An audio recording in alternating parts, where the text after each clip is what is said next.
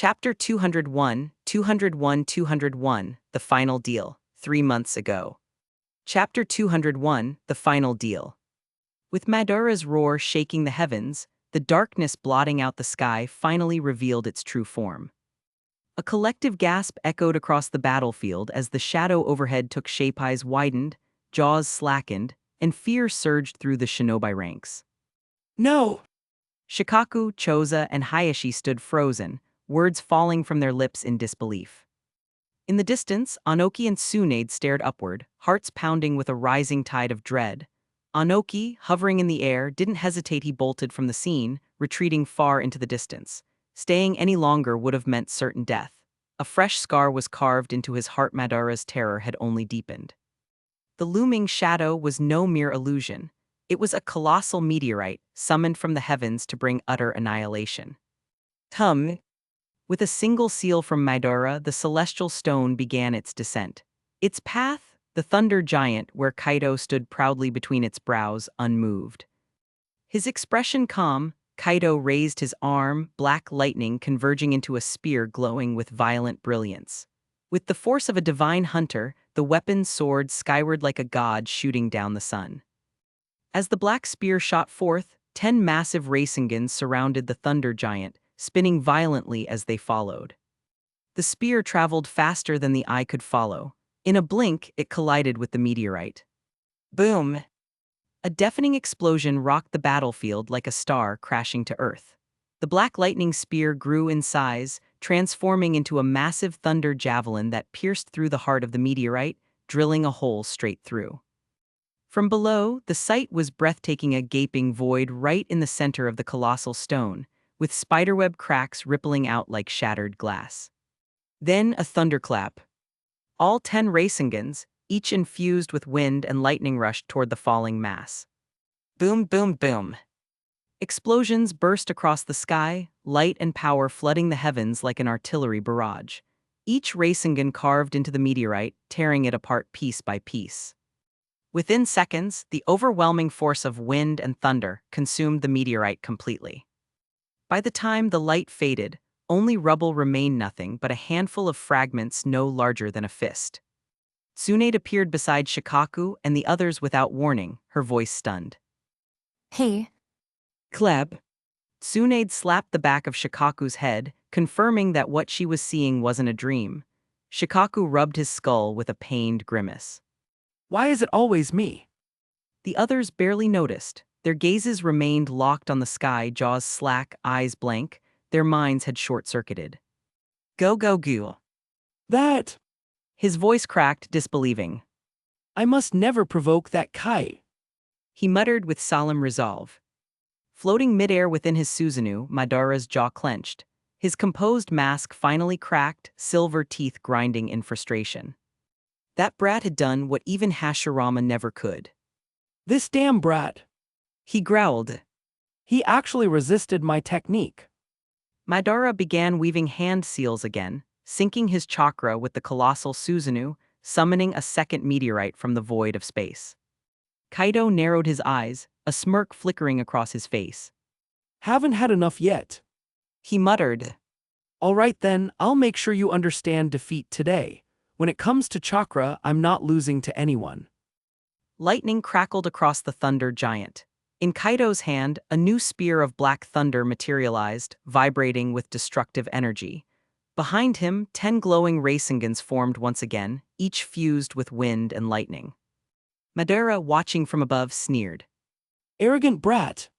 His seals quickened. Chakra flooded into his Susanoo like a tidal wave, drawing down a second meteorite from the void larger than the first, immense enough to blot out the stars. Oh, pulling out all the stops now. Kaido whispered. With a calm breath, he summoned another set of 10 Raisengans and prepared them just like before, wind and lightning swirling together. Far away, Tsunade, Choza, and Shikaku watched tensely. Is this? Choza muttered. Quiet, let's talk later. Tsunade barked, slapping the back of Choza's head without turning. Clearly, she'd made a habit of head smacking. Choza rubbed his scalp, muttering resentfully while shooting Shikaku a glare that clearly said, "This is your fault." Shikaku ignored him. He too had taken one of Tsunade's slaps already. Everyone else remained silent. Their eyes were locked on the sky on the Duel of Giants. Up above, Madara's Susanoo stood like a mountain in the void, forming seals. Above it, the meteorite's shadow pierced through the clouds, blotting out the sun as it approached. Even its head alone dwarfed Madara's Susanoo in size. This was no ordinary rock, it was destruction incarnate. Impressive. He smiled. In that case, I'll just raise the stakes. Chapter 202, Rejuvenation Technique. For a moment, Kaito stood surrounded by Rasengans and Thunder Spears. Roughly 30 of each orbited around the Thunder Giant, not counting the earlier waves, which had already numbered more than 40. Madara's eyes narrowed as he looked upon the storm of jutsu surrounding the Thunder Giant below. His voice was low, tinged with reluctant admiration. Even after using everything I had. You've earned my recognition, Junior. Madara said, his tone proud yet weary. In this world of Shinobi, only 2 people have ever been acknowledged by me Hashirama. He muttered with a sardonic smile. Is that both are from the Senju clan? Kaito floated gently downward, the lightning around his body fading into the breeze. There's nothing ironic about it. He replied with quiet confidence. It just means the Senju are naturally gifted. As he touched the ground, Madara's body began to crumble, starting from the legs. You still have trump cards hidden, don't you? Madara murmured, watching him closely. You're one to talk. Kaito said. This wasn't your full strength either. Your eyes. Madara's eyes widened ever so slightly. So, you know more than I thought. He said, his voice faded as the ash reached his mouth. Moments later, Uchiha Madara's form disintegrated completely into dust and vanished from the battlefield. But Kaito knew better. Only Madara's body was gone, his soul had not been destroyed. There was no doubt he had prepared a resurrection technique for himself, perhaps through the impure world reincarnation or some other hidden method. Their next battle would not be a copy of today, it would be with the true Madara, in his prime, wielding the power of the Rinnegan and the 6 paths. Kaito looked down at the battlefield. Massive craters and scars littered the land like open wounds. Well, He muttered to himself. Might as well let Rock Shinobi handle the damage. They do use Earth style the most, after all. He raised his head toward the distant figure of Anoki, floating anxiously in the sky. Third Tsuchikage. Kaito called, voice carrying with casual authority. Tell your people to fill in these craters. Without waiting for a reply, Kaito disappeared in a flicker. Far above, Anoki flinched. That Senju brat, does he think Rock Shinobi are construction workers? He let out a long, defeated sigh, his shoulders slumped. But in the end, he relented. Kaito's strength was beyond anything Anoki had ever seen. If defying such a person meant risking the safety of his entire village, it simply wasn't worth it. Even if every Tsuchikage throughout history stood together, none could match Kaito. Still grumbling, Anoki turned and flew back toward the Rock Shinobi encampment, face ashen and weary. On a small hill, Shikaku, Tsunade, Choza, and the others kept a watchful eye on the distant battle. As Madara vanished in a puff of ash, a visible wave of relief swept over them. Hugh, it's finally over. Shikaku said with a long exhale. Looks like Kaito-san won. He won, yes. Choza replied, scratching his head. But Tsunade answered with a thoughtful frown. If that's the case, Shikaku muttered. restoring one's youth and regaining full combat power, even for a short time, that could shift the tide of any battle. Tsunade folded her arms. HMPH doesn't matter. No one else could pull that off. That technique died with Madara. True enough. Shikaku agreed. Well then, Tsunade-sama, we'll leave the rest to you. He gestured subtly and the group began to disperse without another word. In a flash, the one-scrouted hill was quiet again, leaving only Tsunade behind. They're not very subtle, are they? Kaito's voice sounded from behind her, calm and amused. Tsunade turned sharply. You're all right. She stepped forward, scanning him from head to toe. After confirming there were no serious injuries, she exhaled deeply, tension melting from her shoulders. Then, with a smirk, she thumped her palm against his chest. Honestly, I didn't expect you to be this strong. Even Madara, someone from Grandpa's era, you actually beat him. Kaido shook his head. He wasn't at full strength, I just got lucky. Tsunade raised a brow. Lucky, huh? Do you really expect me to believe that? Chapter 203, A New Uzumaki. Kaido shook his head and changed the subject. I came to see you today to say goodbye. Goodbye, where you going? Heaven. Tsunade smirked dryly, arms crossed. To a place far away. It'll be at least 10 years before I come back. Kaido said earnestly. 10 years? Don't joke. You could walk through the entire ninja world in less time. Tsunade's expression darkened, her brow furrowing. Another Senju with potential had finally emerged, only for him to suddenly disappear again. Of course she was upset. I'm taking you somewhere first. Kaido said, reaching out and grabbing her wrist. In a flash of movement, both of them vanished from view. Moments later, they reappeared at a quiet, forested crossroad within the land of fire. Why bring me here? Tsunade asked, puzzled. I need you to promise me something. Kaido said seriously. 10 years from now, a boy will appear, one with a lightning release bloodline just like mine. He's family. I need you to take him as your student. Guess I was right after all. 10 years? Tsunade raised an eyebrow. You're expecting a child to randomly show up here. You think this is fate or something. In the 60th year of Konoha's founding, he'll arrive. When you say the words lightning flash to him, he'll understand. Wait, he's your relative, so he's a Senju. Don't tell me you actually know all this will happen. Tsunade said, still clearly skeptical. Just remember, and don't tell anyone, not even Hiruzen. Kaido said with a rare seriousness. Tsunade studied his face and eventually nodded. Fine, if what you're saying is true, and he's part of the Senju clan, I'll remember. Kaido smiled in relief. Thank you. Now do you want me to take you back to the front lines, or to Konoha? Konoha, Tsunade said. let's grab a meal before you leave. My treat. All right. They reappeared at the gates of Konoha village. Thanks to months of rebuilding, the village had mostly regained its former appearance. Kaido and Tsunade walked in side by side, drawing more than a few stairs. The guards at the gate froze the moment they saw Kaido. Sweat beaded on their foreheads. Not even Tsunade's presence could ease their nerves. They didn't even manage a greeting before Kaido passed by. After he was gone, the guards slumped in place, drenched in sweat as if pulled from a river. I'm going to inform Lord Hawkage. One of them said before darting off toward the Hawkage office. Kaido, of course, paid no mind. He and Tsunade strolled through Konoha streets. The war had left the village quieter than usual and businesses were struggling. This place will do. Tsunade said, pointing to a nearly empty skewer shop. All right.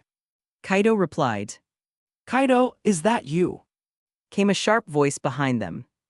Kaido and Tsunade turned around and found Kushina walking toward them, accompanied by a quiet girl with soft red hair, another redhead just like Kushina. Kaido's eyes narrowed slightly. That girl. Hey, why are you staring at Ryuko like that? Kushina snapped. You've seen me already. Now you're ogling her too. Uzumaki Ryuko flushed, her short red hair swaying slightly as she quickly pulled at Kushina's sleeve. Kushina, don't be rude to Kaido-sama. She whispered in panic, her expression turned anxious as she bowed to Kaido. Please forgive her. She means no harm, I'm sorry. The weight of Kaido's name clearly lingered in the village. Even if some didn't know who the Hawkage was, everyone knew him. No need for that. Kaido said with a wave of his hand. Kushina and I go way back. Well then, He continued. since we ran into each other, how about joining us for a meal? Consider it a farewell banquet. You're leaving. Kushina asked, frowning. Kaido nodded.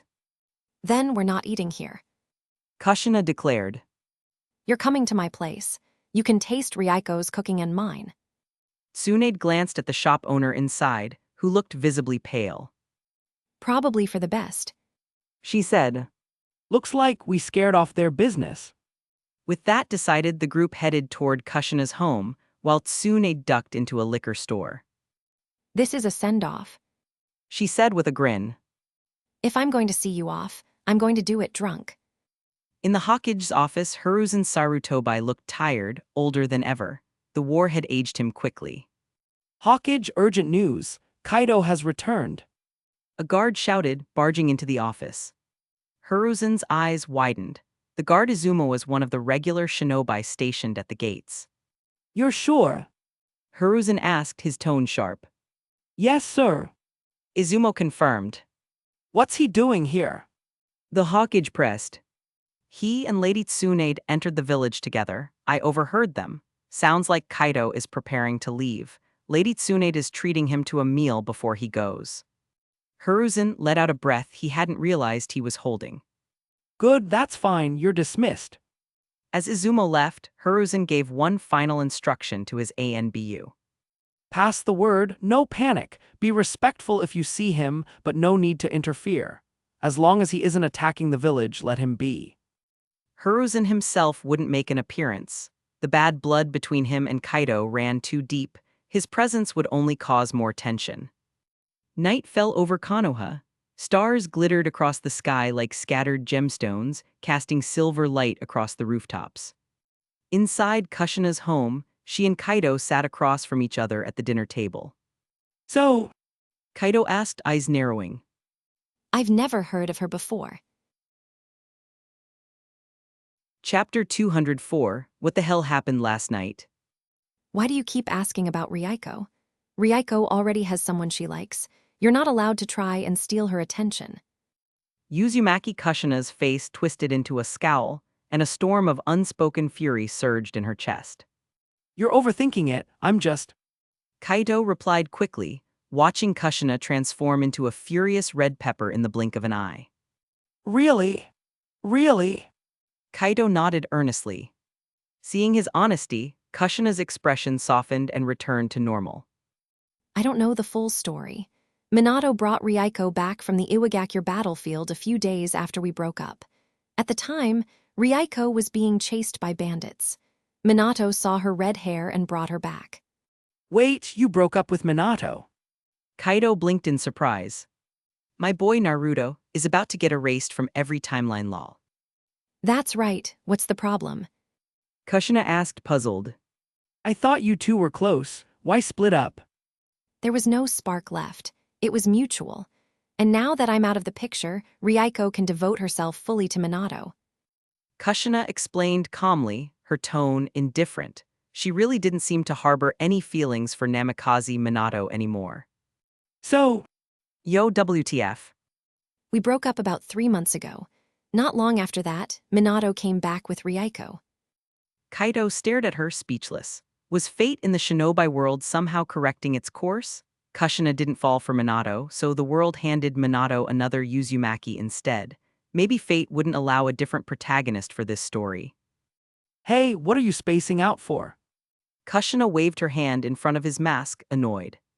Nothing, just thinking. Kaido shook his head quickly. Boom. The door burst open. Tsunade walked in, hefting a large box, the clinking of glass bottles echoing as she approached. Tsunade-sensei, what's with the box? Kushina blinked, pointing at the heavy container. This is Sake from Konoha. Tonight, I'm making sure this guy drinks until he drops. Tsunade smirked, setting the box down. Lady Tsunade, Kushina, Kaido-san, dinner's ready. Came a soft voice from the kitchen Uzumaki Ryuko. She stepped out, carrying tray after tray of mouthwatering dishes. Wow, that smells amazing. Kushina sniffed at the air and praised her. It's nothing special. Ryuko replied humbly. Let's dig in, I'll start first. She smiled, removing her apron. Huh, you're not eating with us. Kushina asked. No, Minato's returning soon using the Flying Thunder God technique. He's reporting to the third Hokage and wants dinner ready when he returns. She smiled faintly, opening a small container beside her, checking what she might serve Minato tonight. All right then, see you tomorrow. Kushina waved as Ryuko left. Only Tsunade, Kushina, and Kaido remained at the table now. Tsunade pulled out a bottle and grinned wickedly. Drink, one of us is leaving this table unconscious. Fine by me. Kaido grinned. He'd made up his mind tonight he was letting go. Since arriving in the Shinobi world, he hadn't really rested. Training, fighting, surviving, it had been nonstop. One night of indulgence wouldn't hurt. 1 bottle, 2 bottles. Hiruzen asked gravely. If he didn't know Minato's character, he'd suspect this was all made up. Uchiha Madara, wasn't he long dead defeated by the first Hokage? Why had he resurfaced? It's real, Lord Hokage. Everyone stationed at the border saw it. This news will spread across the Shinobi world in a matter of days. Minato replied, his voice heavy. All right, you may leave. Hiruzen waved him off, eyes wide with unease. Minato hesitated. Aren't you curious who won? Kaido is in Konoha now. Hiruzen said flatly. Minato bowed and exited. Now alone in his office, Hiruzen's expression twisted with exhaustion. If what Minato reported was true, then any dreams of secretly getting rid of Kaido would have to be buried. The young man had bested Uchiha Madara himself. No one in the current Shinobi world could rival that feat.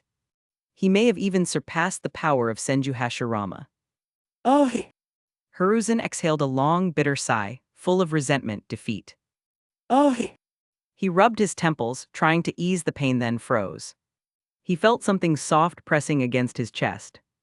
Blinking, he glanced down, and his eyes widened in horror. His dry throat clenched. A wave of clarity hit him like a bucket of cold water. What the hell happened last night? Oh no. Chapter 205, 205, The Truth, 3 months ago. Chapter 205, The Truth. 2 women lay beside him, undressed and gleaming under the dim light like freshly forged blades. To Kaido, they burned as brightly and fiercely as twin flames. The room was a scene of disarray, underwear scattered across the floor, pants carelessly tossed aside, and even the mask that usually concealed Kaido's face now lay abandoned near the door. He glanced over at the sleeping figures of Tsunade and Kushina. His emotions were tangled. Tsunade. Oh, Kaido groaned, slapping his own face lightly 3 times. why'd I drink last night? What a mess. He wandered into the kitchen, peering into the pot of nourishing soup bubbling softly on the stove. His body, even enhanced by sage-level strength, felt sore from last night's exertions. The women were stronger than expected. As he poured the soup into bowls, footsteps approached. Tsunade and Kushina walked in with vacant expressions. I thought you'd sneak off without saying goodbye. Tsunade said dryly. You cook too. Kushina added, surprised. She took a sip from the bowl and raised her eyebrows. Not bad. Kaido exhaled, feigning frustration. Do I look like the type to abandon after SUX? Yes. Both women answered at once. He palmed his forehead. Enough, I've made a decision. I'm going to remove the 9 tails from Kushina's body. She deserves to live as a normal person. Kushina flinched, her hand halting mid-sip. Her voice was soft but firm. No, I'm used to it. If you pull Kurama out, she'll die. Tsunade warned. We're family now. We can't take chances. I won't let that happen. Kaido said. I'm confident if I extract Kurama, Kushina will survive. What about Hiruzen? Tsunade asked. He doesn't get a say. Kaido replied coldly. This is between us. Tsunade shrugged. Fine by me.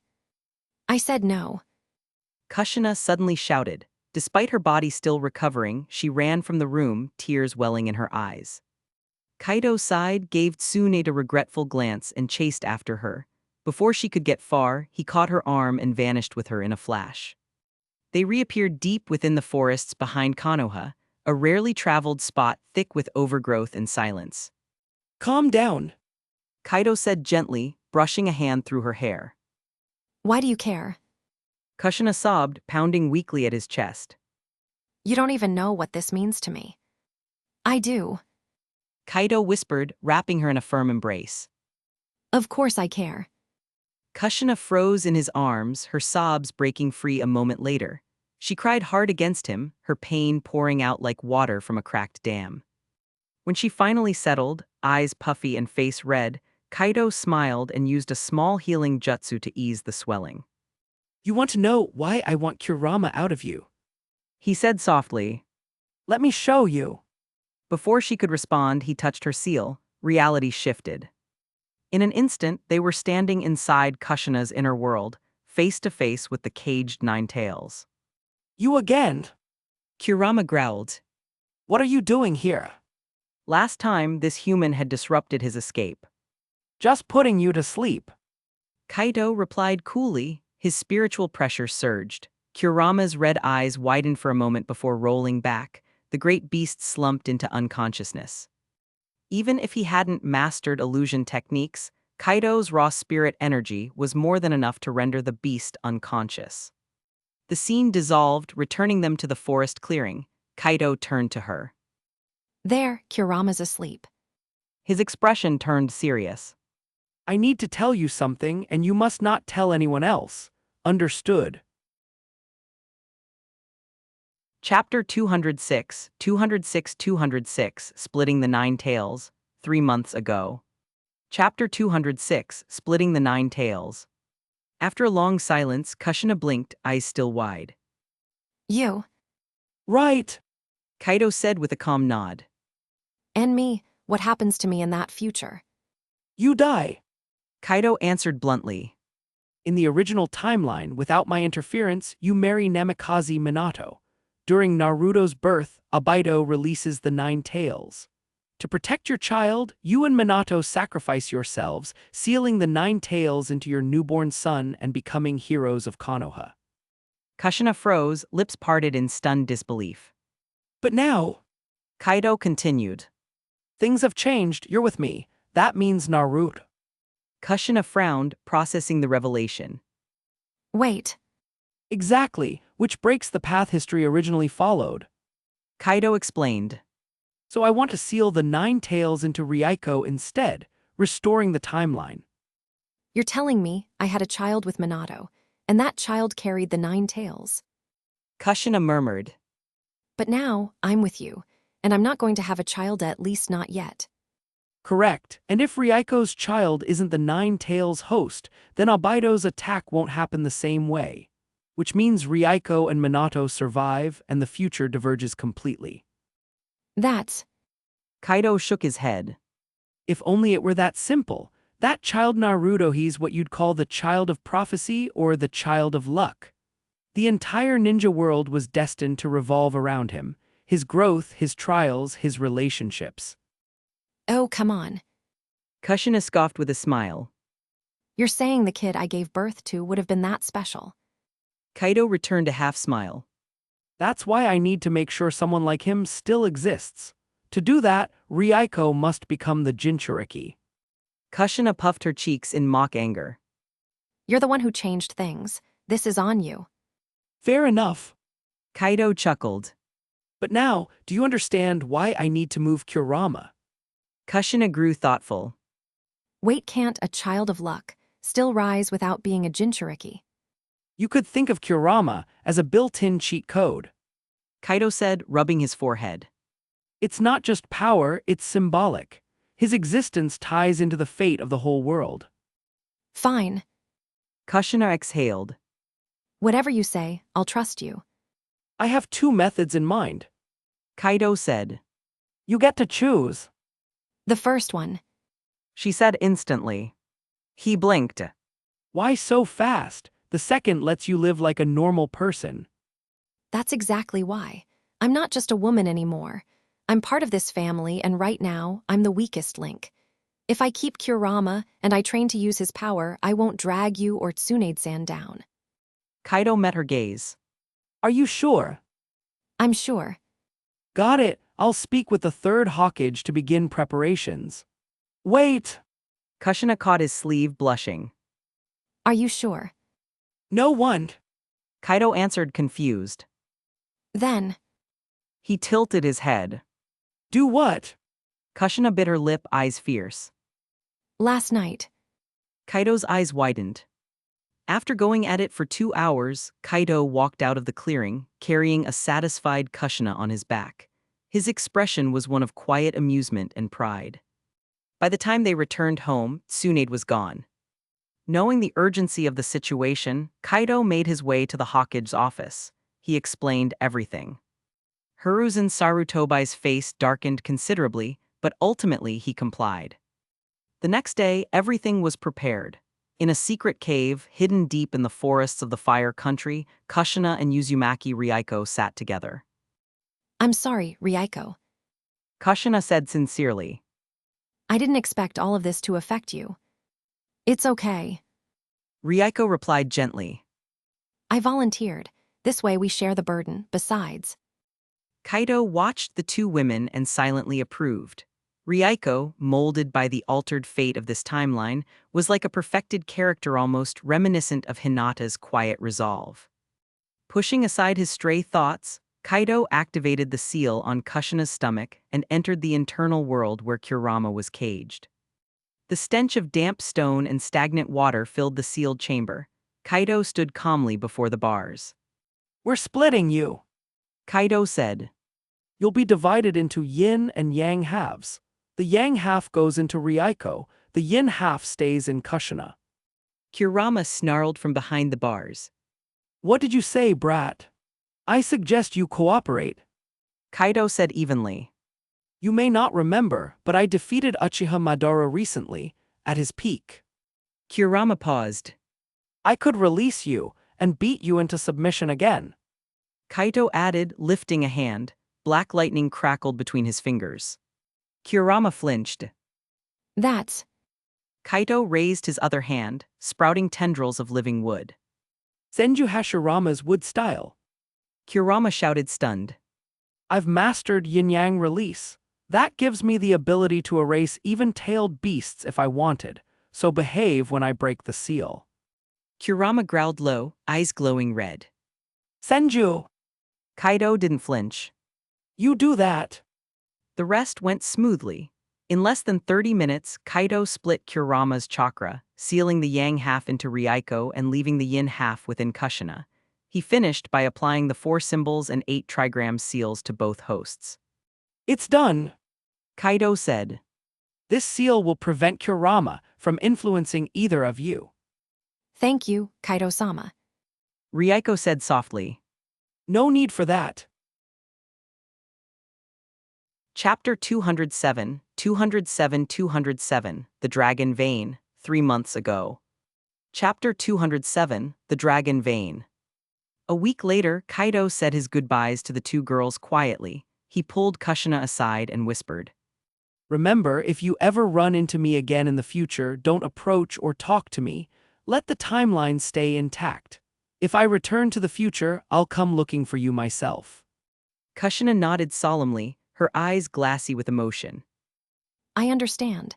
I'll be living with Tsunade-san after this, so if you come back, find us there.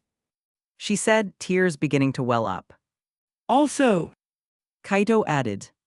Go to Tsunade and learn it. That technique will keep you young for a long time. Meh. Kushina nodded again, her hands balled into fists at her sides. Turning to Tsunade, Kaido gave a small smile. Take care of yourself. Yeah, I got it. You talk too much. Tsunade scoffed, waving her hand as if brushing away his concern. Kaido chuckled softly, then turned back to Kushina one last time. I left a trace of my mental energy in your mind to protect you from genjutsu, even the 9 tails influence. After a few more parting words, Kaido vanished in a flash of light. Not long after he left, news of the battle between Kaido and Uchiha Madara near the border of the Fire and Earth countries spread like wildfire throughout the Shinobi world. The higher-ups in Sunagakure, Kumagakure, and Kirigakure were first stunned and skeptical, much like Hiruzen Sarutobi. But as more rumors poured in, their disbelief gave way to awe and caution. Orders were quickly sent to Namikaze Minato. Any missions involving Kaido or related individuals were to be immediately abandoned. No one was to interfere. Golden sand swept through the air. In the vast desert, a small town came into view ahead. Roran, the ancient kingdom. Though called a kingdom, Rorin was more like a forgotten outpost of history. Its towers stood tall against the scorching wind, casting jagged shadows across the streets. Kaido stepped onto one of those streets. After a quick scan, he sensed the position of the dragon vein below and disappeared instantly. Through a winding, dimly lit passageway, illuminated by flickering candlelight, he made his way to the underground altar chamber. Who goes there? Two armored guards barked, pointing spears at him. Kaito had expected them. After all, Rorin hadn't been destroyed yet. The dragon vein was their most sacred treasure. It made sense that it was guarded. Before the guards could react, Kaito's figure blurred and vanished. A second later, the two collapsed unconscious, unable to even see what hit them. Pushing open a heavy stone door, Kaito stepped inside the altar chamber. In the center of the structure was a dome-like device that looked like an eye, just like in the original timeline. He approached, pulled out a specially marked kekkei recent gift from Namikaze Minato and drove it into the base of the structure. His hands formed seals quickly, and he whispered, Seal! "Whoosh!" A green glow spread out, forming protective runes. Suddenly, the energy of the dragon vein surged violently into a blinding dark purple wave. Kaido's brow furrowed. This! As the wave of energy engulfed him, the dragon vein calmed again. Kaido's body began to emit a brilliant white light and slowly disintegrated into fragments of starlight. When he reappeared, he was still within the dragon vein, but the space around him was saturated with dense, nearly tangible purple energy. Looking around and feeling the changes in his body, he muttered to himself. Finally! Kaido sat down cross-legged and closed his eyes, allowing the chakra-rich environment to wash over him. Damn! Kaido cursed under his breath. He flickered out of the dragon vein chamber in a flash and reappeared outside the altar, drenched in sweat. That! He hadn't expected the chakra inside the dragon vein to be so vast. His body had nearly been overloaded. His reserves had evolved twice and dwarfed even a tailed beast's, but this Must have absorbed too quickly, not completely refined. He sat down again and began compressing and purifying the newly absorbed chakra. After a day outside and another 10 in his accelerated training space, his reserves had been condensed, potent, and more stable. Without wasting time, Kaido dove back into the dragon vein, though he noticed the energy now wasn't as rich. The flow had thinned. Even so, he absorbed what he could. This time, the reaction wasn't as violent, and he stopped once his body had reached its limit again. The one spoiling chakra of the dragon vein had now dwindled to a fraction. Kaido estimated only about 1/5 remained. He frowned. That was still a lot of power, and he didn't want to leave it behind. That's when an idea struck him. What if I use my spiritual projection? If his physical reserves were full, maybe his mind could store the rest. He entered his mental space, his spiritual self taking form within the void. Let's try. Chapter 208, 208, Back to my timeline, 3 months ago. Chapter 208, Back to my timeline. Kaido's face lit up with joy. It works! Inside the pitch-dark dimension, lavender energy surged and swirled, constantly being refined by the thunder and lightning coursing through Kaido's body until it was nearly pure. Only then was it absorbed by his spiritual essence, nestled deep within his mind. Crackle, crackle. The sound of thunder echoed in Kaido's consciousness for a long time, like a storm raging inside his skull. An hour passed. The once dense lavender energy around him had thinned significantly. Another hour later, it was completely gone. Kaido slowly opened his eyes. Even as the final trace of lightning-forged energy coursed through him, he observed his surroundings. Just as he suspected, the purple glow had faded entirely. Now, aside from a faint light above, the world around him was pitch black like an endless abyss. With a simple step, Kaido's figure launched upward like a dragon breaching the surface of the sea. In the next instant, he reappeared above the altar. He crossed his legs, seated in midair, and calmly began absorbing the last threads of refined energy within his mind. Once the final wisp was drawn into his spiritual core, Kaido finally exhaled, shoulders relaxing. The tension in his body drained away. This trip to the Dragon Veins had been an overwhelming success. First, he'd returned to the era of the Third Great Ninja War, gained mastery over yin and yang release, awakened the wood-style bloodline, and opened seventh gates of the 8 inner gates. His growth had skyrocketed. On top of that, the vast chakra from the Dragon Veins had massively amplified his reserves. His chakra was now nigh limitless. And most notably, his spiritual body had evolved, nearly reaching the level of a complete consciousness form. This rain. Kaido murmured. Through the waves of electromagnetic perception, an expansive mental map formed in his mind, the detail overwhelming. If he stared too long, it could induce dizziness. With a flick of thought, Kaido withdrew the induction. He stood, turning his gaze toward a distant point, the direction of Konoha, his expression softened, eyes distant. He could almost see through time, envisioning the smiling faces of Ino and the others waiting for him. It's time to go back. The next moment, his figure vanished without a sound. Near Sunagakure, Damn it, you wait, Garo'll save you no matter what. Naruto yelled, frustration burning in his voice. In response, several white clay orbs rained from above. Boom! Explosions erupted around them, and Naruto and his team scrambled to safety. From the sky, Deidara laughed wildly, voice arrogant and cruel. You all bark no bite. Damn it, I'll make you pay. Naruto snarled again, barely dodging another clay blast. Kakashi glanced at him and said quietly, Naruto, protect me. I'm about to use that jutsu. Huh, that jutsu, what jutsu, Kakashi-sensei? You don't have anything that can hit the sky. Naruto exclaimed.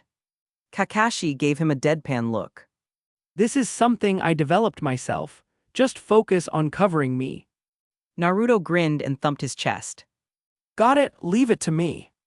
Kakashi lifted his forehead protector, revealing his Sharingan. The scarlet eye began to spin, the Tamo rotating rapidly until they formed a curved sickle. He locked eyes with Deidara and muttered. Kamui. Arg, damn it. Deidara hissed, face twisted in pain. Kakashi gasped for breath, clutching his eye.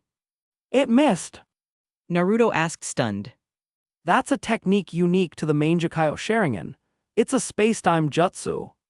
Kakashi said between breaths, still holding his eye. With effort, he raised his head and targeted Deidara again.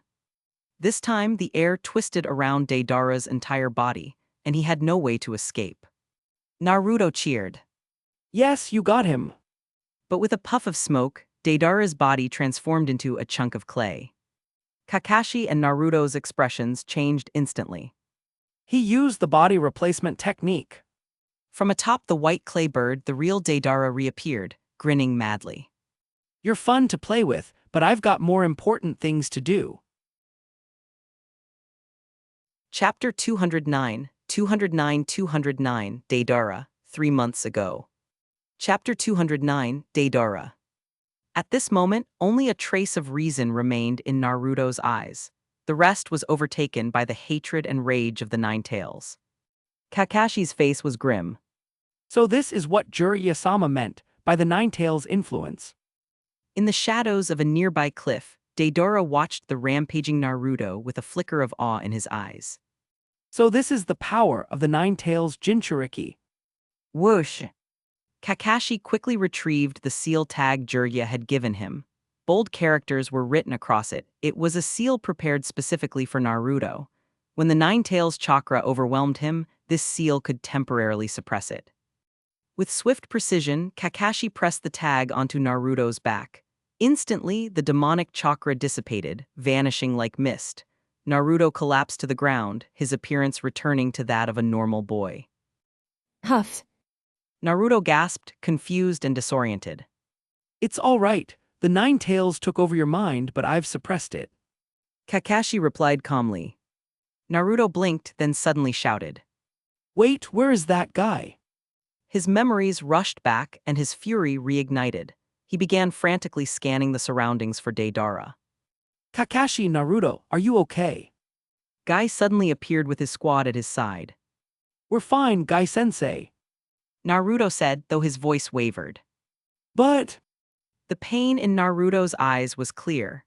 Gara was just like him, someone burdened by a tailed beast, someone who understood his pain, someone he had come to call a true friend. Losing him stung deeply. Neji, Naruto snapped back to attention, clenching his fists.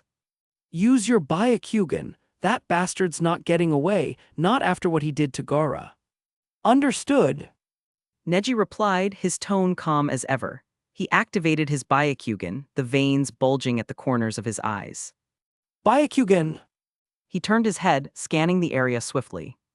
The Hyuga are involved too. Deidara cursed under his breath from his hiding spot. He was crouched behind a ridge out of direct sight. There. Neji called out, pointing to Deidara's direction. Whoosh whoosh. Without hesitation, Guy and the rest used body flicker technique. In a flash, they surrounded Deidara, draining the area of any escape routes. Deidara's expression turned wild with frustration. You really managed to corner me. Reaching into his ninja pouch, he pulled out a handful of clay and stuffed it into his mouth, chewing with terrifying speed. The moment he swallowed, his body began to swell grotesquely. Laughing maniacally, he cried out. Let me show you true art. Art is. Raising his fingers in a dramatic pose, he prepared to detonate. Everyone get back, he's going to self-destruct. Neji shouted urgently. The squad reacted instantly, retreating in a blur of motion. Boom! A massive explosion erupted. The shockwave thundered across the battlefield, flattening trees and hurling dust high into the air. The blast radius stretched nearly a kilometer. Suicidal maniac. Kakashi muttered. Naruto clenched his jaw. He's dead, He said, now carrying Gaara's lifeless body. The others nodded silently, but Kakashi collapsed onto one knee. Guy rushed to his side and caught him. Kakashi, you all right? I'm fine. Kakashi responded weakly. Guy grinned and hoisted him over his shoulder effortlessly. Then leave it to me. With that, the team departed quickly, heading toward Sakura's location. Once the group vanished, the area where Deidara had exploded began to ripple strangely, like liquid mercury. A golden braid slowly emerged from beneath the earth. Finally, they're gone. Deidara muttered, climbing out of the ground. He was battered, his arm missing. She gotta find a new arm now. But just as he turned to leave, a cold sensation crawled down his spine. His instincts screamed at him he was being watched. His body froze, as though time itself had halted. Yo, not bad, your awareness is sharp. A calm voice spoke from behind. Deidara's eyes widened. He turned slowly to face the figure. Standing there was a young man with raven-black hair, calm eyes, and an air of terrifying composure. Who? Deidara's voice trembled involuntarily. Something was wrong. The man's chakra. Konoha must have a monster hidden in the shadows. Deidara thought, sweat dripping down his neck. I'm not part of the Konoha reinforcements. The stranger said with a casual smile.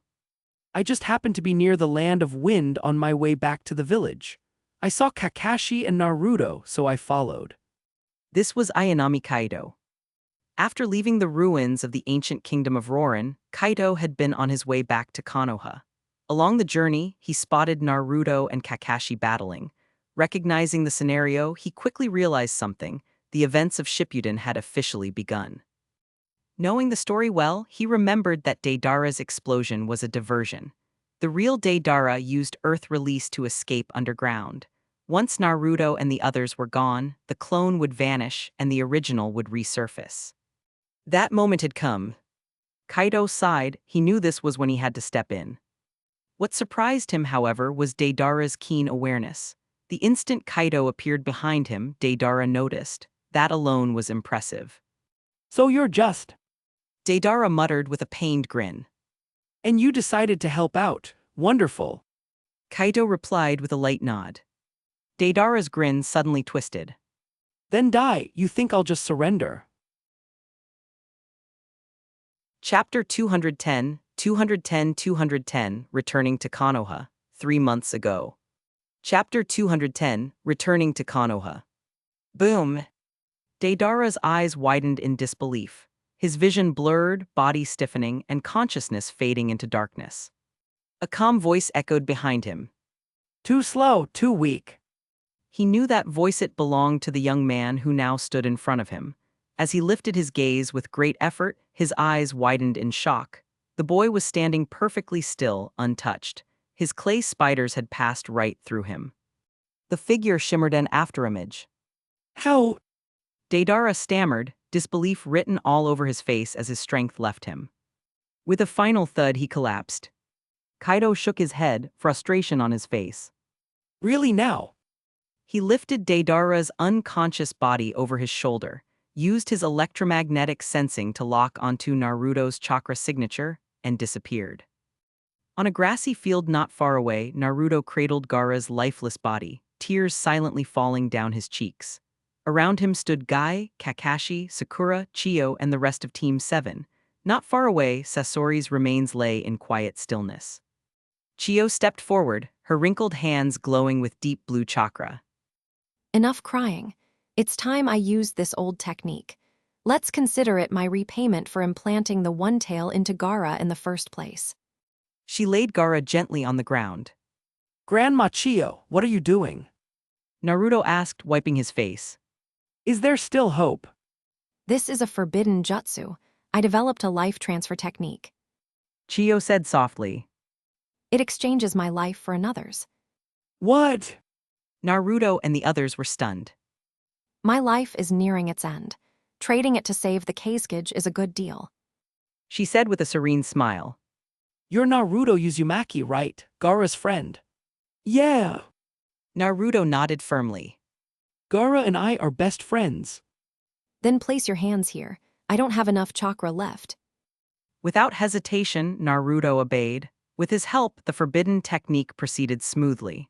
Slowly, Gaara's life returned while Chiyo's ended peacefully. As the group mourned in silence, a sudden presence caught their attention. Yo, long time no see. Kaido said, casually stepping out of the shadows with Deidara slung over his shoulder. Kaido, you're here. Did Grandma Tsunade send you? Naruto asked in surprise. Kaido scratched his cheek. Not quite. I happened to be passing through the land of wind on my way to Konoha, ran into this lot and figured I'd help.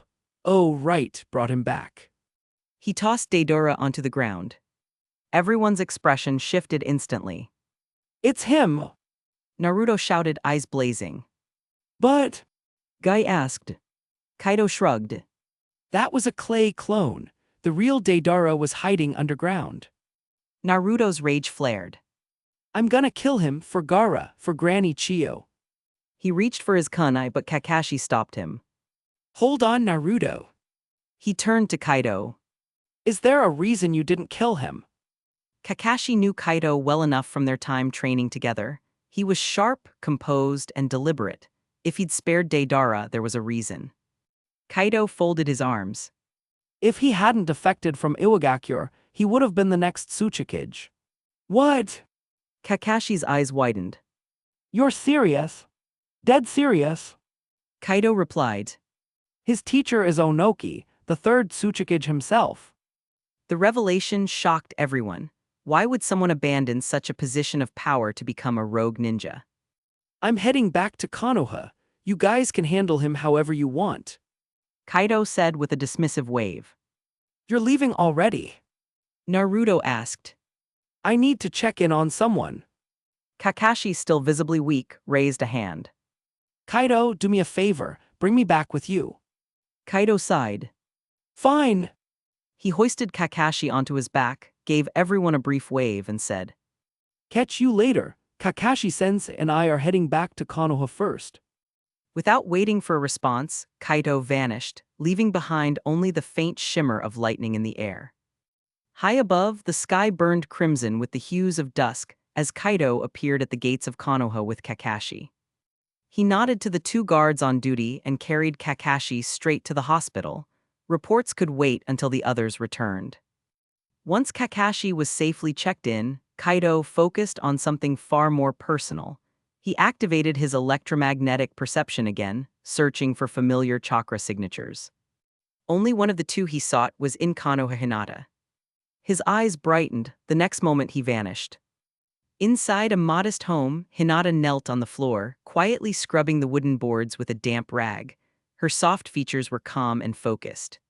Suddenly, the door creaked open. Hinata turned her head, startled, then her eyes lit up. Kaido. She exclaimed, quickly rising and rushing to him. He opened his arms and she threw herself into them. The scent of her lavender shampoo, the warmth of her embrace, it all flooded him with comfort. You're back. She whispered. He held her close, his heart racing. Yeah. Hinata shook her head gently against his chest. It wasn't hard. I knew you'd come back. They stood like that for a while, content in the quiet. Eventually, Kaido pulled back slightly and asked. Where's Ino? I couldn't sense her chakra in the village. Did she go out? Chapter 211, 211, Hinata, 3 months ago. Chapter 211, Hinata. It's a shame you came back now, Kaido-kun. Ino just left yesterday on a mission with Asuma-sensei, and Shikamaru and the others are away too. Hinata said with a gentle smile, resting in Kaido's arms. A-rank, I didn't expect they'd already be taking on missions like that. Seems you've all grown a lot while I was away. Kaido said with a faint sigh, though there was pride in his tone. Kaido-kun. Hinata asked softly, noticing the darkening sky. No rush. Kaido replied with a warm smile. Leaning close to her ear, he whispered. I'll show you a new ninjutsu before we eat. At that, Hinata's face turned crimson, as if her cheeks were lit by the setting sun. Later, after an intimate evening with Hinata, waves of pleasure left her trembling, each climax pushing her further beyond the edge. You should rest, Hinata. I'll make dinner for us. Kaido said softly as they stepped inside. Meh. She nodded shyly, her expression glowing with quiet happiness. As she nodded, however, her face flinched slightly. Did you hurt yourself? Let me use medical ninjutsu to heal it.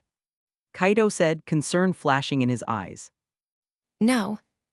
Hinata shook her head and murmured so quietly it was barely audible. All right. He said, brushing a kiss to her forehead before moving to open a window to air out the faint smell of SUX from the garage. Outside, thick clouds covered the moon. Kaido, still in good spirits, began humming while preparing dinner. Years of effort, no, the dream of countless Naruto. fans from his old world, had finally become reality. An hour later, he emerged from the kitchen carrying a steaming bowl of hearty soup, placing it gently before Hinata. He personally fed her, knowing she had used up a great deal of energy during their earlier activity. Only after she had eaten her fill did Kaido sit down to eat himself. The two spoke softly between bites before retiring for the night. For the first time since arriving in the world of Naruto, Kaido skipped his nightly training. Morning sunlight filtered into the room, waking Kaido on time. He glanced at the sleeping Hinata, leaned over to kiss her cheek, then went to wash up and make breakfast. By the time he had finished cooking, Hinata stirred awake, smiling sweetly at the sight of him. Morning. He said warmly. Meh. I made pork rib soup and some of your favorite dishes. Kaido said as he listed them. Hinata nodded again. Without hesitation, Kaido lifted her in a gentle princess carry, placing her in the chair before the table, and together they enjoyed a peaceful breakfast. Afterward, Kaido offered to spend the day with her, but Hinata insisted he report to Tsunade-sama. Reluctantly, he agreed and set off for the Hokage building. Walking through the familiar streets of Konoha, Kaido's heart swelled with the comfort of being home, but thoughts of Kushina and the others soon clouded his mind. Arriving at the Hokage's office, he knocked once before entering. Tsunade looked up from behind her desk, her expression shifting from surprise to irritation. You still know how to come back. She scolded. It's been nearly a year, not even a single message. I thought something had happened to you. She paused, then frowned. But that strain. After confirming they were alone, Kaido grew serious. I don't know if you've heard of the dragon veins in Rorin. When they surge, the violent energy can distort space and time itself. Tsunade's eyes widened. You. That's right. Kaido nodded. I am Ayanami Kaido, the one you met during the Third Ninja War. Black lightning crackled briefly across his body like a living armor, the sight making Tsunade freeze. Her eyes flashed through a range of emotions: relief, shock, joy. The room fell silent until she stepped forward, grabbed him by the collar, and snarled. You've got some nerve, showing your face after all this time. Kaido quickly raised his hands. All right, all right. I admit I came back late, but it's not like I didn't want to return. Chapter 212, 212 Bonus Reuniting with Tsunade and Kushina, 3 months ago. Chapter 212 Bonus Reuniting with Tsunade and Kushina. Tsunade's grip loosened, and she set Kaido down slowly. The tension in her expression softened into relief. Since you're back, that's what matters. She said, then, with a sudden glare, she jabbed a finger at him. But if you disappear without a word again, Ayanami Kaido, I'll make you regret it. Don't worry. Kaido replied with a disarming smile. I won't. Without warning, he pulled her into a light embrace. A flicker of guilt crossed his mind. Hinata was waiting for him at home, yet here he was holding Tsunade. It felt right, Kaido said, breaking the moment. Nothing major happened in the Shinobi world after I left, right? Why aren't they talking about him being her student? Neutral face. There's been a lot. Tsunade replied. What do you want to hear first? Start with the most important. For the next several hours, Tsunade recounted the events that had unfolded during his absence. Shizune entered once, but Tsunade sent her away, claiming the conversation was private. Listening intently, Kaido found himself both relieved and unsettled. Overall, things had followed the same course as the events he remembered from the original timeline. After the war, Namikaze Minato had risen to prominence, eventually becoming the fourth Hokage. The Sannin had drifted apart. The only significant deviation was that his own name, once hailed as the God of the ninja world, had faded from history. Years without news of him had led people to assume he was dead. Younger generations didn't even recognize the name the Kaido from then. But Kaito didn't mind. As long as the important events stayed the same, the rest didn't matter. All right. Tsunade said at last, her voice softening. Since you're back, you should go see Kushina. Yeah, I will. Kaito nodded, though his lips twisted into a small, uneasy smile. Don't give me that look. Tsunade said, crossing her arms. You've made a mess of things. Kushina and I can let the past go. It's been years, but Hinata and Ino, that's another story. Kaido sighed. I'll go now. He left the office in slight embarrassment, heading back home. By the time he arrived, it was midday. Hinata had already prepared lunch and was waiting, seated neatly like the perfect hostess. After they ate together, Kaido stayed with her for a short while before stepping outside. Locking on to Kushina's chakra signature, he vanished in a flicker. He appeared in front of a sprawling courtyard, at least 5 times the size of his own home. Yet despite its grandeur, the place felt empty. No attendants, no movement. Opening the gate, he muttered to himself. So this is where the first Hokage once lived. Konoha had rebuilt the Senju compound after the clan's decline, but its territory had been drastically reduced, first to 1/10 of its former size, then even smaller over the years. Now, only this courtyard remained. The Hokage at the time, Hiruzen Sarutobi, had dared not reclaim it completely because Kushina lived here. As Kaido walked, memories of the place returned. Finally, he stopped at Kushina's door. But for the first time in years, he hesitated. Tsunade had told him that Kushina had withdrawn completely from the world. She had waited here alone for over a decade. A voice broke the silence. What's wrong? Don't have the courage to knock. Or do you want me to drag you in myself? Kushina's voice was laced with irritation, but beneath it, something warmer lingered.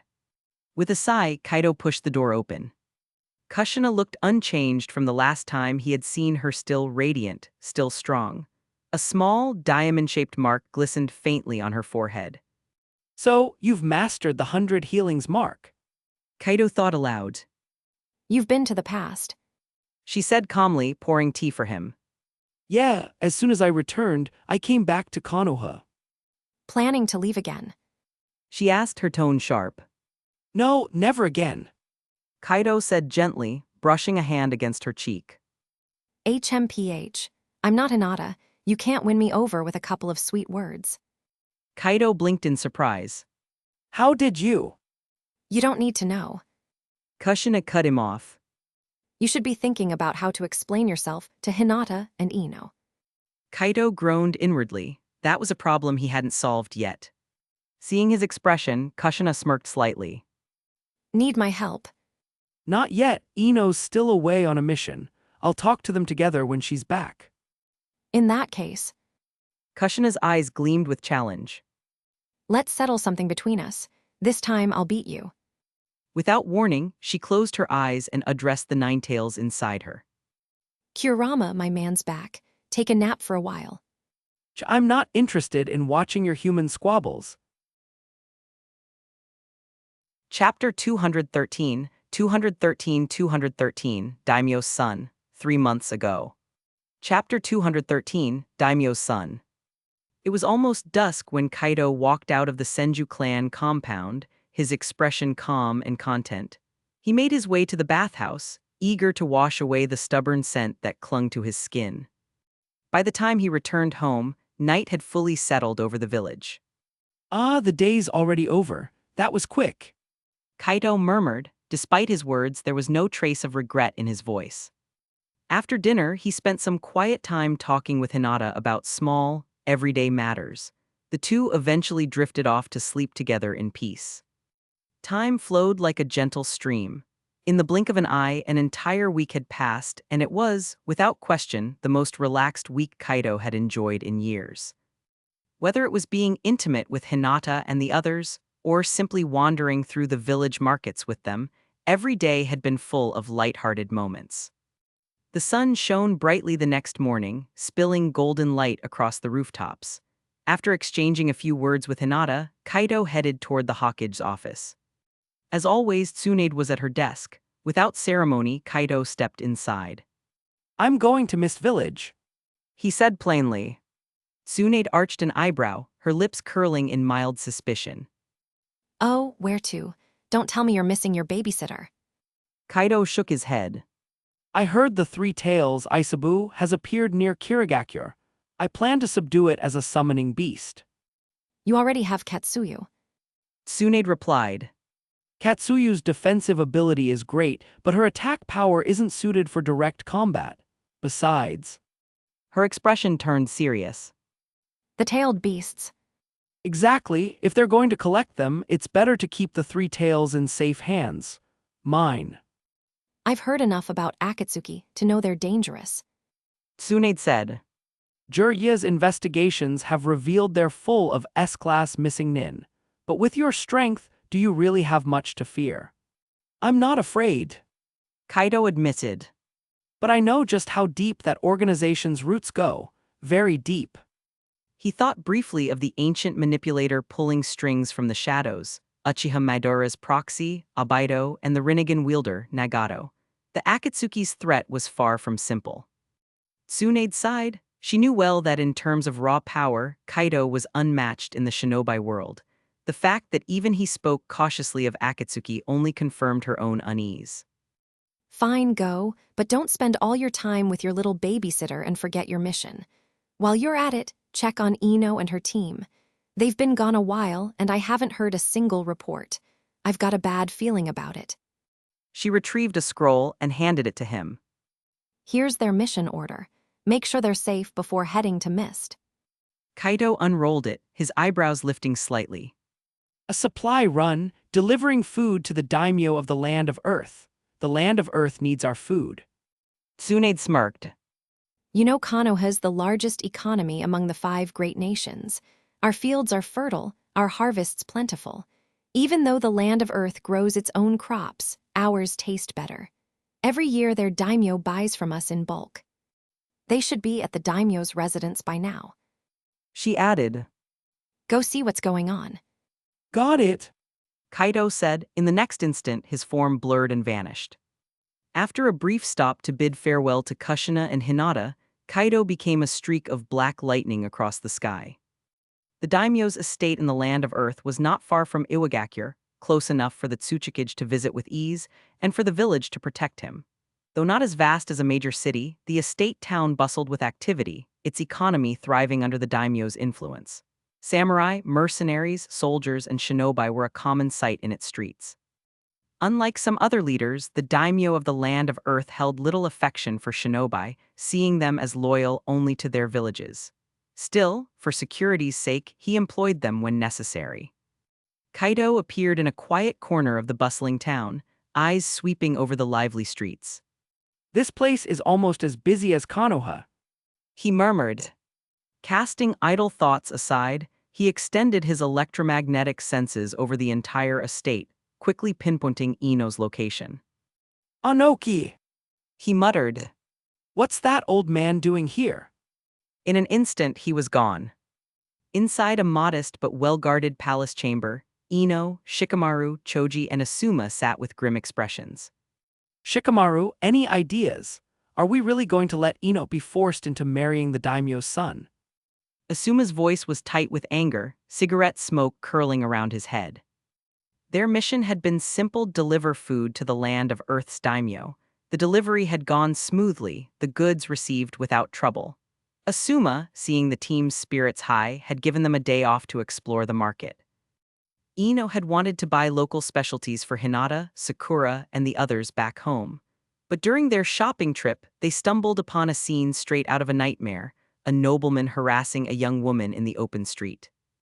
As the proud daughter of the Yamanaka clan and someone with a strong sense of justice, Ino hadn't hesitated. She struck the man without mercy.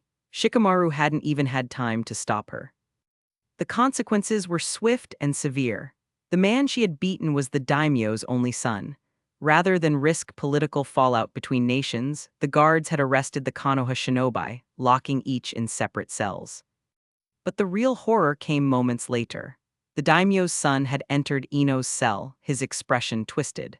In front of her, he assaulted and killed the girl he had been harassing earlier, then turned his fevered gaze on Ino. You'll be just like her. He whispered darkly. But you won't die. I'll make sure you suffer first. Chapter 214, Fourth Ninja War. As the treasured daughter of the Yamanaka clan, Ino was rarely confronted with scenes so dark and enraging. Her fury erupted without restraint. Drawing upon the formidable strength, she shattered the crude iron cell around her with a single punch, metal crumpling like paper under her blow. Chakra surged through her body as she vanished from sight, reappearing before the son of the land of Earth's daimyo and swinging a fist aimed straight for his face. The young noble froze, overwhelmed by the sudden murderous intent radiating from her. His bravado collapsed instantly, his knees buckled, and fear drove him to the point of wetting himself. Two Iwagakure shinobi, hidden in the shadows, leapt in to protect the daimyo's son at the last possible moment. Both were elite jonin by rank, but against Ino, who now bore the activated 100 healings mark on her forehead and struck with unrelenting precision, they were forced onto the defensive. Their earth release techniques served only as temporary shields. Worse still, their movements were restrained by their duty to guard the daimyo's son. The battle's outcome was inevitable. Silently cursing the young noble's recklessness, the two jonin thought bitterly, "You idiot." Troublesome. Choji agreed, smashing apart the bars of his own cell. The two moved forward, placing themselves between Ino and her opponents. With Shikamaru's tactical mind, Choji's raw strength, and Ino's ferocity, the pressure on the Iwagakure jonin grew heavier by the second. Earth release, Earth shore return. One of the Iwa shinobi called out, erecting a barrier of stone. He glanced to his comrade. Get the young master back to the palace. Inform Lord Tsuchikage immediately. Understood. The other replied, hoisting the trembling noble onto his back and retreating. The daimyo's guards reacted swiftly, surrounding the courtyard. Ordinary soldiers though they were, their numbers meant little against trained shinobi. In moments, Ino, Shikamaru, and Choji broke free of their confinement and pushed toward Asuma's location. A volley of arrows darkened the air, but Choji expanded his limbs, swatting them aside with the Akamichi clan's signature techniques. Within the palace, word of the incident reached the daimyo himself. When he learned his son had been frightened, his face shifted between outrage and pale indignation. Guards, arrest those 4 Konoha ninja immediately. If my son is scared witless, who will take responsibility?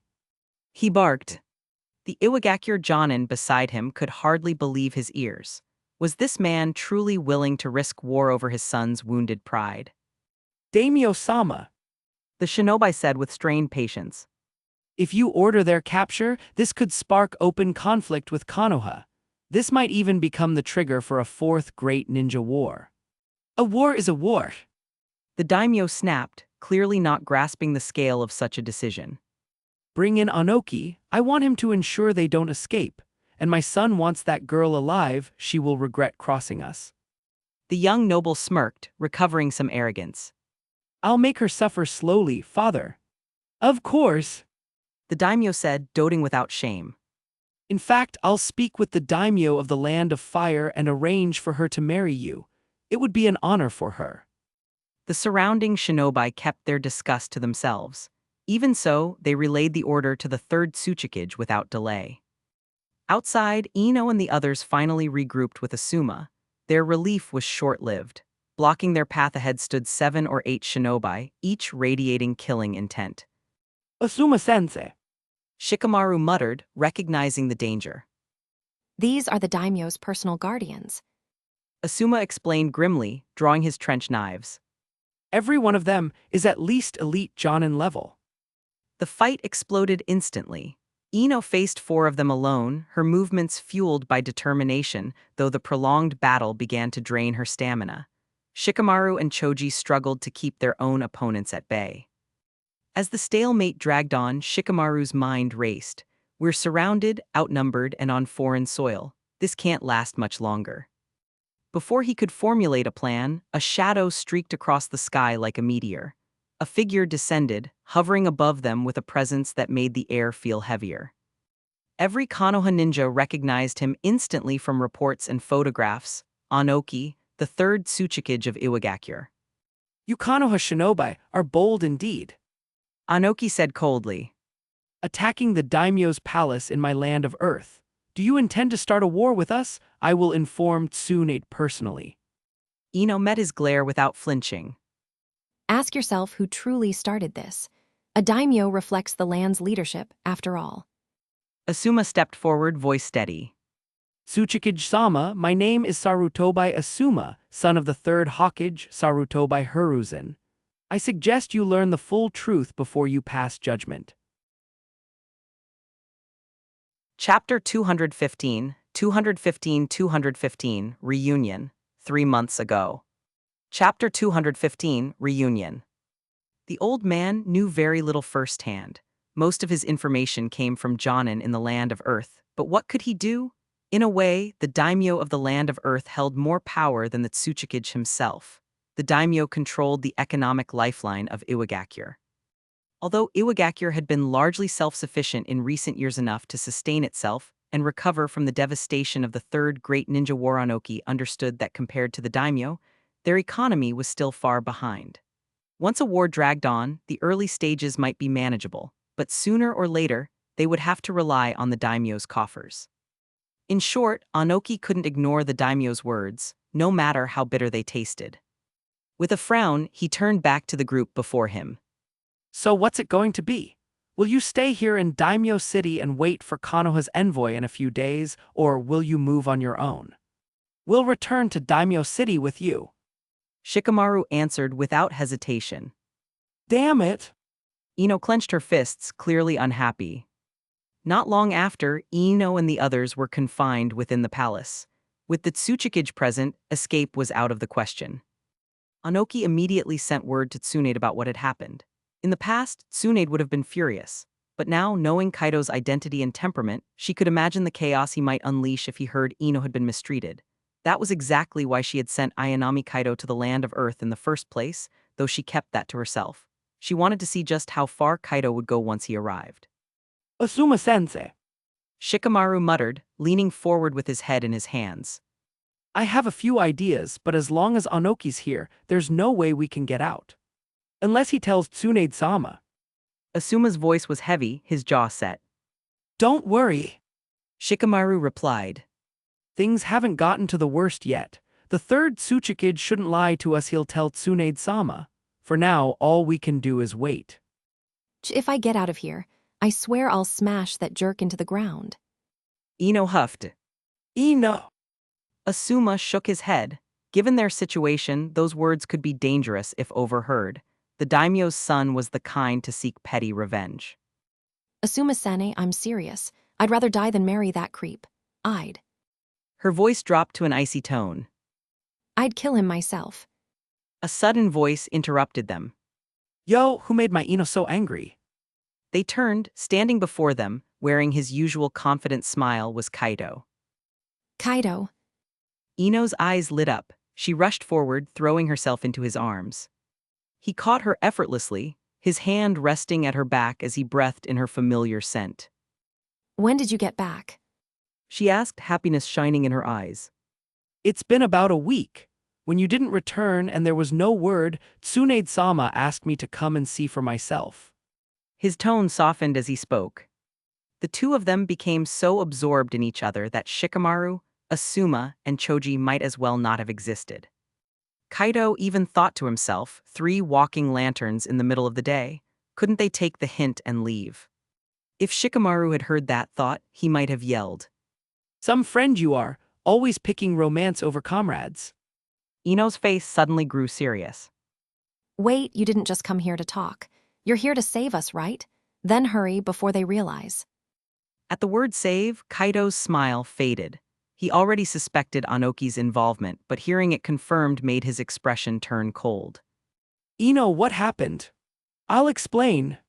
Shikamaru cut in, laying out the entire situation in detail. By the time he finished, Kaido's face was dark enough to rival a thunderstorm.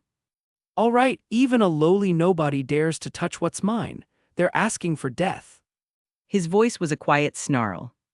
A crushing wave of spiritual pressure erupted from him, shattering tiles above and sweeping across Daimyo City in seconds. Soldiers and civilians alike crumpled under the pressure, as though the weight of a mountain had slammed down on them. In the palace's main hall, the daimyo and Anoki had been discussing resource allocations when the surge hit. The daimyo barely had time to speak before his knees buckled. Third Tsuchikage, why can't I move? Chapter 216, 216, Big Reveal, 3 months ago. Chapter 216, Big Reveal. Kaido had planned to inform Tsunade about the situation and let her decide whether to send messengers for peace talks. But before he could take another step, a loud voice rang out. Who allowed you out? The daimyo's son glared at Ino, eyes flashing with both lust and malice. Is this trash bothering you? Kaido asked, turning his gaze to Ino. That's right, it's him. Ino answered, her fists clenched tightly. Your Excellency is supposed to be the envoy from Konoha for peace talks. How dare you act so presumptuously, as if we mean nothing to you? The Land of Earth's daimyo finally regained his composure and spoke coldly. Kaido's voice was calm but lethal. I don't like the way you looked at Ino. That means you have no reason to exist.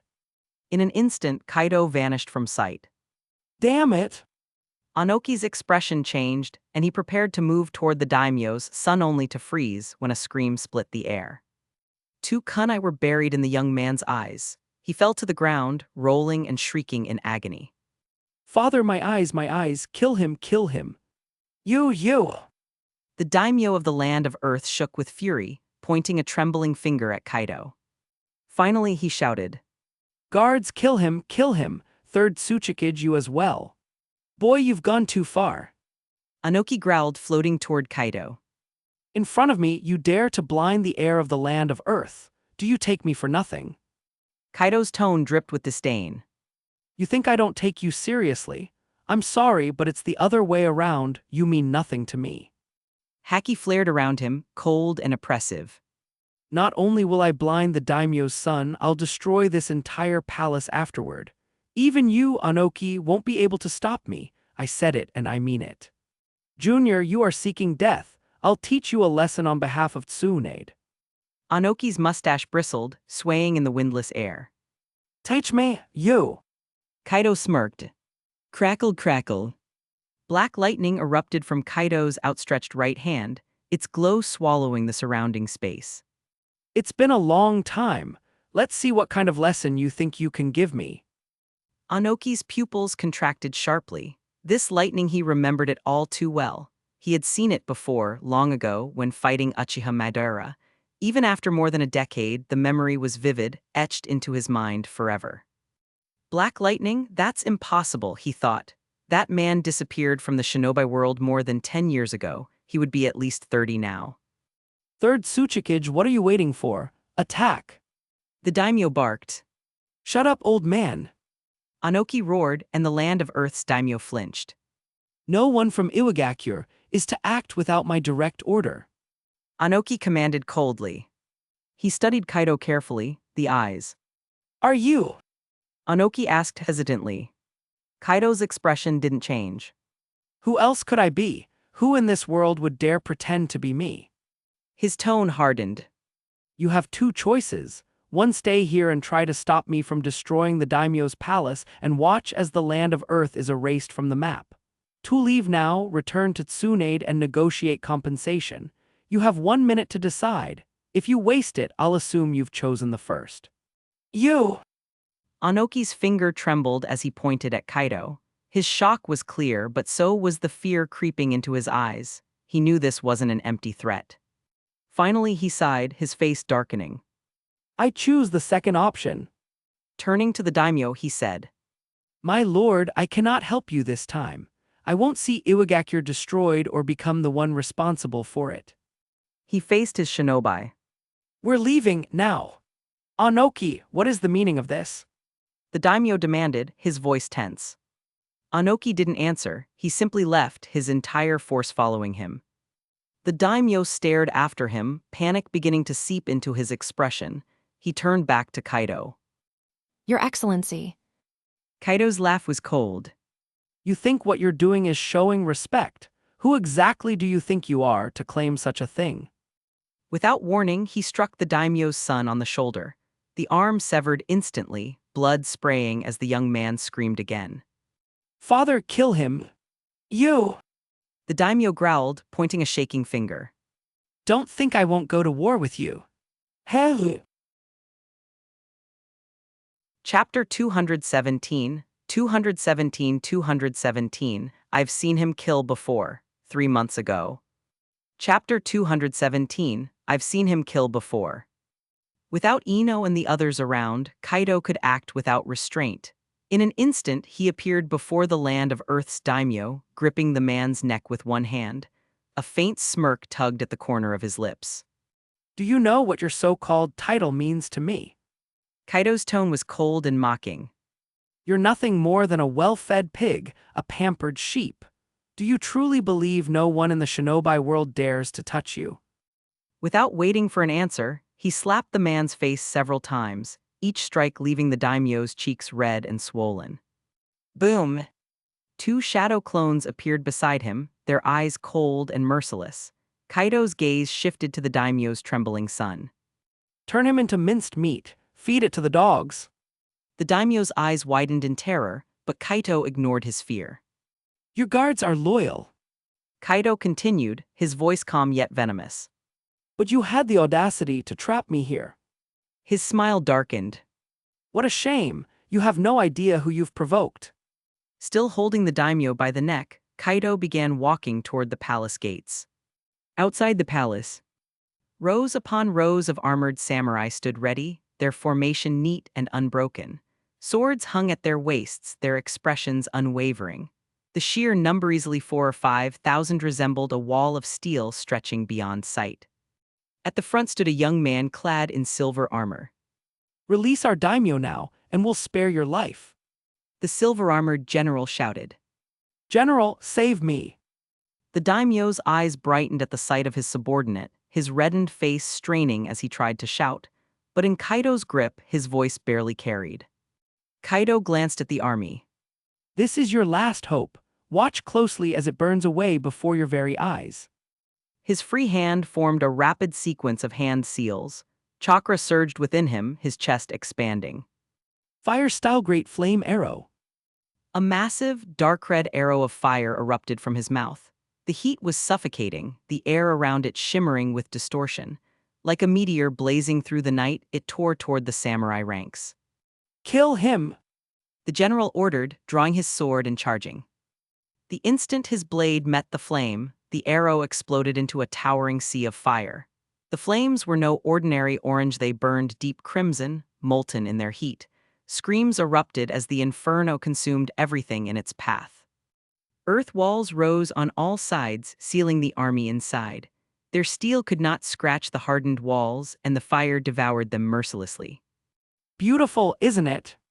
Kaido said, his voice carrying a chilling amusement. Soon, your army will be nothing but ash. The daimyo's face was pale with horror. Why, you're a demon, a monster. If you say so, consider yourself lucky you'll have a front row seat to the end. Within minutes, the screams faded. Kaido dispelled the earthen walls, revealing charred corpses littering the blackened ground. The stench of burned flesh hung heavy in the air. Pathetic. Kaido muttered. If you'd invested in real shinobi instead of thousands of useless soldiers, maybe you'd have stood a chance. With no further interest in the trembling daimyo, Kaido twisted his neck sharply, ending his life. Two shadow clones emerged, carrying a large tray piled with thick, bloody meat. Kaido barely glanced at it before his eyes narrowed. Well, isn't this interesting? Seems the daimyo of the Land of Fire had a hand in this as well. He recalled the daimyo's son boasting earlier about an arranged marriage approved by the Land of Fire's leader. The daimyo of the Land of Fire. Kaido's expression darkened. Don't worry, he's next. After looting everything of value, Kaido left without a second thought for the consequences. If anyone dared to retaliate, he would gladly send them to the Shinigami as well. At the border of the Land of Earth, Asuma, Shikamaru, Choji, and Ino waited anxiously in a quiet forest. Ino paced back and forth, her restlessness making Shikamaru sigh. Ino, relax. He said, Have you ever seen Kaido take on a fight he wasn't sure about? He scared the third Tsuchikage off with a single sentence. No one in that city could stand against him. He sent us away so we wouldn't have to watch him kill. Choji added. Ino pouted. So what? I've seen him kill before. I'm just mad he didn't take me with him. I still haven't gotten my revenge. Shikamaru, Asuma, and Choji exchanged exasperated looks. Remind me why Kaido taught her that ridiculous strength technique. She's like a young Tsunade now. Shikamaru muttered. Yo, you're still waiting here. Kaido's voice came from behind them. Kaido. Ino beamed and practically launched herself at him, wrapping her arms around him like an octopus. Why did you send me away? I could have helped. Kaido raised a brow. When did she get this violent? But he only ruffled her hair gently. Next time, I'll take you with me. You promise? She asked, eyes sparkling. Hey, that's enough, you two. Shikamaru groaned. Do you have to act like we're invisible? Chapter 218, 218, Summoning Beast, 3 months ago. Chapter 218, Summoning Beast. Hearing Shikamaru's comment, Kaido gently set Ino down and grinned. Yo, Shikamaru, Choji, Asuma-sensei are still here. The three of them exchanged looks. Kaido said, raising a hand to stop Shikamaru before he could reply. An hour later, the group stood before the familiar gates of Konoha. Even after experiencing Kaido's speed before, the journey still left them stunned. You three stay here. Kaido said casually. I'll take Ino in first. Without waiting for an answer, he led Ino through the gates. After spending 3 peaceful days at home with Ino and the other 2 girls, Kaido was on the road again, this time toward Kirigakure territory, aiming to bring the Three Tails, Isabu, under his command. Since Yagura's death and Terumi Mei's rise to leadership, Isabu had been lingering in a massive lake near the village, free but still watchful. 1 hour later, Kaido arrived at the lake, his sharp sensory abilities locking onto the tailed beast instantly. The water was so clear he could see the pebbles near the shore, and deep below an immense, shadowy form drifted. The Three Tails resembled a massive turtle, its entire shell covered in jagged spikes.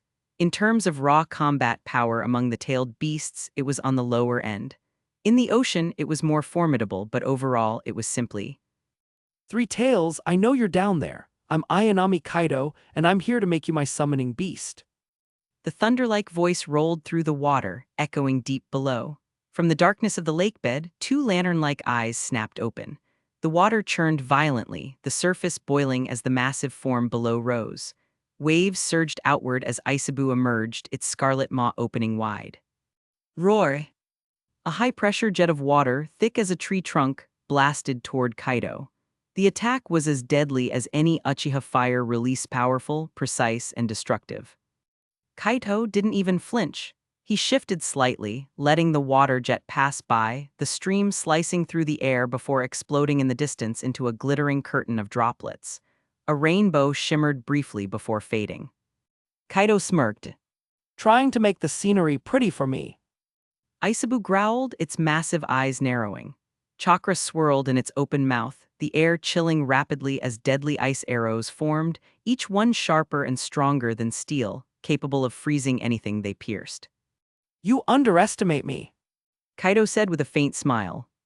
If you're going to be my summoning beast, I'll show you why it's worth it. His hands blurred through hand seals, chakra flooding his body. Fire style, great fire annihilation. A roaring sea of crimson fire erupted from his mouth, the heat instantly raising the air temperature. The flames spread across the sky like a blazing sunset. The moment the ice met the fire, the arrows melted into steam, shrouding the area in thick mist. The battlefield looked like something out of a dream, but Isabu's glowing eyes flickered with caution. Speak, kid. The tailed beast rumbled. Why are you bothering me? I've been here quietly since Yagura's death. I haven't harmed anyone. Kaido's expression stayed calm. You know as well as I do that a free-tailed beast is seen as a threat. It's only a matter of time before someone tries to seal you again.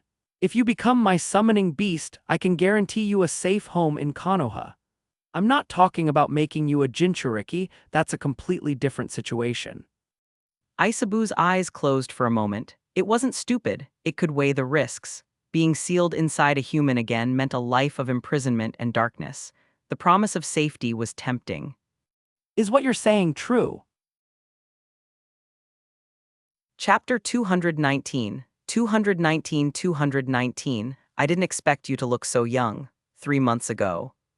Chapter 219. I didn't expect you to look so young. Of course. Kaido nodded. With his current relationship with Tsunade, he knew that, bluntly speaking, the entire Konoha village stood behind him. Securing a territory for the Three Tails would be no challenge at all. If the Three Tails, Isabu, grew accustomed to living in Konoha, it would become an unexpected source of strength for the village. I hope you're not lying to me. If you are, I will never let you go. Isabu rumbled, giving Kaito a long, penetrating stare. Let's sign the summoning contract. Yes. Kaito gave a firm nod. Before long, the markings of the summoning contract were engraved on Isabu's massive shell.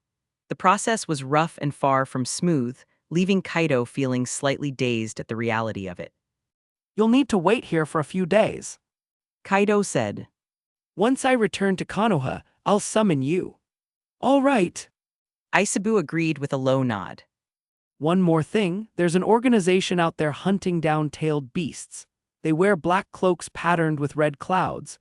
Every member I've seen is cage level or stronger. If you encounter them, don't engage. Use reverse summoning to contact me instead. I've heard they've already captured several tailed beasts.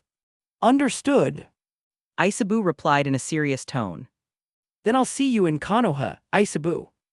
Kaito turned to leave, but just as he was about to move, his electromagnetic sense flared.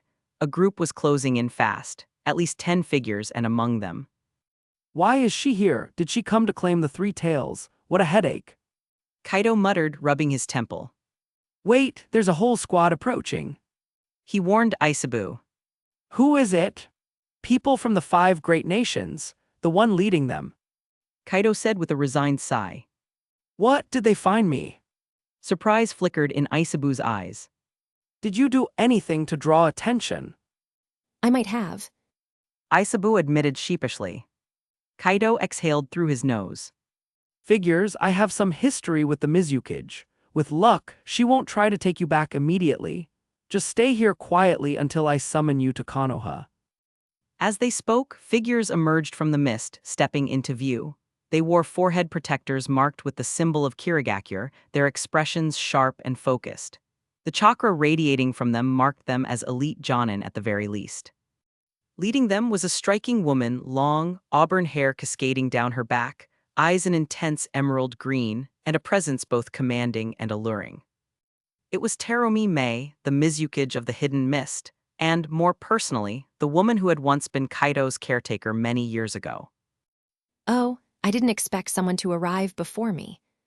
Mei said with a faint smile, curling her scarlet lips. What's Konoha doing in our land of water?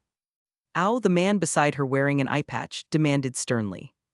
The other Mist Nin watched Kaido with open suspicion, ready to move at the slightest provocation. Easy, easy. I'm not here to cause trouble. Kaido said, raising his hand slightly. Then why are you here? Ao pressed. Kaido scratched his chin. I was looking for a strong summoning beast.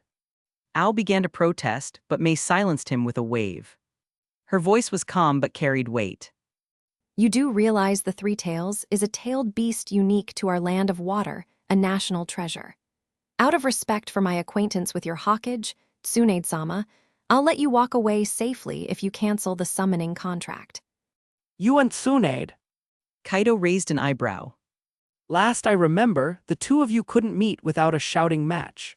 The tension between you could be felt miles away. That made Mei's pupils contract sharply.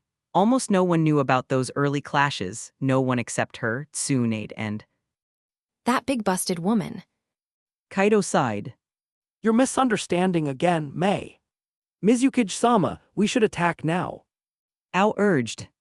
Kaido gave him a deadpan look. You're still as loud as ever, ow. Mei froze, that voice, that tone, there was no mistaking it now. Her eyes softened and tears threatened to spill. Seeing her expression, Kaido stepped forward, reaching out to wipe the tears from her cheek. Stop! Ao barked. How dare you touch the Mizukage? Enough, step back. Mei's roar rang out, rattling the ears of everyone present. The other Mist Nin, including Chijuro, flinched at her fury. None dared to interfere. Ao blinked, stunned. But the words died in his throat as he watched their proud Mizukage lean into Kaido's hand, nuzzling his palm as if it were the most natural thing in the world. Kaido was momentarily taken aback, but he brushed away her tears gently. You're a cage now. Try to carry yourself with dignity. That depends on the person. Mei said softly, her lips curling into a rare, tender smile. Besides, Chapter 220, 220, Husband Kun, 3 months ago. Chapter 220, Husband Kun. Ao, despite himself, quickly realized the young man standing before him was no ordinary figure. The way Mizukage-sama's eyes softened was unlike anything he had ever seen. Could it be? Mizukage-sama. Ao stammered. Now that you have secured the Three Tails. this is my husband Kun. Teromi Mei declared firmly, her voice leaving no room for doubt. Yes, of course, then. Ao continued quickly, trying to salvage the situation. With so many of us here, it's... That's right. Teromi Mei shot back with a faint smile that masked her sharp tone. You can stay here and keep watch over the Three Tails. Consider it your punishment for speaking so rudely to my husband Kun. Ao's eyes widened slightly, but inside, he knew she was saving him from Kaido's possible wrath. He bowed deeply. Understood, Mizukage-sama. I will personally watch over the Three Tails until your husband Kun returns.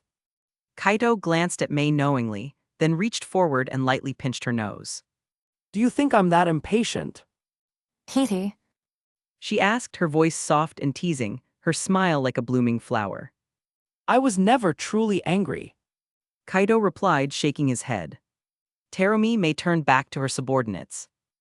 Everyone listen. I'll be away with Kaido for a few days. All responsibilities fall to Ao until I return. Yes, Mizukage-sama. The gathered Miss Jonin chorused. Kaido.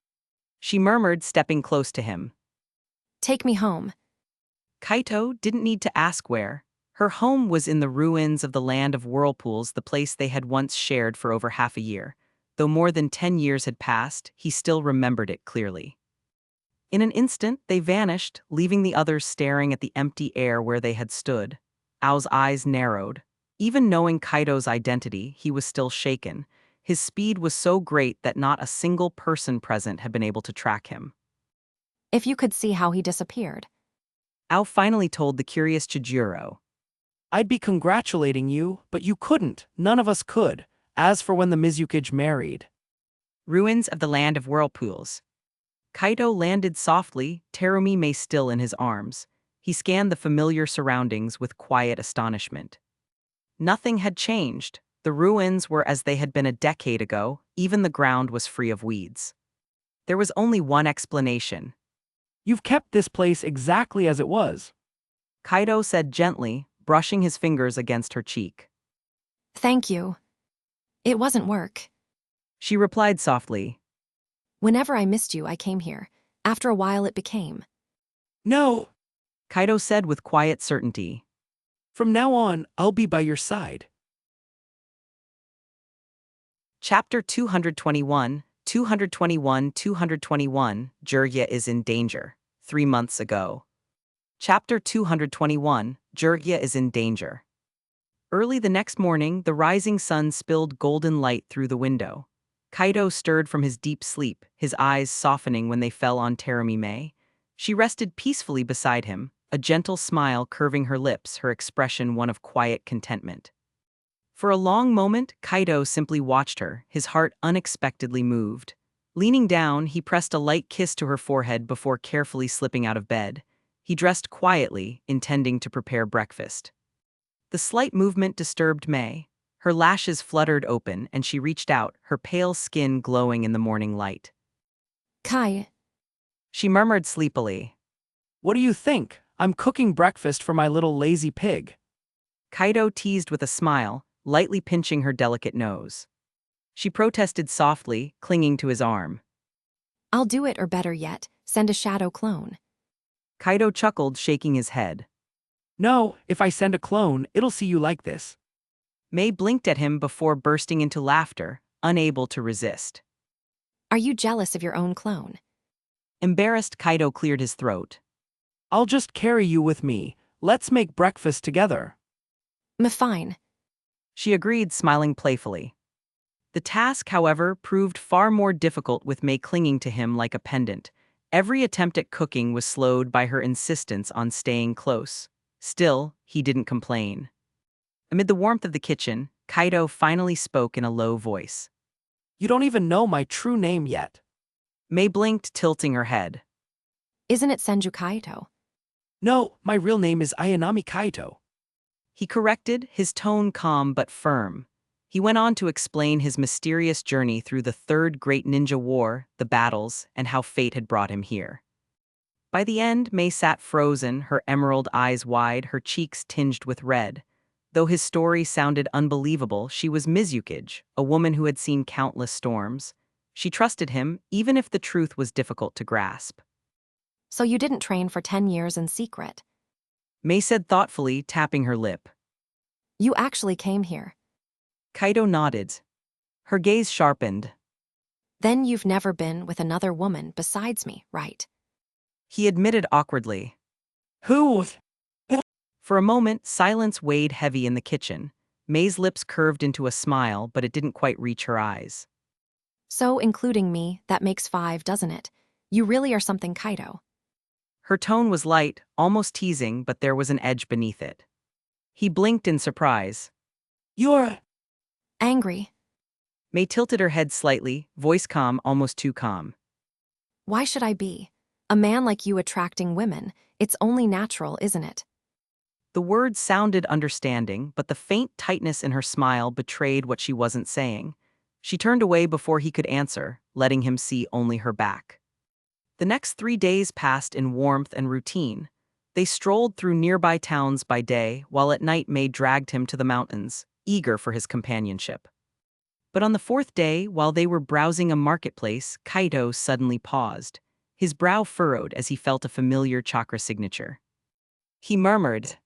May immediately noticed the shift in his expression. Kaido, what's wrong? My summoning beast is calling me. It must be something from Tsunade. The Mizuki's smile faded. That big-breasted woman again.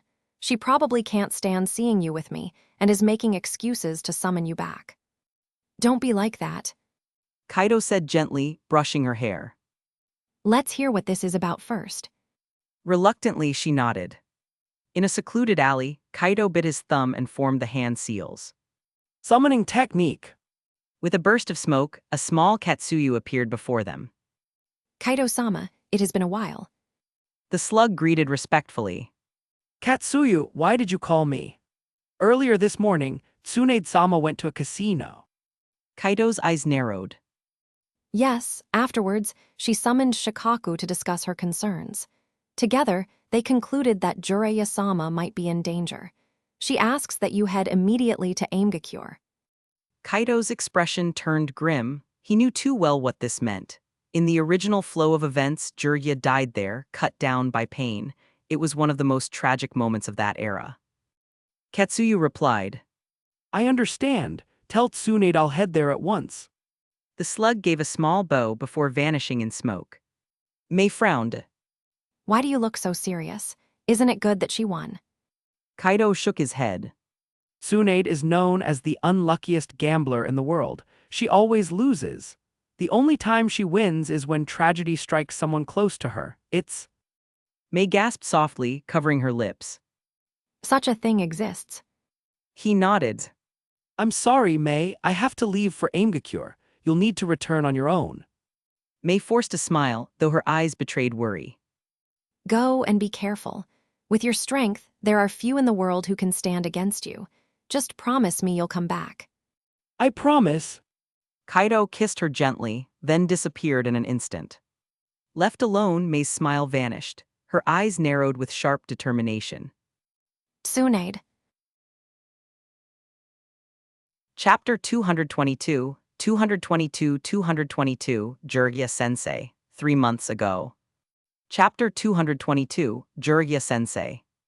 The land of rain sat wedged between the three great nations of earth, fire, and wind.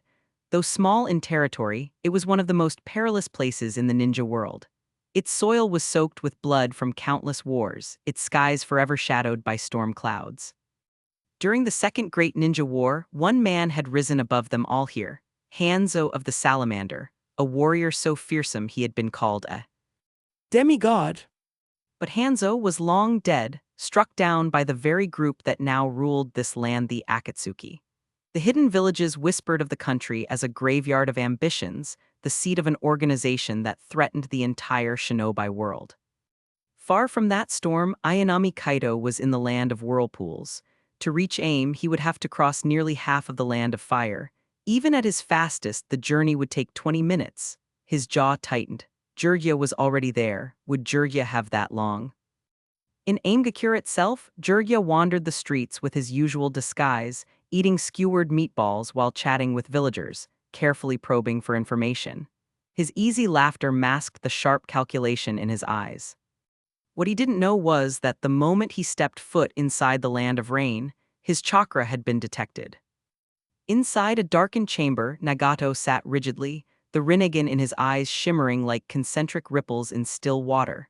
Beside him stood Konan, her expression unreadable. There are intruders. Nagato said flatly. Konan's head tilted. Who? This chakra.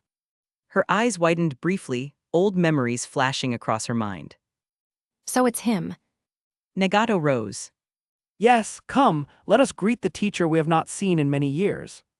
His words were cold, without affection. At his signal, 6 figures moved in unison, silent and lifeless. Each bore piercings of black chakra rods, their faces devoid of warmth. They were Nagato's 6 paths of pain, vessels of his will, Deva, Asura, human, animal, Preta, and Naraka. 6 bodies, 6 abilities, all bound together by the Rinnegan's vision. Jiraiya's instincts prickled.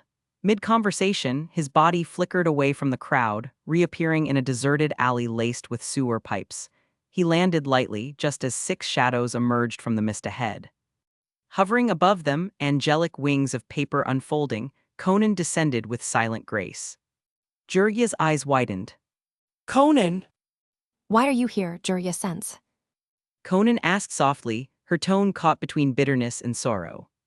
His gaze hardened as he took in their cloaks, marked with the red clouds of Akatsuki. So it's true, the ones I've been chasing all this time, the leaders of Akatsuki. Nagato's voice came from the body of the Deva path, calm and merciless. This world is drowned in suffering. I will bring peace in my own way, a world without conflict, without lies. Peace through capturing the tailed beasts, through fear. Jirya's voice rose with anger. Nagato's hand extended, palm forward. You will not understand. Enough words. A sudden pull of gravity dragged at Jirya, his body yanked toward the Deva path. Conan's wings split into countless slips of paper, sharp as steel, raining down like a storm of arrows. But the Jirya they struck dissolved into smoke. Clone technique. Deva murmured. From behind, Jirya's voice rang out. Fire style, giant flame bullet. A massive fireball roared toward the animal path, yet the Preda path stepped calmly forward, absorbing the flames into nothingness. Damn! Jirya muttered. Missiles whistled through the air as the Asura path's mechanical arm opened, launching a barrage. Explosions shook the alley as Jirya blurred away, his body twisting into evasive maneuvers. Even so, shrapnel tore through his clothing, leaving cuts across his skin. His teeth clenched, 6 enemies each sharing their vision, and Conan above, he couldn't afford to hold back. With a quick substitution, he vanished again, reappearing in a shadowed corner. His hands flew into seals. Summoning technique. A puff of smoke erupted, revealing a massive purple toad armed with a steel fork and a broad shield. I need you to hold them off. I'm going into sage mode. Jirya ordered grimly. The toad nodded. Leave it to me. The sky split as a giant bird dove, its beak striking like a spear. Gamabunta raised his shield, the impact shuddering through his body, forcing him back several steps. Persistent pests. Chapter 223, 223, Farewell Between Life and Death, 3 months ago. Chapter 223, Farewell Between Life and Death. With the addition of Cerberus, Jirya, already at a disadvantage, was pushed even further back. The giant toad he had summoned had been battered badly, his tough hide marred with deep scars, his endurance strained to the limit. Still, as the most defensive toad of Mount Myaboku, he held on long enough for Jirya to enter Sage Mode. Though incomplete, Jirya's Sage Mode transformed his body with amphibian traits, boosting his power and reflexes. After dismissing the injured toad, he summoned 2 small elderly toads in gray cloaks. They were none other than Fukasaku and Shima, the great sages of Mount Myaboku, parents of Gamabunta and revered masters of sage arts. For over 8 centuries, they had trained in perfect harmony with nature. Jirya had learned everything he knew of Sage Mode under their guidance. It was no exaggeration to call them his teachers. With their aid, Jirya's power surged. The 3 of them combined their strength, unleashing the might of sage arts in unison. In a matter of moments, Jirya had already defeated 3 of the 6 paths of pain, but victory came at a cost. His body bore deep wounds, and Fukasaku and Shima were strained. Even so, Jirya managed to overcome a 4th body after a grueling exchange. And then, a chilling sight froze them in place. The 3 stared wide-eyed, voices overlapping in disbelief. How is that possible? Except for the corpse at Jirya's feet, the remaining 5 pains stood unscathed, expressionless, as if mocking them like mere performers in a circus. We just defeated those 3. Shima exclaimed in horror. I'm afraid this is yet another ability of the Rinnegan. Truly terrifying. Fukasaku muttered gravely. He turned to Jirya, his tone firm. Little Jirya, we need to retreat. Our chakra is running dangerously low. Yeah. Jirya replied, voice low but resolute. Before that, let's seal this body and bring it back to Tsunade. Without hesitation, he unfurled a scroll and sealed the defeated body inside. The other 5 pains, realizing his intent, rushed forward with deadly speed. Jirya's mouth curved slightly, his fingers weaving signs. His chest swelled and he shouted. Sage Art Gomen. A roar echoed, Fire, oil, and wind fused together, creating a devastating inferno. The ground cracked and scorched as an overwhelming sea of flames surged forward, engulfing the 5 charging figures. But the Asura Path's partner, the Preta Path, raised its hands and absorbed the flames. The opportunity was enough for Jirya, who quickly sealed the corpse and dashed toward the village outskirts. Conan descended from above, her paper shuriken raining down like blades. Jirya dodged as best as he could, his pace slowed by her relentless assault. Moments later, the remaining pains closed in, their relentless pursuit forcing Jirya into a corner. To make matters worse, the time limit of his Sage mode expired. His toad features faded and his power dropped sharply. Jirya muttered, his face grim. The 2 elder toads on his shoulders grew tense. At this rate, Pain's lead body, the Deva Path, stepped forward, raising his hand. It's over, Jirya. Universal pull. The overwhelming gravitational force dragged Jirya off his feet. Exhausted and battered, he had no strength left to resist. In an instant, the Deva Path seized him by the throat. Goodbye. The cold voice said as a black chakra rod formed in his hand, driving it toward Jirya's heart. But with a burst of smoke, Jirya and the elder toads vanished. Another substitution. Pain's expression hardened, his Rinnegan eyes scanning the area. In a shadowed alley, Jirya staggered, chest heaving, his steps heavy. Fukasaku, Shima. you'll make it, Jirya-chan. Fukasaku said, though even his voice trembled. They both knew the truth escape was slim. They were deep in the Rain Village, surrounded by enemies with abilities beyond comprehension. Before they could recover, 3 more of the 6 paths appeared, blocking the alley, 2 behind, 1 ahead. Jirya. Deva Path declared coldly. Jirya looked around and gave a bitter smile. Surrounded on all sides, the truth was clear.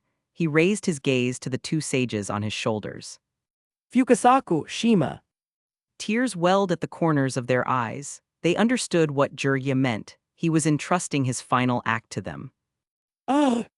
Jirya muttered with a weary grin. A farewell between life and death. Chapter 224, 224, Ruling Through Fear, 3 months ago. Chapter 224, Ruling Through Fear. Yo, what's this? A touching farewell between life and death. The mocking voice echoed across the battlefield, startling everyone. A figure appeared at Jirya's side without warning. Both Jirya and the 6 paths of pain turned toward the newcomer. Jirya's face hardened the moment he recognized him. What are you doing here? His voice carried both shock and worry. He shouted quickly. Leave now, Kaido. These people aren't opponents you should face. The Deva Path's expression didn't waver as he spoke. Ayanami Kaido, the one who captured Deidara alive and killed Kakuzu and Hidden. Now the disciple of the 5th Hokage, Tsunade of the Land of Fire. Kaido smirked faintly. So even Akatsuki keeps a close eye on me. I didn't think my name had spread that far. Fukasaku's brows furrowed, his concern showing. Boy, you coming here alone is suicide. Jirya-chan and I will hold them off. You must find a chance to escape. Escape! Deva Path's cold tone cut through the air. Too late. As the leader of Akatsuki, I'll personally avenge Hidden and the others. 2 more pains moved forward, encircling Kaido. Kaido tilted his head, his smile sharpening. Surrounding me with just 2 bodies. Nagato, are you underestimating me? Deva Path stiffened slightly. You! It made sense that Jirya would know, since he was once their teacher, but how did this young man know? Kaido's voice remained calm, almost casual. The 6 paths of pain are nothing more than puppets controlled through the Rinnegan. Heavenly Path, Asura Path, Preta Path, Animal Path, Human Path, Naraka Path. I only see 5 here, which means Jirya must have sealed 1 already. And your real body. He pointed directly to the highest spire in Aimgakure. For the first time, Deva Path's expression cracked. His usually unwavering gaze flickered with unease, the ripple-patterned eyes narrowing in shock. How? Nagato's secret was one he had guarded fiercely. Aside from Conan, no one knew the truth. His real body remained hidden away in that tower, linked only by chakra threads to these puppet bodies. For this stranger to reveal it so casually unsettled him deeply. For a moment, doubt even crept in had Conan betrayed him, but he quickly discarded the thought. She had never left his side. No, it was impossible. Still, the fact remained, this boy knew too much. Nagato clenched his resolve, then I cannot allow him to live. Kaido, sensing the shift, chuckled softly. Want me to tell you more? Perhaps the real reason Akatsuki is collecting the tailed beasts. Even Jirya froze at those words. You know, Devapath asked, though his voice steadied quickly. If Kaido could uncover his most guarded secret, then knowing Akatsuki's true purpose was hardly surprising. What are you doing with the tailed beasts? Jirya demanded, unable to stop himself. His tone carried bitterness. He had nearly given his life here to uncover even fragments of information, only for Kaido to speak it aloud so easily. Kaido ignored Jirya's glare, his eyes fixed calmly on Devapath. You intend to create a weapon of unparalleled destruction, a weapon that could obliterate an entire village in a single strike. With that power, you plan to force the world into peace.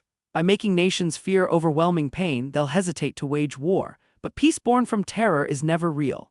After decades, when fear fades, hatred will return and so will war. Then your weapon will be used again and the cycle will continue. The two great sages on Jirya's shoulders stiffened, appalled. Even Jirya himself was shaken. This twisted version of peace, this idea of guiding the world through fear and pain. Nagato! Jirya cried out, sorrow heavy in his voice. How could you fall so far? Devapath's eyes never left Kaido. He ignored Jirya entirely. How do you know our plan? Who are you really? Kaido's lips curved, but he didn't answer. Enough! Devapath declared, his voice like steel. It doesn't matter who you are. You've learned too much. You will not leave this place alive. The killing intent directed at Kaido surged, sharper than even what was aimed at Jirya. Devapath extended his hand, and power swelled like a gathering storm. Shinra Tensei! The impact erupted outward in a devastating wave. The ground shattered, collapsing into a massive crater. Rain itself was hurled skyward by the force, as if the heavens were being torn apart. Jirya's eyes widened. Not good, Kaido, run. You can't withstand that. His hair shot forward, weaving into whips to pull Kaido away from the blast. But Kaido dodged effortlessly, his movements smooth and precise. His voice was calm, steady, almost bored.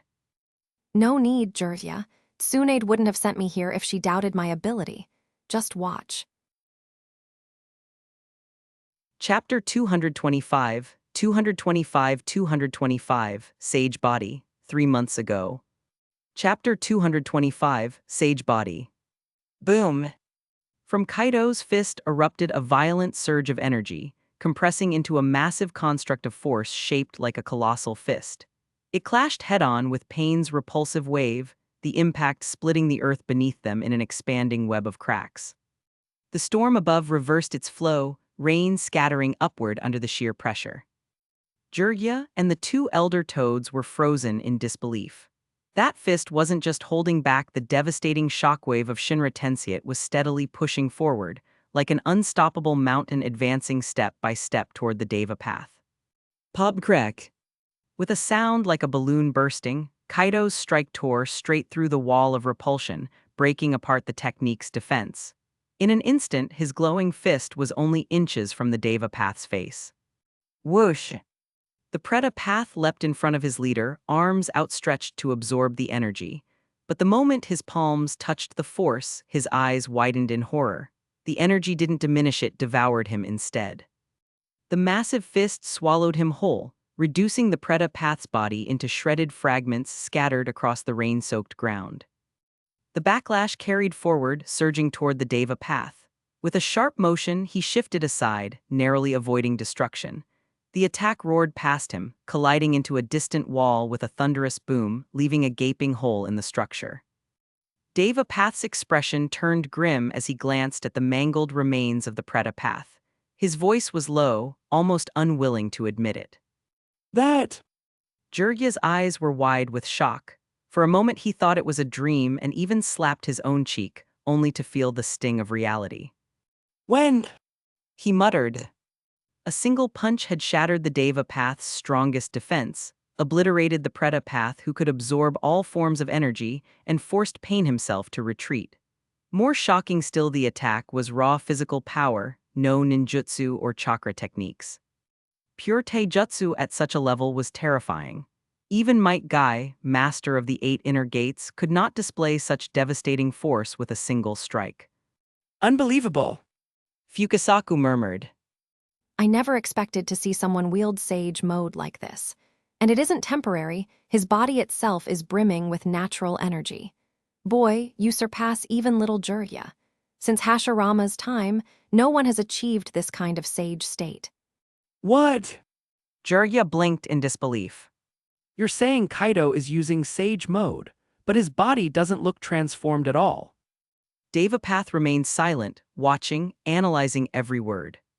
Fukasaku's tone grew firm. When one enters Sage mode, their body fills with natural energy. In this boy's case, he is natural energy. The surrounding flow is being drawn into him constantly. I would wager he has awakened the same body as the first Hokage, the Sage body. Exactly. Jirya said at last, his face solemn. Kaido carries Senju blood. He recently awakened the Sage body, and Tsunade formally recognized him as the last male heir of the Senju line. Fukasaku nodded gravely. Not just awakened. Devapath's eyes narrowed, the Rinnegan glowing faintly. His voice was unusually heavy.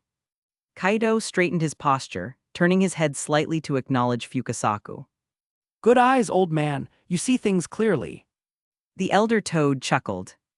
I've lived nearly 9 centuries, seen countless talents, but none like you. You're in a league of your own. Jirya, meanwhile, couldn't shake the uneasy feeling gnawing at him. Weren't they supposed to be escaping for their lives? Yet here these two sages were, treating the battlefield like a classroom discussion. Oi! Jirya interjected, his voice tight. Don't forget where we are. This is enemy territory and we're still outnumbered. Don't relax just yet. Foolish as ever, little Jirya. Shima scolded. Can't you see? If this boy remains calm against the Rinnegan itself, then he must have the strength to back it up. Even if we lose, he can get us out safely. Trust him. Kaido smirked faintly. Well said, Jirya, just watch. The next instant, he vanished. The remaining pains snapped to attention, eyes darting around. Behind you. Kaido's voice came casually from the shadows. The Hellpath's head snapped upward in alarm, but too late. A crackle split the air. Kaido's finger extended, a spear of black lightning erupting forth. The thunder took shape like a gaping abyss, swallowing the Hellpath whole. His body disintegrated, leaving only one of the black receivers clattering to the ground. Devapath's gaze darkened, a rare ripple of unease stirring in his expression. He destroyed one of us under my very eyes. Jirya could barely breathe. His chest tightened as he pointed toward Kaido, shock etched on his face. This. Chapter 226, The Stranger from the Past. What's wrong with you, Jirya? Fukasaku asked as he noticed the uneasy look on the sage's face. That. Jirya muttered, his voice unsteady. Black lightning. Isn't that supposed to be a unique kekkei genkai? Fukasaku asked, still confused. It's him. Jirya whispered, his face pale. The memory hit him like a kunai to the chest. That black lightning wasn't just another ninjutsu, it was a nightmare seared into his heart. Years ago, he had seen it destroy everything in its path, and he had barely survived. Even Pain tilted his head, suspicious. As a former disciple, he knew Jirya rarely lost composure. For him to react this way meant something terrifying. Smack! Shima brought her hand down on Jirya's head with a scowl. Enough stammering. Who could possibly scare you like this? Don't you see it? Jirya pressed, forcing his voice steady. That black lightning. Familiar. Stop being dramatic. Shima barked back, unimpressed. Jirya clenched his jaw. That lightning belongs to a Senju man. His bloodline's black lightning. Fukasaku's eyes widened. Are you certain, Jirya? He vanished over a decade ago. That boy over there looks barely in his teens. Do you really think they could be the same person? Use your head. He slapped Jirya in irritation, snapping him out of his daze. Why, yeah. Jiraiya muttered, scratching his head. Perhaps this boy, Kaido, just inherited his lightning-style bloodline. Even so, Jiraiya's gaze never left the youth standing before them. Ayanami Kaido. That black lightning wrapped around his body was unmistakable. He could deny it aloud, but deep inside he knew it wasn't coincidence. Kaido, meanwhile, ignored the heavy stares. He had no intention of hiding the truth. If anyone came after him for revenge, then so be it. He would gladly send them straight to the Shinigami. Senju Kaido. Universal pull. The air warped and Kaido's body was instantly dragged forward, gravel and debris spiraling with him. From the side, Shirado's arms unfolded into a volley of mechanical cannons, blasting shells straight at Kaido. At the same time, Ninjendo extended his hand, ready to rip Kaido's very soul free the instant he touched him. Shirado is Usura path, Ninjendo is human path. This pull. Kaito muttered as his body was dragged toward them. Pain's voice was cold. Let's see you escape this one. Chuh. Kaido clicked his tongue.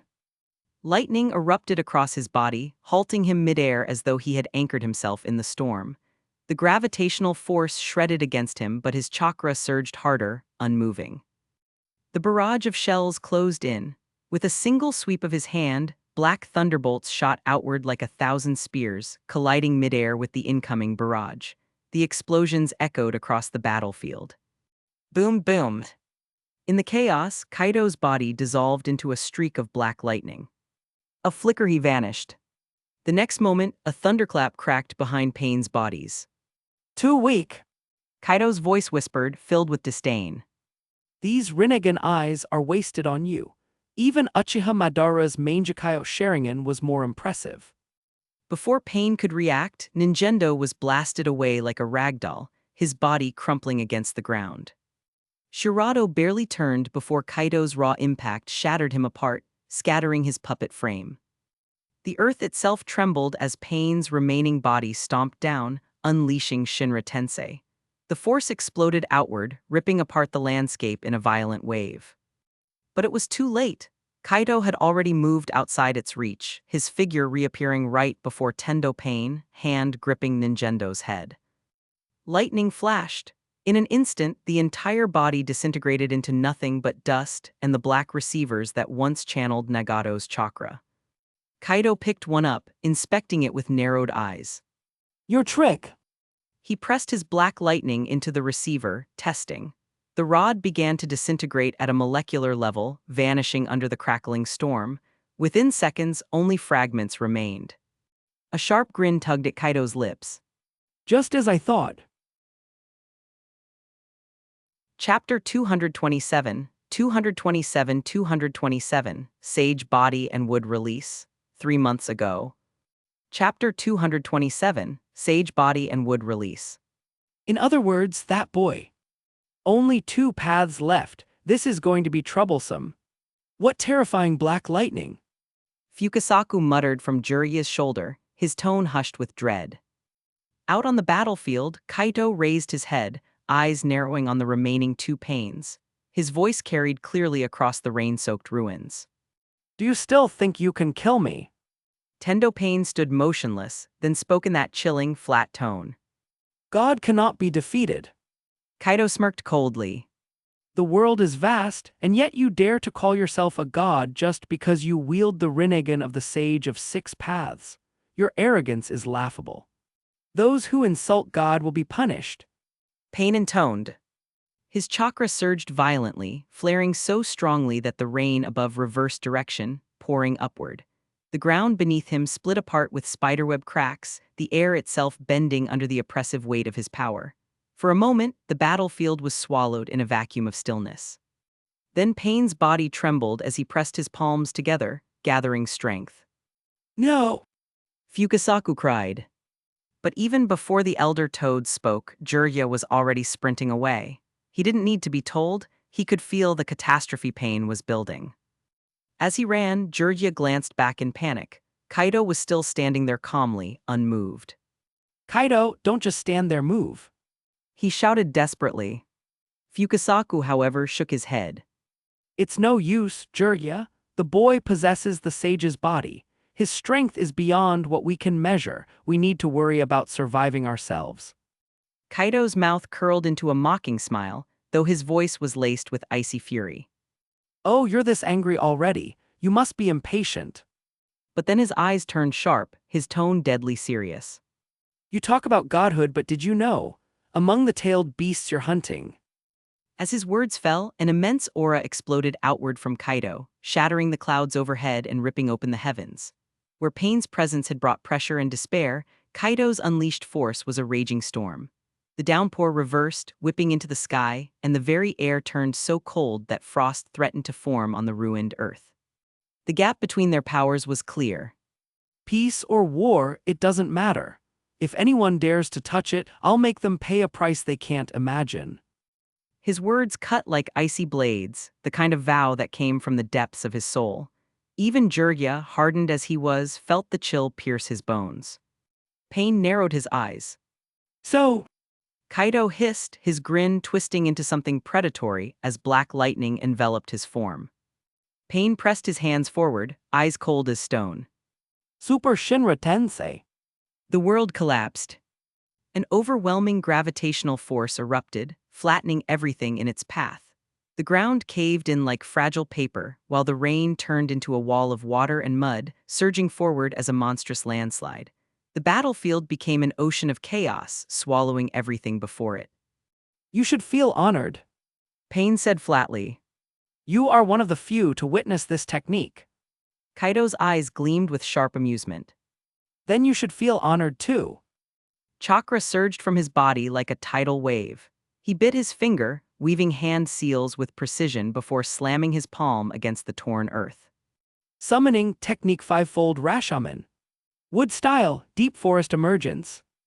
With a thunderous roar, 5 massive gates erupted from the ground in front of him, each towering higher than the last. Rashomon, the pinnacle of defensive barriers. In front of them, saplings burst from the soil, twisting into colossal trees that grew into a dense, living fortress. The black tide of mud and rock crashed against the first Rashomon with a deafening impact. Bang! The first gate cracked, then shattered. The second fell in quick succession, followed by the third. The sheer power of Pain's jutsu was undeniable. Jiraiya, still fleeing, risked a glance backward. His eyes widened in shock. That's... Fukasaku said sternly. If Kaido possesses the sage's body, then it's no surprise he can wield Hashirama's wood release. Don't act like you've never seen the world before. Still, the tremor in the old toad's body betrayed his words. Even he was shaken. Boom! The tidal wave of debris smashed through the 4th Rashomon and battered against the 5th, its force waning. By the time it reached the final gate, the destructive energy had already begun to collapse in on itself.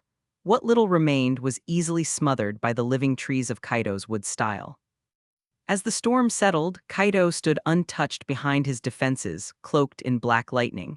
He looked out from behind the wall of wood and iron, his sneer cutting deep. So this is your ultimate move? Then allow me to show you mine. Consider this your farewell gift. Chapter 228, 228, The Last Path Falls, 3 months ago. Chapter 228, The Last Path Falls.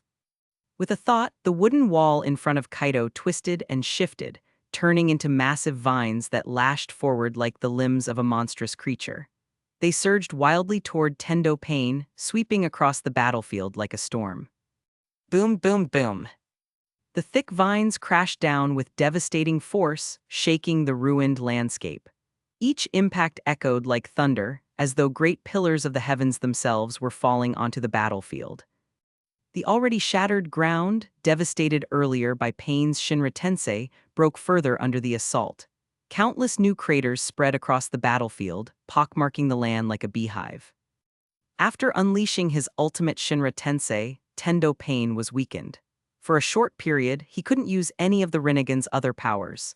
During that interval, he could only rely on his body to dodge and endure. Troublesome, Pain muttered as he weaved through the relentless vines. A shadow loomed above him, blotting out the faint light of the sun. One of Kaido's vines had grown as wide as a tower, descending like a whip from the sky. At the same time, a wave of vines surged up from the ground, attacking from below. Pain was being assaulted from every direction, yet his expression didn't waver. Tum! The falling shadow grew larger and larger, threatening to crush him entirely. Boom! From the distance, a beam of pure white light tore through the air, colliding with the massive vine above. The explosion split it open, carving a deep crack along its length. For a moment, it seemed destroyed, yet the vine pulsed and healed instantly, reknitting itself as if nothing had happened. Still, the strike made it hesitate for a heartbeat, slowing its descent. That brief pause was all Pain needed. His body flickered and slipped free of its path, narrowly avoiding the crushing impact. Kaido's eyes flicked toward the source of the interference, where the Usura path was positioned. His face darkened and he growled. You're really asking for death. The instant the words fell, his figure vanished. Below, Pain dashed toward the Usura path. For now, without his techniques, the Usura path was his only shield. All he could do was hold out until his powers recharged. But the vines gave him no breathing room. They slithered across the ground like serpents, hounding his every step. Each one struck with the weight of mountains, leaving deep bruises and tearing the cloak of the Akatsuki from his body. His exposed arm was welted and bruised, marked by the relentless whipping of wood and lightning. Fortunately, the 6 paths of pain were only corpses controlled by chakra. If they had been living bodies, the punishment would already have been unbearable. Tum! The Usura path lowered its head. Its skull split open, transforming into a cannon. A bright white sphere of energy began to condense at its core, humming with a lethal frequency that made the air itself tremble. But before it could fire, whoosh! Kaido's figure appeared above it, descending with the sound of tearing wind. His fist, wreathed in black lightning, smashed down with brutal force. Boom crack! The Usura path's head shattered instantly. Lightning spread across its body like a violent storm, burning through every circuit until it collapsed into lifeless rubble. Only the black chakra rods remained, twitching weakly as the controlling signal faded. Not far away, Tendo Pain's eyes narrowed. He muttered under his breath. So, Whoosh whoosh. From the ruined earth, seeds sprouted and exploded upward, twisting into towering vines. They wove together rapidly, forming a colossal cage that surrounded Tendo Pain, trapping him in an iron forest of living wood. Pain said calmly, if I had just a little more time, I could have regained my abilities. but the ground betrayed him again. Thin vines burst up, coiling like ropes around his limbs. They bound him tightly, pinning him in place. He strained, but the more he struggled, the tighter the grip became. Don't waste your strength. Kaido said as he stepped through a gap in the vine cage. His voice was cold and steady. The bindings of wood style are as unyielding as steel chains. Pain stopped resisting. His pale eyes studied Kaido without fear. This time you win, but next time you won't be so fortunate. Oh! Kaido's tone was icy. Do you think there will be a next time? Once I destroy this last puppet, I'll hunt down your true body. Then you'll spend eternity in the Shinigami's grasp. There will be. Pain's calm reply carried an unsettling certainty. Kaido frowned, his senses flared. Through electromagnetic perception, he felt the faint signatures of 3 figures inside a distant tower. He recognized them instantly: Nagato, Konan, and... Damn it! He cursed, his eyes flashing with killing intent. The moment Abaido took Nagato and Konan away, the body of Tendo Pain before him froze. The chakra strings cut off, and the puppet collapsed into stillness like a lifeless statue. HMPH. Kaito sneered coldly. He flicked his fingers, pulling out every black rod embedded in the body. Next time you won't escape so easily, Uchiha Abaido. He dismissed the wood-style cage with a thought-shouldered Nagato's lifeless body and turned back toward Jirya and the others. Yahiko's corpse wasn't worth worrying about now. He had been a pawn long ago. Still, Yahiko had been Jirya's student. At the very least, Jirya would want to bury him with respect. Though Kaido thought grimly, in this world even graves were never safe. Not far away, Jirya's 2 summoned sages watched the vine cage with anticipation. Is it finally decided? Jirya muttered, heart racing. Fukasaku shook his head calmly. Relax, Jirya boy. Kaido will win. Can't you see? Since unleashing that great repulsion, Tendo Pain hasn't used another ability. The backlash has left him vulnerable. A mere puppet with no jutsu is no match for Kaido. Shima nodded in agreement, her sharp eyes narrowing as she studied the battlefield. The boys already won. This battle is over. Chapter 229, A New Mission 1. The great vine cage that had blanketed the sky slowly unraveled, its green tendrils fading into nothingness. From within the dispersing chakra, a lone figure emerged, rushing forward with staggering speed. Jiraiya's eyes widened. Unbelievable. His voice carried envy, though his face was softened by genuine admiration.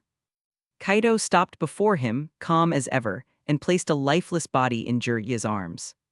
This is yours, isn't it, Yahiko? I pulled the black receiver out of him, he's just a corpse now. Yahiko. Jiraiya whispered, expression heavy. He bowed his head slightly. Thank you. Kaido shook his head dismissively. No need. You're heading back to Konoha. Jiraiya asked, voice stiff. Yeah, I'll need time to rest. What about you? I'll return as well. Jiraiya answered after a pause, his eyes shadowed with fatigue. Fukasaku, perched on his shoulder, chimed in. By the way, didn't you say another of Pain's bodies was on that tower? Why didn't you go after him? Kaido sighed. Don't remind me, someone wearing a spiral mask got to him first. He used a space-time jutsu to take him away. Jiraiya froze, his expression darkening. A spiral mask? Kaido asked, feigning ignorance. Jiraiya's jaw tightened. When the Nine Tails attacked Konoha, when Minato sacrificed himself. Kaido frowned, feigning ignorance, eyes narrowing. So it was him. Either way. Jiraiya muttered grimly. We can't track someone who manipulates space itself. If he has plans, he'll reveal them in time. Men like that always do. True. Kaido agreed with a short nod. Jiraiya winced, clutching his side. Kaido raised an eyebrow. Want me to take you back, or are you going to limp to Konoha yourself? Jiraiya shot him an annoyed look.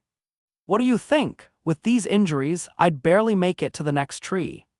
Kaido smirked faintly. Fair enough. Then he turned to the two elder toads.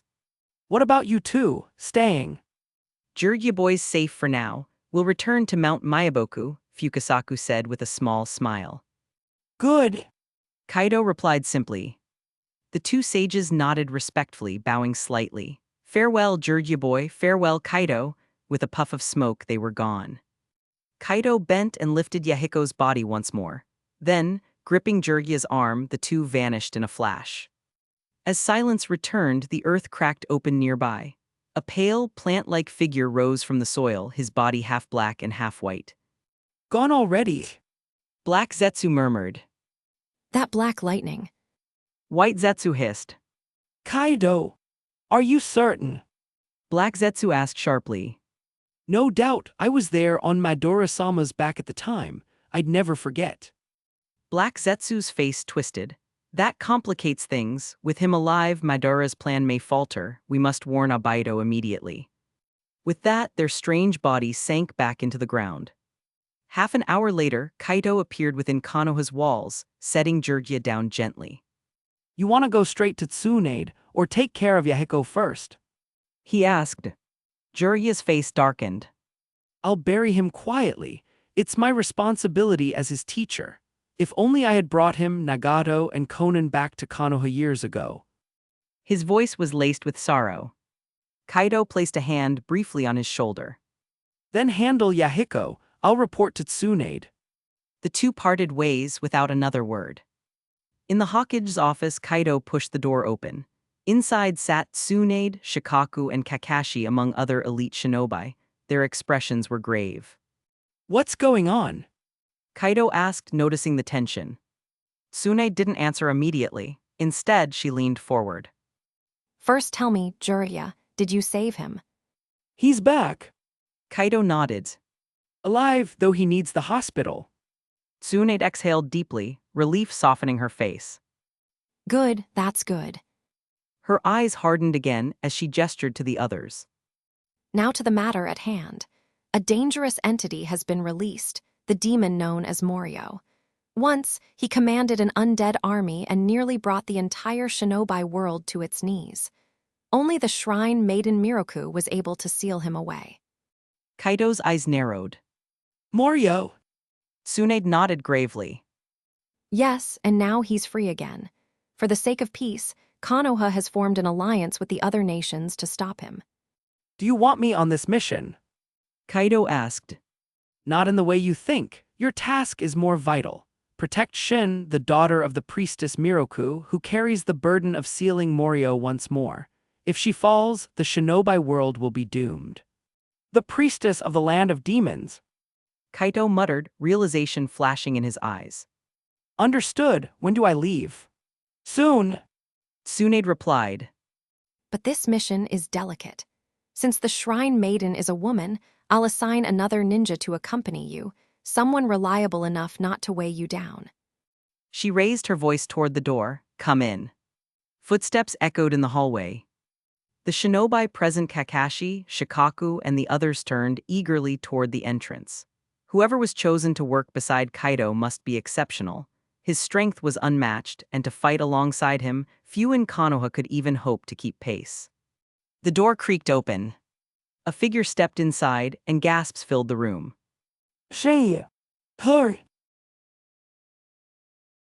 Chapter 230 bonus, a new mission 2. The door creaked open. A tall woman with long red hair stepped inside, her Jonin vest catching the light. A small smile played at her lips. Sister Tsunade, is it me? The room fell silent. Kakashi's eye widened in shock, and even Shikaku muttered under his breath. Kushina-sama. Uzumaki Kushina, long thought to have faded from the world's stage, stood before them in the flesh. 10 years ago, she had been strong enough to draw on the Nine-Tails chakra mode, a feat that few could even imagine. She had lived quietly in the Senju compound since. Rumors said she had mastered the fourth Hokage's flying thunder god technique and refined the Rasengan on her own. Others whispered that her sealing arts rivaled those of Uzumaki Mido herself. Now, as her presence filled the office, the weight of her chakra was undeniable.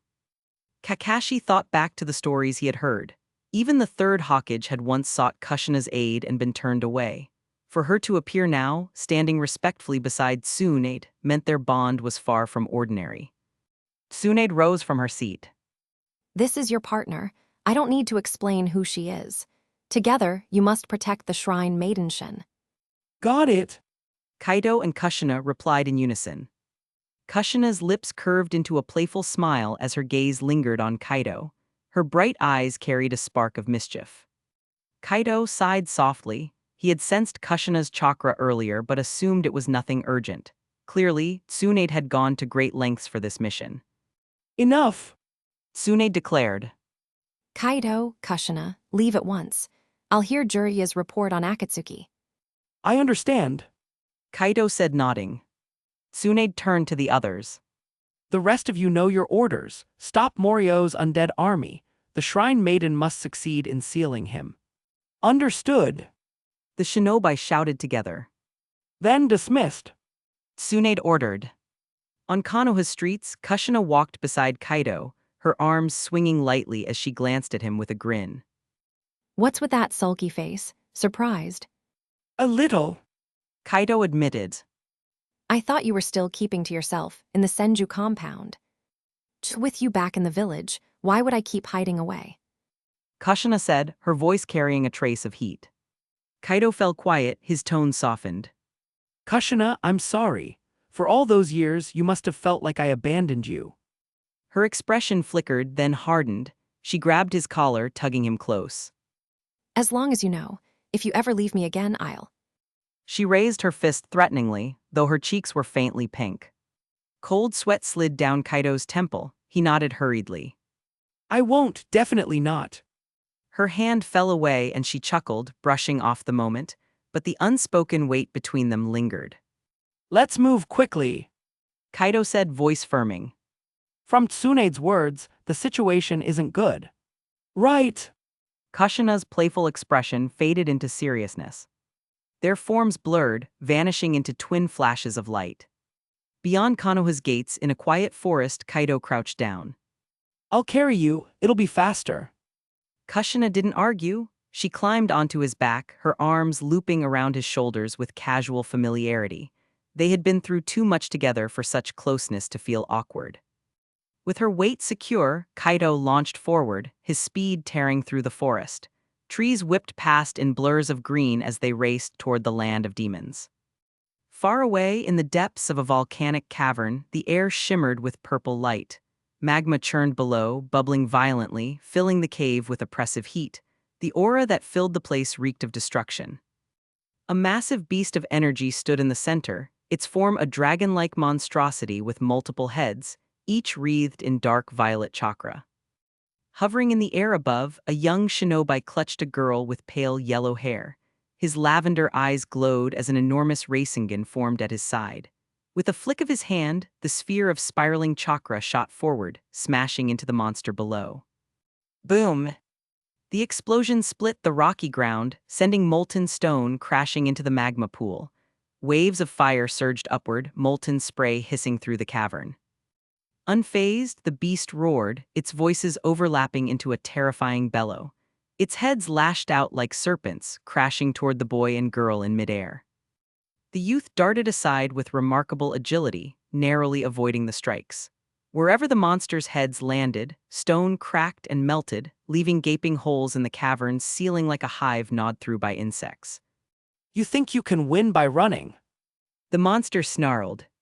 You can't hide from me, super destruction laser. Energy surged through its many throats. In unison, the beast's mouth gaped open, spewing concentrated beams of purple chakra upward like a storm of lasers. The boy thrust out his hands, chakra surging wildly. Wood-style, deep forest emergence. Vast trees and vines burst forth, weaving together into a towering shield that encased him and the girl. The beams struck the living barrier, shaking the cavern with thunderous impact, but the wood held fast. The beast shrieked in rage. You will die here. Chapter 231, 231. Samurais 3 months ago. Chapter 231, Samurais.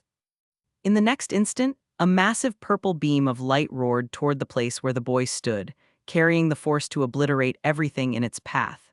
Every tree, rock, and object it grazed dissolved into nothingness, erased without a trace.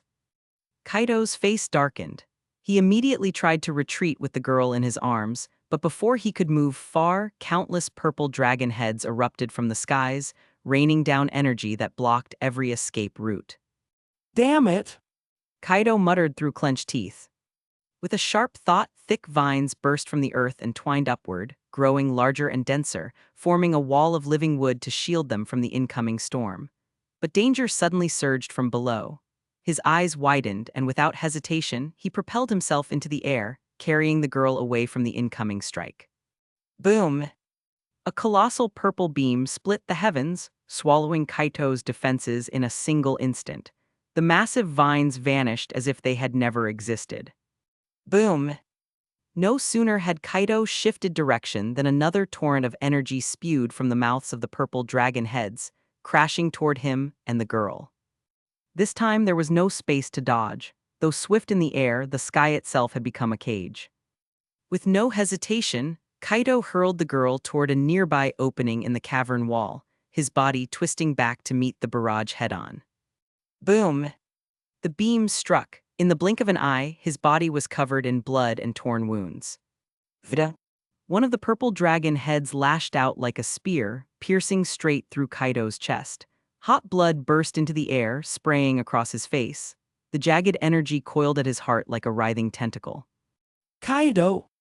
The girl cried from afar, her voice breaking into tears as she watched helplessly. Go! Kaido.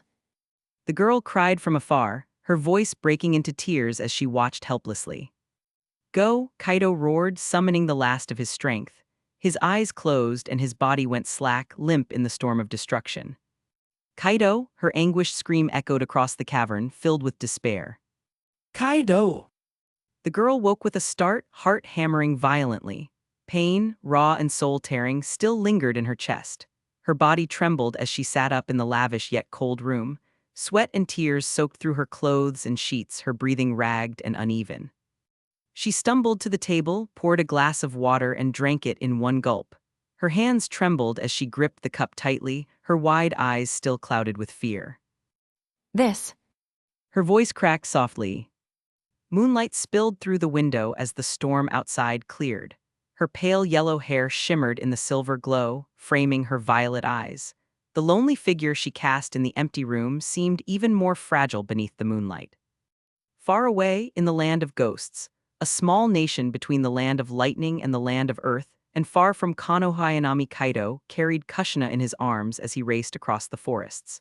The scent of her hair brushed against him as the trees blurred into streaks, vanishing behind them in the blink of an eye. In his mind, he reviewed the history of their destination. The land of ghosts was unlike other nations.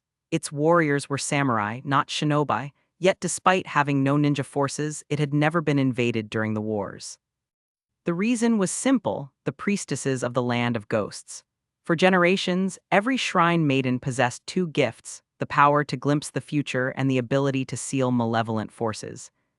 The last priestess had sealed away a terrifying entity known as the Sprite, splitting its body and soul. The soul was sealed beneath the underground palace of the land of ghosts, while the body was bound within the land of swamps. Only the priestesses could keep such a being suppressed, which was why none of the great nations dared to move against the land of ghosts. Now, however, disaster had struck. 4 followers of the rogue Shinobi Shino had breached the underground palace. Shino himself had allowed the Sprite's soul to inhabit his body, gaining the power to raise an undead army. If he reached the land of swamps and united the Sprite's body with its soul, the result could rival the calamities of the Great Ninja Wars. Kaido's expression grew grim as he thought it through. Everything now rested on the current priestess of the land of ghosts. After an hour of swift travel, Kaido and Kushina finally arrived near the borders of the land. All around them, they witnessed chaos shinobi clashing with hordes of stone warriors. Terracotta soldiers marched forward without end, their only goal the direction of the land of swamps. Perched atop a cliff, Kaido gazed down at the palace below, his brows furrowed. Such weak defenses. What do you expect? Kushina retorted, flicking her crimson hair and rolling her eyes. The land of ghosts never had ninja, only samurai. If they did have shinobi, we wouldn't even need to be here. Not everyone's like the land of fire, you know. Kaido gave a wry smile. Still, after all this time since the Sage of Six Paths, you'd think they'd train ninja of their own. Depending on samurai alone feels reckless. She snorted. Samurai can't compare to shinobi, and you know it. Against a proper ninja, it would be a massacre. Maybe. Kaido said lightly, his eyes still scanning the distance. Kushina's expression shifted, irritation giving way to a small pout. Instead of worrying about their politics, maybe you should think about how you'll explain yourself to your other girlfriends when they find out. Kaido chuckled. I didn't think you'd get jealous so quickly. If not for the situation, I'd. Enough. Her face turned slightly red, and she quickly cut him off. We're here to protect the priestess, remember? Of course. He replied warmly. Let's spread our senses and keep watch. If anything happens, I can get to the palace in an instant. It's already dark. Kaido continued, his tone thoughtful. Even if they want to head to the land of swamps, they'll wait until morning. Priestesses are careful by nature. Kushina sighed, her sharpness softening into a small smile. Fine, let's do it your way. Chapter 232, 232, Foresight and R18, 3 months ago. Chapter 232, Foresight and R18. The mountain lay silent under the moonlight. Hours passed before Kushina finally stumbled forward, her cheeks flushed and lips slightly swollen. She shot Kaido a fiery glare, though her expression betrayed exhaustion as much as anger. Kaido rubbed the back of his head, offering a sheepish smile. With a swift hand seal, his chakra flowed into a simple medical technique, soothing her tired body. Still, Kushina's Uzumaki physique and the resilience granted by the Ninetales meant her recovery would come naturally. Once she regained her composure, Kaido crouched and carried her onto his back. In a blur, the two disappeared into the night and reappeared inside the palace of the priestess of the land of ghosts. Not far away, rows of samurai stood guard with unwavering vigilance, yet none sensed the two shinobi slipping through the barriers. This. Kushina whispered in disbelief. Kaido chuckled. To them, these walls may seem like an impenetrable fortress, but to us, they're little more than paper screens. Kushina nodded. That's true. The land of ghosts has always relied on samurai. Compared to shinobi, they're powerless. A cold, feminine voice rose from the shadows of the chamber. You're right. Kaido's eyes narrowed. You didn't sleep. No, I've been waiting. If I had fallen asleep, I doubt I would have woken up again. The voice carried an edge of bitterness. You know who we are. Kushina asked cautiously. The figure stepped forward. A girl with pale hair and violet eyes appeared in the dim light. Her expression was calm, but her clenched fists betrayed frustration. Of course I know. You're Uzumaki Kushina, and your Ayanami Kaido shinobi sent by Konoha to protect me and seal the sprite. But you're late. I've been waiting 4 hours already. Her voice wavered, sharp with resentment. Kushina's entire face lit up crimson, her embarrassment radiating like heat. Even the chamber seemed warmer under her blush. Kaido covered his forehead with his hand, groaning inwardly.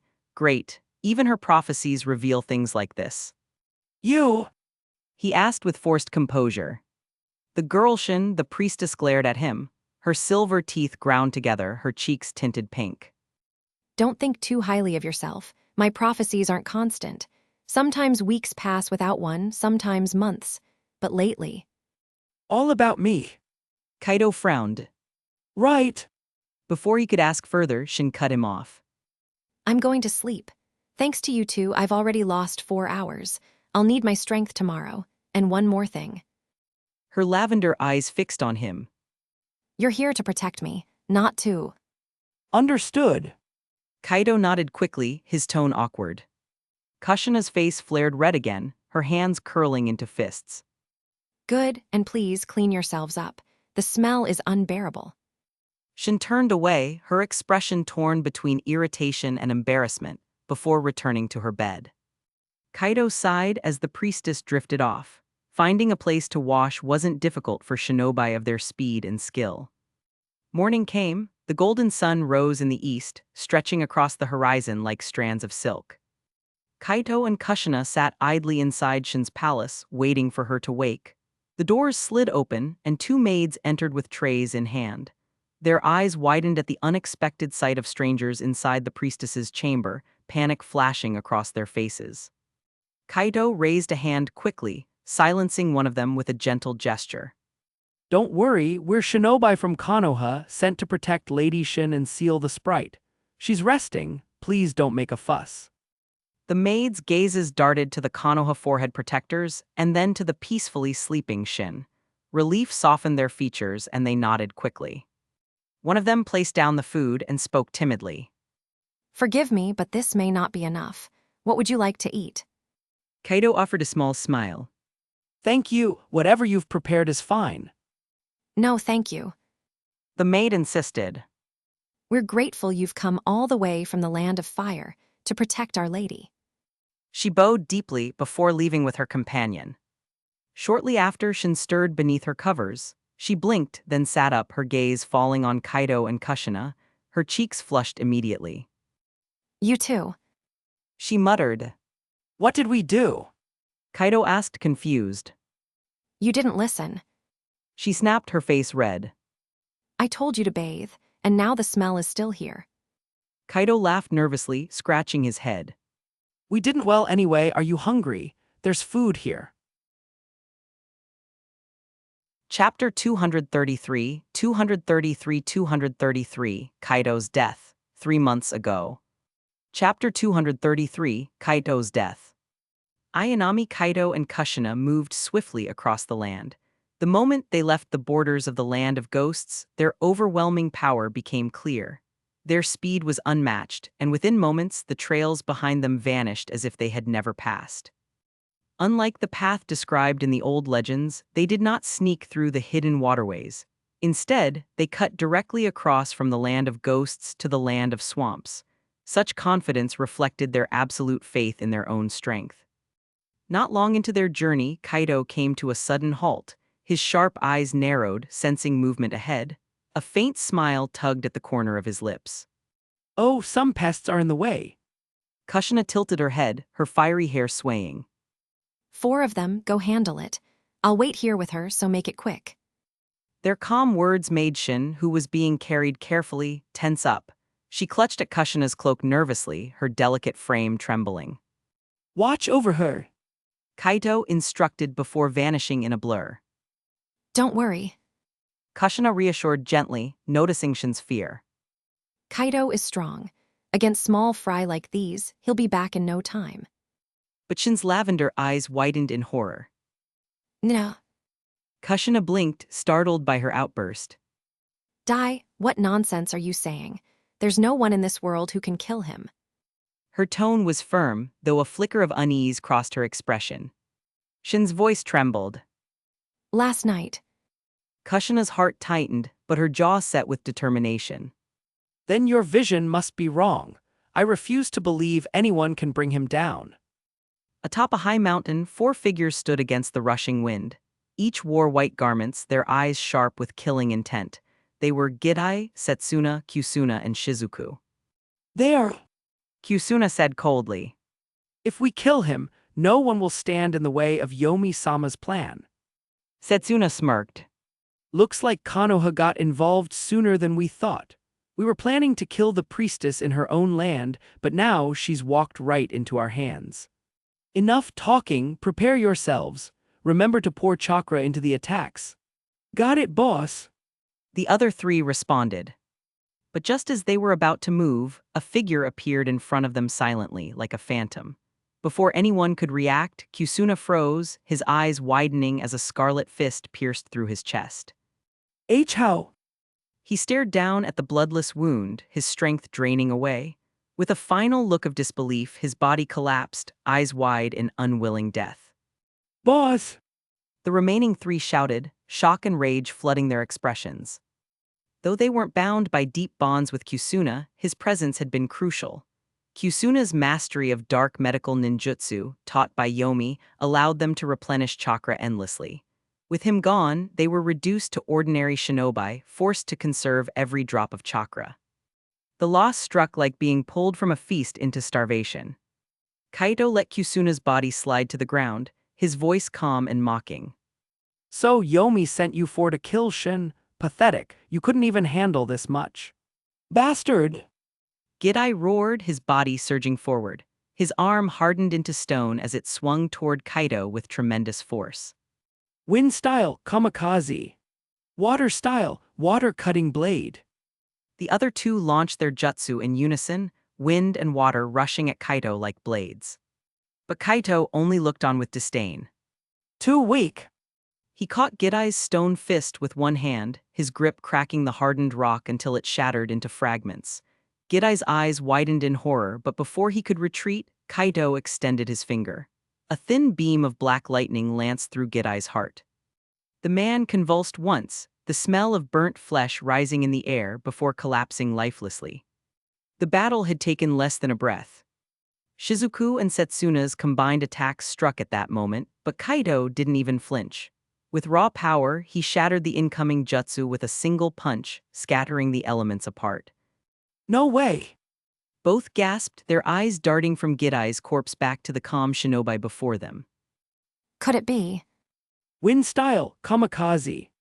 Water style, water-cutting blade. The other 2 launched their jutsu in unison, wind and water rushing at Kaito like blades.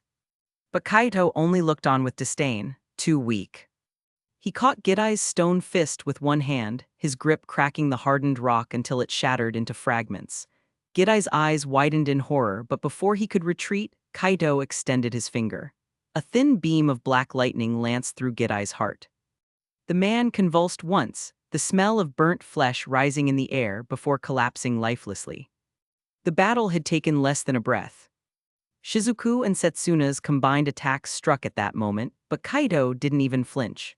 With raw power, he shattered the incoming jutsu with a single punch, scattering the elements apart.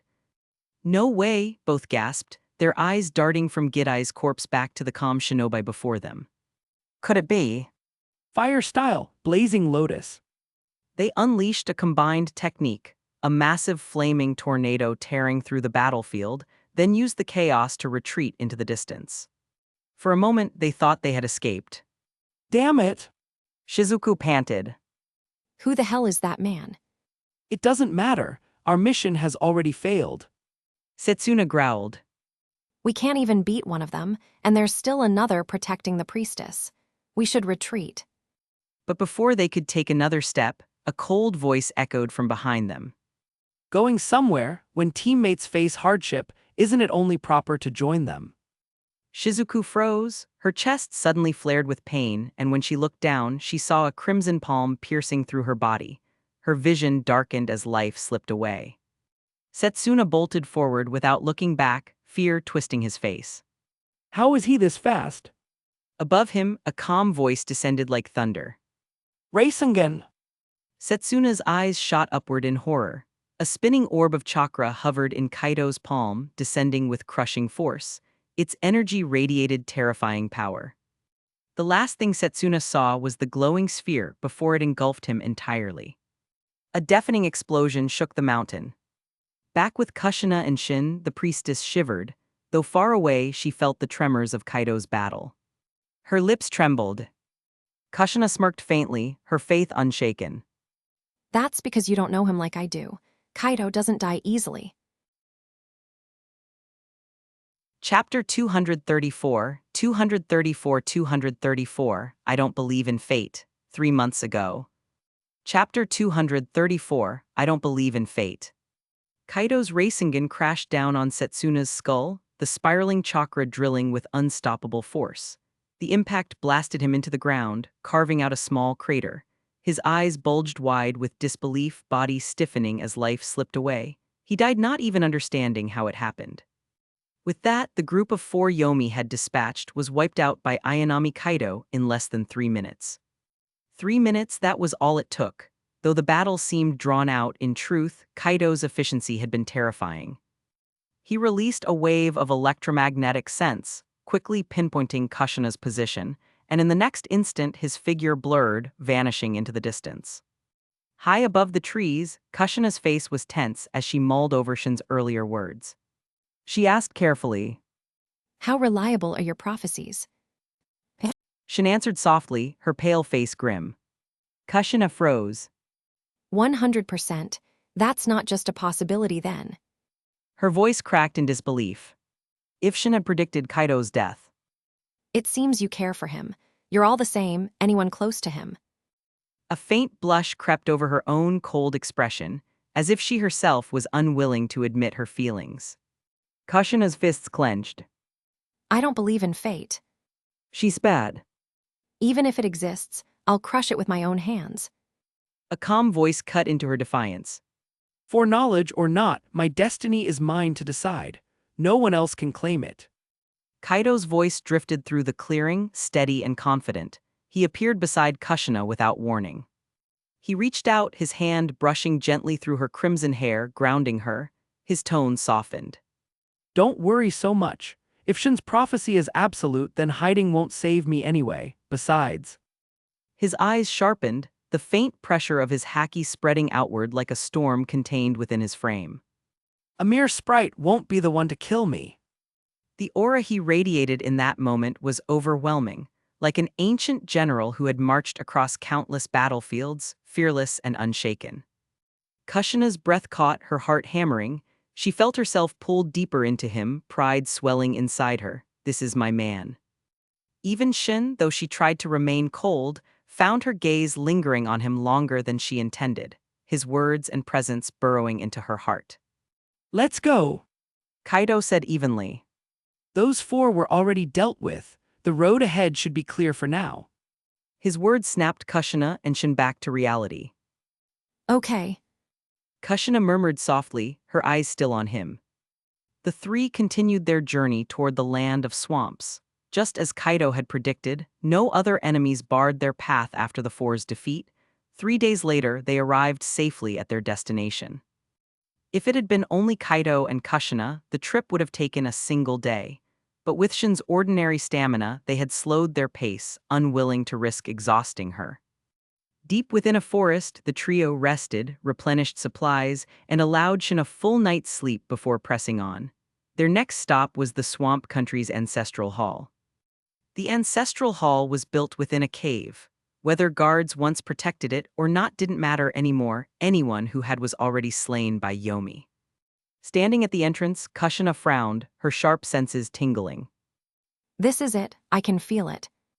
The ground rumbled. With booming cracks, enormous terracotta warriors rose from the earth, their bodies towering and unending. Their sheer number stretched across the cavern like a sea of clay soldiers. Shin's voice broke in fear. He's here. Kaido placed a hand lightly on her shoulder.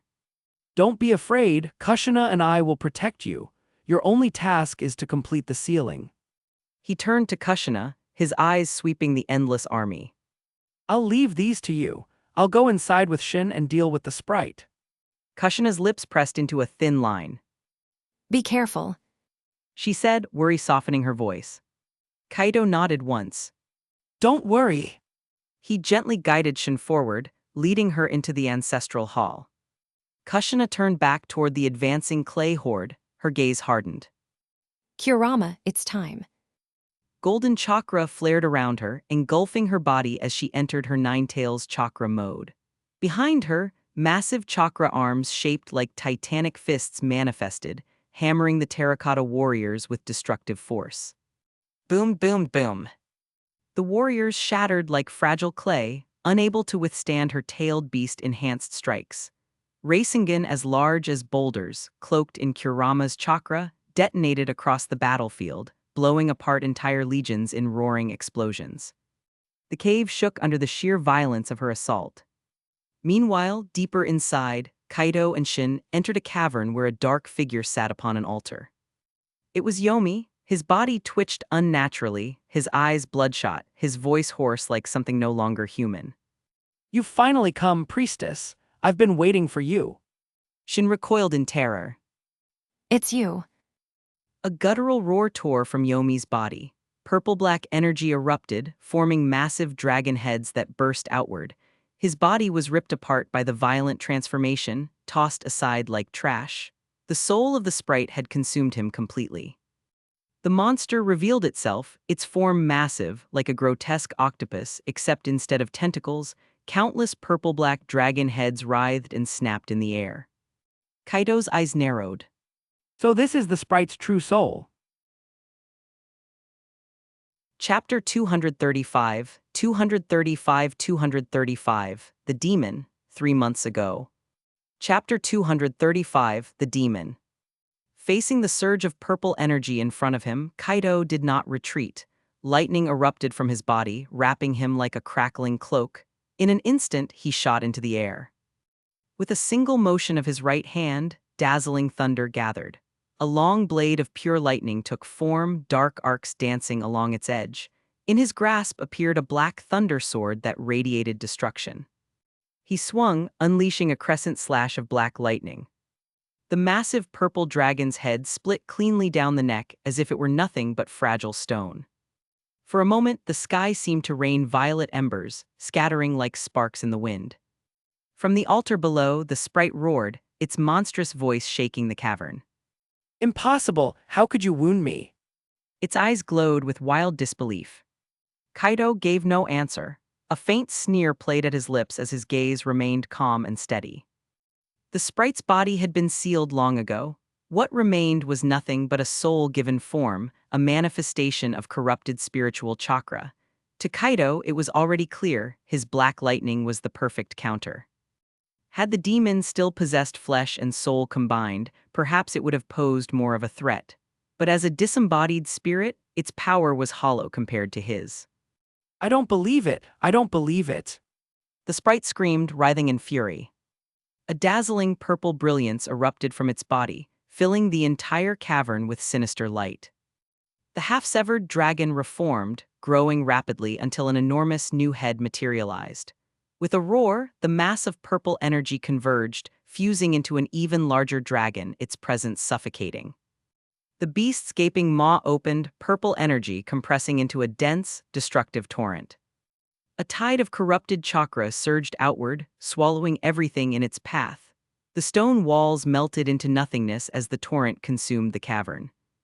Kaido's thunder sword expanded in response, lightning roaring as it grew into a colossal blade. He placed it firmly before him, intercepting the incoming tide. Retreat was not an option. Shin was behind him. If he evaded, the tide would consume her instantly. With a quiet sigh, he steadied his grip. What a troublesome girl. The cavern shook as purple energy clashed with the giant thunder sword. Kaido poured more chakra into his weapon, lightning flaring brighter and brighter until the cavern was filled with its radiance. The sprite screamed again. Who are you to resist my power? Cracks of thunder answered. From the thunder sword erupted a brilliance darker than night, a surge of black lightning so overwhelming it seemed ready to split the world apart. A roar echoed, not from Kaido, but from within the lightning itself. From the sword burst forth a massive black thunder dragon, its body writhing with destructive arcs. It opened its jaws wide, devouring the incoming tide of energy whole. The sprite froze, its eyes wide in disbelief. The dragon's stomach swelled with the absorbed power, then contracted, stabilizing as if nothing had happened. Unlike ordinary lightning, this was the culmination of Kaido's power, born from both his thunder fruit and his will. The black thunder dragon dwarfed even his greatest sword strikes in sheer force. Already, lightning was the natural enemy of corrupted spiritual chakra. Now with this thunder dragon unleashed, the sprite's fate was sealed. Roar! The thunder dragon lunged, crashing into the sprite's massive purple construct. The cavern shook as the two forces collided, but it was no equal clash. The sprite's dragon, formed of countless smaller heads and pure spiritual energy, was ferocious but unstable. Every strike from the thunder dragon dimmed its light, tearing chunks of it apart. Again and again, the thunder dragon bit into its enemy, devouring fragments of purple energy and assimilating them into its black lightning body. From the ground, Shin watched in awe, her lavender eyes trembling. This. Impossible, impossible, die, you will die. Its true body on the altar convulsed. The stench of blood filled the air as its enormous maw opened wide, condensing all its remaining power. Purple energy compressed at terrifying speed, forming a beam so dense that even space around it warped. The sprite bellowed, its voice echoing like thunder across the cavern. Super destructive magic light. Chapter 236, Do you wish to seal or kill? Kaido's face was solemn as the purple beam of light surged before him. From its violent pressure, he could sense overwhelming danger. Think Kaido. He muttered to himself. The thunder dragon and the massive black sword he had created floated beside him, their presence forming two layers of defense. At the same time, the chakra within his body erupted violently. The black thunder covering him burst forth, shining with dazzling brilliance like a dark pearl radiating destructive light. In front of him, a black and purple spear began to form, the raw essence of his lightning compressing into a weapon of ultimate piercing force. With a single thought, he moved. The thunder dragon, the giant sword, and finally the long spear all launched forward, colliding with the massive purple beam one after another. Boom, boom. Two deafening explosions shook the cavern. The aftermath spread wildly, shaking the entire underground chamber. The hardened volcanic walls above were torn open by the clash, blasting a gaping hole that revealed the bright sky beyond. Below, the ground trembled as though an earth dragon was stirring. Magma surged upward, rolling like waves in a stormy sea. But neither Kaido nor the sprite spared the chaos a glance. Their eyes locked on each other and on the ongoing clash above, the battle between the purple beam and Kaido's black spear. The sprite's destruction magic light, its ultimate weapon, tore through Kaido's two defenses, shattering them like paper. Yet even so, it remained locked in stalemate against the thunder spear. The cavern glowed in two colors. The purple light beam stood tall and unyielding, a massive pillar as though it were a totem from the underworld itself. The black spear crackled with sharp arcs of lightning, carrying a murderous edge that seemed capable of piercing through time itself. The air buzzed, sparks crackled, cracks spread. At last, fissures appeared along the surface of the purple beam. Then, with a resounding shatter, the thunder spear pierced straight through, ripping it apart from the inside. The destruction magic light collapsed, dissolving into fragments of spiritual energy before vanishing entirely. Kaido wasted no time. While the sprite was still stunned by the destruction of its strongest attack, the thunder spear shot forward like a streak of black lightning. Whoosh! In the blink of an eye, the spear pierced directly into the sprite's body, pinning it onto the altar. Crackling arcs spread out from the weapon, enveloping the sprite in black lightning. It let out a shrill, agonized roar. Oh yeah, no, it burns, it hurts. How is this possible? What kind of lightning is this? Why can it wound me? Why? The cavern shook with its screams. Kaito descended with Shin at his side, landing before the altar. The girl raised her trembling hands, beginning the sealing ritual her mother had entrusted to her. But before she could complete the jutsu, Kaido gently interrupted, placing a hand on her wrist. His voice was calm, yet solemn. Shen, do you want to seal it? She froze, startled by his words. Kill it? Isn't the sprite always sealed? Kaido's eyes hardened. Then tell me, if it breaks free again and threatens everything you hold dear, what would you choose? Her lips trembled, then she clenched her fists and said firmly, Kill it. If we destroy it here, the priestesses of the land of demons will never have to live in fear again. Everyone will finally know peace. Kaido nodded. Good. With a flick of his hand, he removed the small bell from her ear. This was the seal her mother Miroku had left behind, suppressing Shin's spiritual power. Only during her prophetic visions did the bell tremble and allow glimpses of the future. What are you doing? Shin asked in shock, her voice carried urgency and worry. This is the chance of a lifetime. Why are you? Before she could finish, a flood of energy erupted within her body. Warmth spread through her veins, enveloping her like a gentle embrace. It was as if her mother's spirit held her once more. Countless images flashed through her mind, the priestesses of past generations, her mother Miroku among them, smiling softly. She understood then, this was her inheritance, the true power of the priestess line. Her entire body began to glow, wrapped in dazzling light until she looked like an angel descending to earth. Kaido reached out instinctively, grasping her hand. Together, their palms pressed against one another. Shin blushed faintly, but the overwhelming power coursing through her left little room for hesitation. Between their hands, chakra surged and twisted. A sphere of light began to form, rotating with tremendous force. The Rasengan. But unlike any before it, this one swelled larger and larger, consuming Shin's overflowing spiritual power.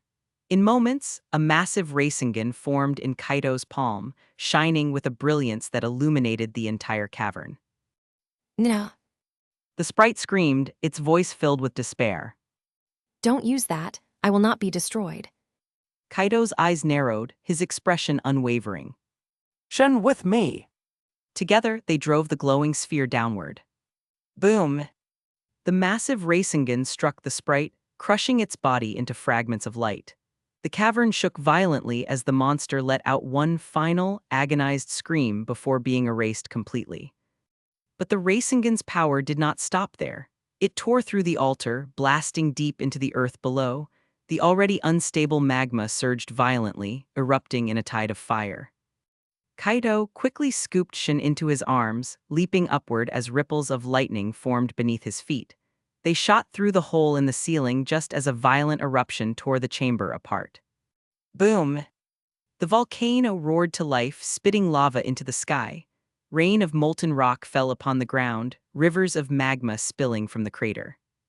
At the same time, far away on the battlefield, shinobi from various nations halted their fights. The undead army crumbled instantly into dust and broken fragments, collapsing into nothingness. On a ridge not far from the eruption, Kushina, Shin, and others stared in awe. Shin smiled faintly, her lavender eyes glimmering. So this. Kushina murmured, almost entranced. Kakashi appeared behind them with Shikamaru and Might Guy at his side. Looks like we were a little late. Kaido turned, still holding Shin. A small smile tugged at his lips. Not too late at all. You still made it to see the show. He gestured toward the blazing sky. A few days later, Kaito and Kushina escorted Shin safely back to the land of demons. They stayed for 2 days, strolling through the land and sharing peaceful moments before saying their farewells. Then, carrying souvenirs and memories, they returned to Konoha. An hour later, Kaito and Kushina stood once more before the village gates. In a flash, they appeared at the Hokage's office.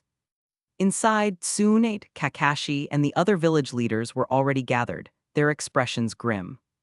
Kaito's heart tightened. Something else has happened. As he entered, Tsunade looked up, her face pale and serious. You're back. Good work. Kushina frowned. Tsunade, what happened this time? Why do you look so troubled?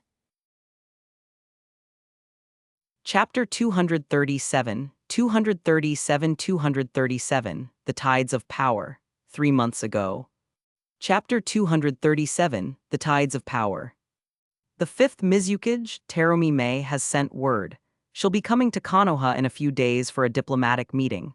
What a friendly interview, Tsunade muttered, her teeth clenched, frustration etched across her face. Terumi Mei, is she supposed to be the babysitter? Kushina's voice grew cold, her expression darkening.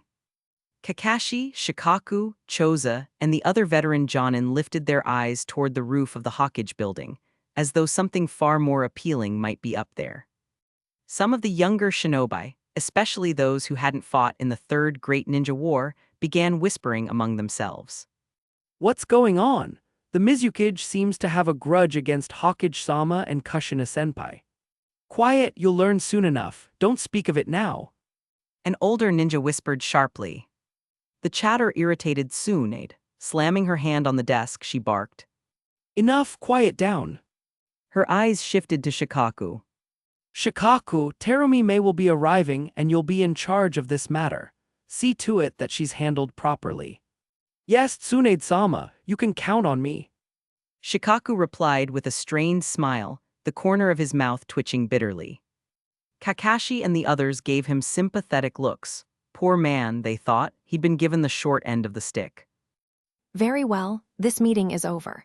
Everyone is dismissed, except Kaito and Kushina. You two stay and give me the mission details. Tsunade ordered. Just as everyone turned to leave, Kaito's voice rang out.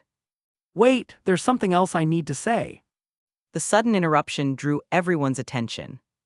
I've made the Three Tails my summoning beast. According to our agreement, it requires a safe sea territory. From now on, it will live peacefully under Konoha's protection. The room fell silent, eyes widened in disbelief, shock written on every face.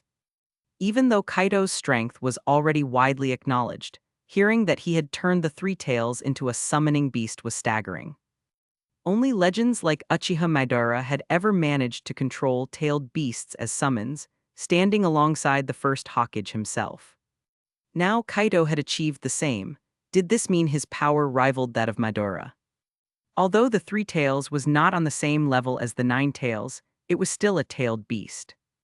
Gasps rippled through the younger shinobi as the weight of his words sank in. The respect in their gazes toward Kaito deepened, and more than a few turned envious eyes toward Tsunade. To have such a disciple. Where do you want it to reside? It needs to be far from the villagers, at the edge of Konoha territory, with plenty of water. Kaito explained. Shikaku, Tsunade called. I know a place. Shikaku said after a moment of thought. Near the Valley of the End, there's a small sea area. It's not very large, but it should be enough for the Three Tails. The only issue is that it's a bit far from Konoha. That's fine. Kaito replied calmly. If space is a problem, it can shrink itself. Then it's settled. Tsunade confirmed. Don't worry, it's my summoning beast now. It won't cause destruction or harm anyone, so long as it isn't provoked. Kaito reassured, sensing the unease in the room. At his words, many of the shinobi relaxed. With his guarantee, there was no reason to fear. The next day, sunlight sparkled across a wide river. The water was so clear that pebbles on the bottom and fish darting about could be seen with ease. Hovering in the air, Kaito surveyed the area, satisfaction glinting in his eyes. He bit his thumb, formed hand seals, channeled chakra, and slammed his palm down. Summoning technique. Not far away, Kakashi led Team 7, Kurenai led Team 8, Asuma with Team 10, and Guy with Team 3, all watching silently. As teachers, they'd seen much, but this was something even they felt compelled to witness firsthand. Look, it's coming. Asuma murmured, his students watching with wide eyes. The woods filled with shinobi from different squads, all crowded together to see the spectacle. A thunderous roar split the air, the ground trembled beneath their feet. From the surge of chakra that followed, an oppressive pressure spread outward like a storm. Trees swayed violently, leaves tearing from their branches. This. Kiba whispered, his face pale. Akamaru collapsed under the sheer pressure, legs trembling. Shikamaru exhaled sharply. Incredible. His gaze drifted briefly toward Naruto. Pathetic. The Nine Tails sneered from within Naruto's mindscape. A tailed beast reduced to a mere summoning beast. Yet deep down, it ignored the fact that it had been the first to endure the same fate. Enough. Kaido's voice boomed as he faced the massive form of the Three Tails. From this day forward, this will be your home. No one will disturb you here. Live peacefully. The great beast rumbled in response. It's too small. Then shrink yourself. Don't pretend you can't. All tailed beasts can freely adjust their size. Kaido crossed his arms. The Three Tails froze, one massive eye narrowing suspiciously. This was a closely guarded secret among the tailed beasts themselves. How could this human know? Unine are chakra incarnations. Of course you can change size. Only fools would believe otherwise. Chapter 238, 238, telling Ino and Hinata, 3 months ago. Chapter 238, telling Ino and Hinata. The Three Tails went silent, its massive eye narrowing. It had always believed the tailed beast's ability to change size was a secret. Do you humans know about this? It rumbled. Not exactly. Kaido shrugged. I can't claim to know everything, but I can figure things out if I think about it. After securing the Three Tails in its new territory, Kaido appeared before Kakashi and the other Jonin with a light smile. Yo, looks like everyone's here. Yeah. Kakashi answered in his usual tired drawl. I brought Naruto and the others to witness something beyond their generation. Didn't expect the others had the same idea. And now? Kaido asked. I still have business to handle. You lot do whatever you like. Kakashi gave Naruto a glance before disappearing. One after another, Asuma, Kurenai, and Guy departed as well, leaving their students to digest what they'd just seen. Hey Kaido, that tailed beast was huge. It felt even bigger than the fox sealed inside me. Naruto exclaimed, eyes shining with excitement. Kaido resisted the urge to sigh, this kid. Actually, you and the Three Tails share a connection. When you've got some free time, come talk with it. Learn from each other. Strengthening your bond will help you understand the world of tailed beasts. Naruto nodded vigorously, scratching his chin as if he were making a solemn decision. Yeah, training's at a critical point right now, but when I can, I'll definitely come talk with it. Kaido muttered under his breath. You're just getting scarier by the day. Shikamaru complained lazily. You're wrong. Choji corrected, shaking his head. He's always been this terrifying. Neji and Lee silently nodded in agreement. Kaido's forehead twitched at their stares. Do they think I'm some animal in a zoo? Turning away from them, he softened his gaze at Ino and Hinata, who were standing quietly beside him. Let's head home. Both girls gave a soft Meh. Without hesitation, Kaido slipped an arm around each of their waists and, under the astonished eyes of all their friends, vanished in a flash. The others were left staring, their faces darkening. The blatant display of affection felt like a sickeningly sweet overdose of romance shoved down their throats. By the time they returned home, it was already mid-afternoon. Sitting around the low table in the living room, Kaido's expression grew solemn. He couldn't hide the truth from them forever. I have something to tell you. He began, taking a deep breath. What is it? Ino asked curiously. You might be unhappy, or even. He trailed off, struggling to find the words. Just say it. Hinata interrupted softly but firmly. Her pale hand slipped into his arm, her cheeks faintly pink. No matter what it is, we'll be on your side. That's right. Ino added. She moved closer, wrapping her arms around him from behind. Whatever it is, we'll face it together. Their tenderness pierced Kaido's heart. Guilt weighed heavily on him, and for a fleeting moment he wished he could undo the past and avoid all of this, but it was too late. With a long sigh, he told them everything. The journey to Rorin, absorbing the dragon veins, his accidental trip back to the past, and the relationships he had formed with Tsunade and the others. By the time his story ended, dusk had fallen. The two girls sat in silence, their faces reflecting shock and disbelief. That's... Kaido finished, his voice low. He looked at them with the uneasiness of a boy awaiting punishment, afraid of losing the people he cherished most. At last, Ino stirred. Resting her chin on her hand, she asked calmly. So, Yes, to me it was only an instant. To them, it was over a decade. really? Ino's brow furrowed. Really? Kaido answered firmly. He braced himself, expecting her to turn away. Instead, Ino suddenly lunged at him, knocking him flat to the floor. She clung to him like an octopus, her face flushed with excitement. Aiza, Ino said, her voice trembling between awe and disbelief. you're Senju Kayet. Kaido froze, caught off guard. Wait! Upset. She echoed, almost laughing at the idea. Why would I be? You're a legend. How could I not be proud to stand beside you? He hesitated, guilt edging into his words. But... Ino's smile faltered. She looked away for a moment, steadying her breath. All right. Kaido's chest tightened. So... Her eyes softened. I've known you for more than 10 years. My heart's already yours. Even if I tried to walk away, I couldn't. He exhaled, guilt heavy in his chest. With care, he set her down and turned toward Hinata, waiting for her choice.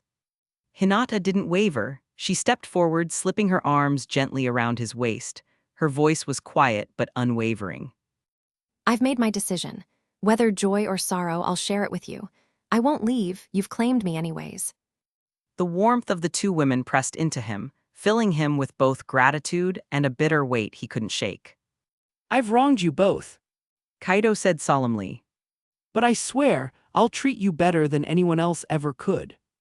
Hinata smiled softly. We know you always have. Let's visit Tsunade-sama and the others together sometime.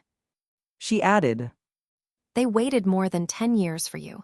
You shouldn't let that devotion go unanswered. Yes. Kaido agreed. When Teromi May arrives, I'll introduce you to them. Wait. Ino suddenly exclaimed, pulling back in shock. Hinata, what did you just say? What? Hinata blinked, confused. You said you're all ready. Ino stared at her in disbelief. A crimson flush spread across Hinata's face. She nodded shyly. Yes. Chapter 239, 239, A Dangerous Dinner, 3 months ago. Chapter 239, A Dangerous Dinner. There was nothing difficult to admit. Sooner or later, both Hinata and Ino would be Kaido's women. Accepting it didn't feel like much of a confession. Oh yeah, Hinata was one step ahead of me. Ino pouted, clearly displeased.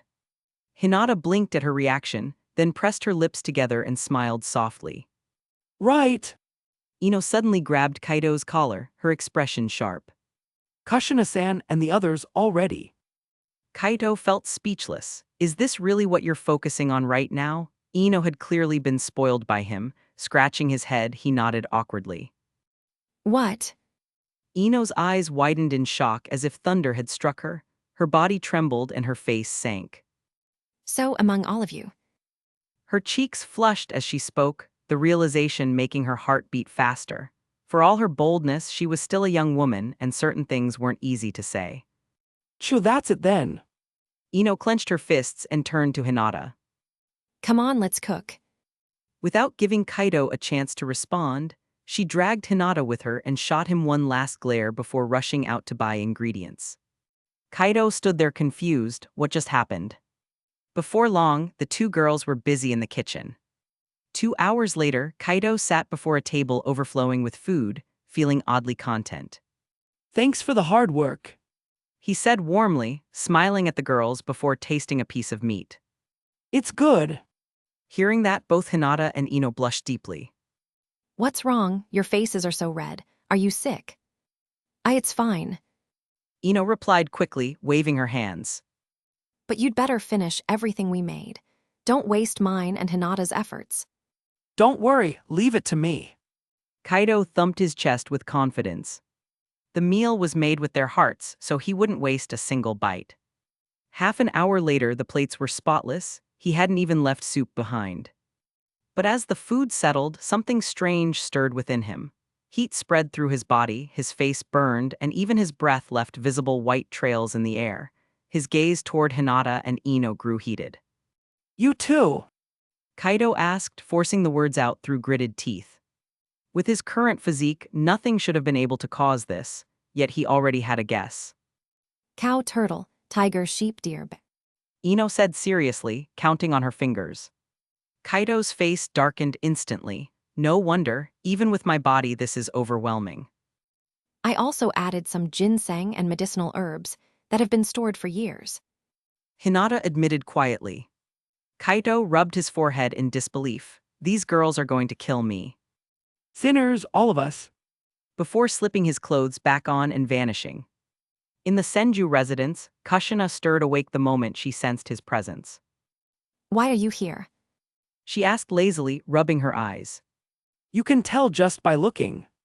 Kaido's bitter smile said it all. What's wrong with you? You're burning red. Are you sick? Kushina's tone carried a trace of worry. With no other choice, Kaido explained the night's events. PFFT hahaha, so even you have a day like this. Kushina laughed, only to grow concerned again. But What do you think? Kaido shot back irritably.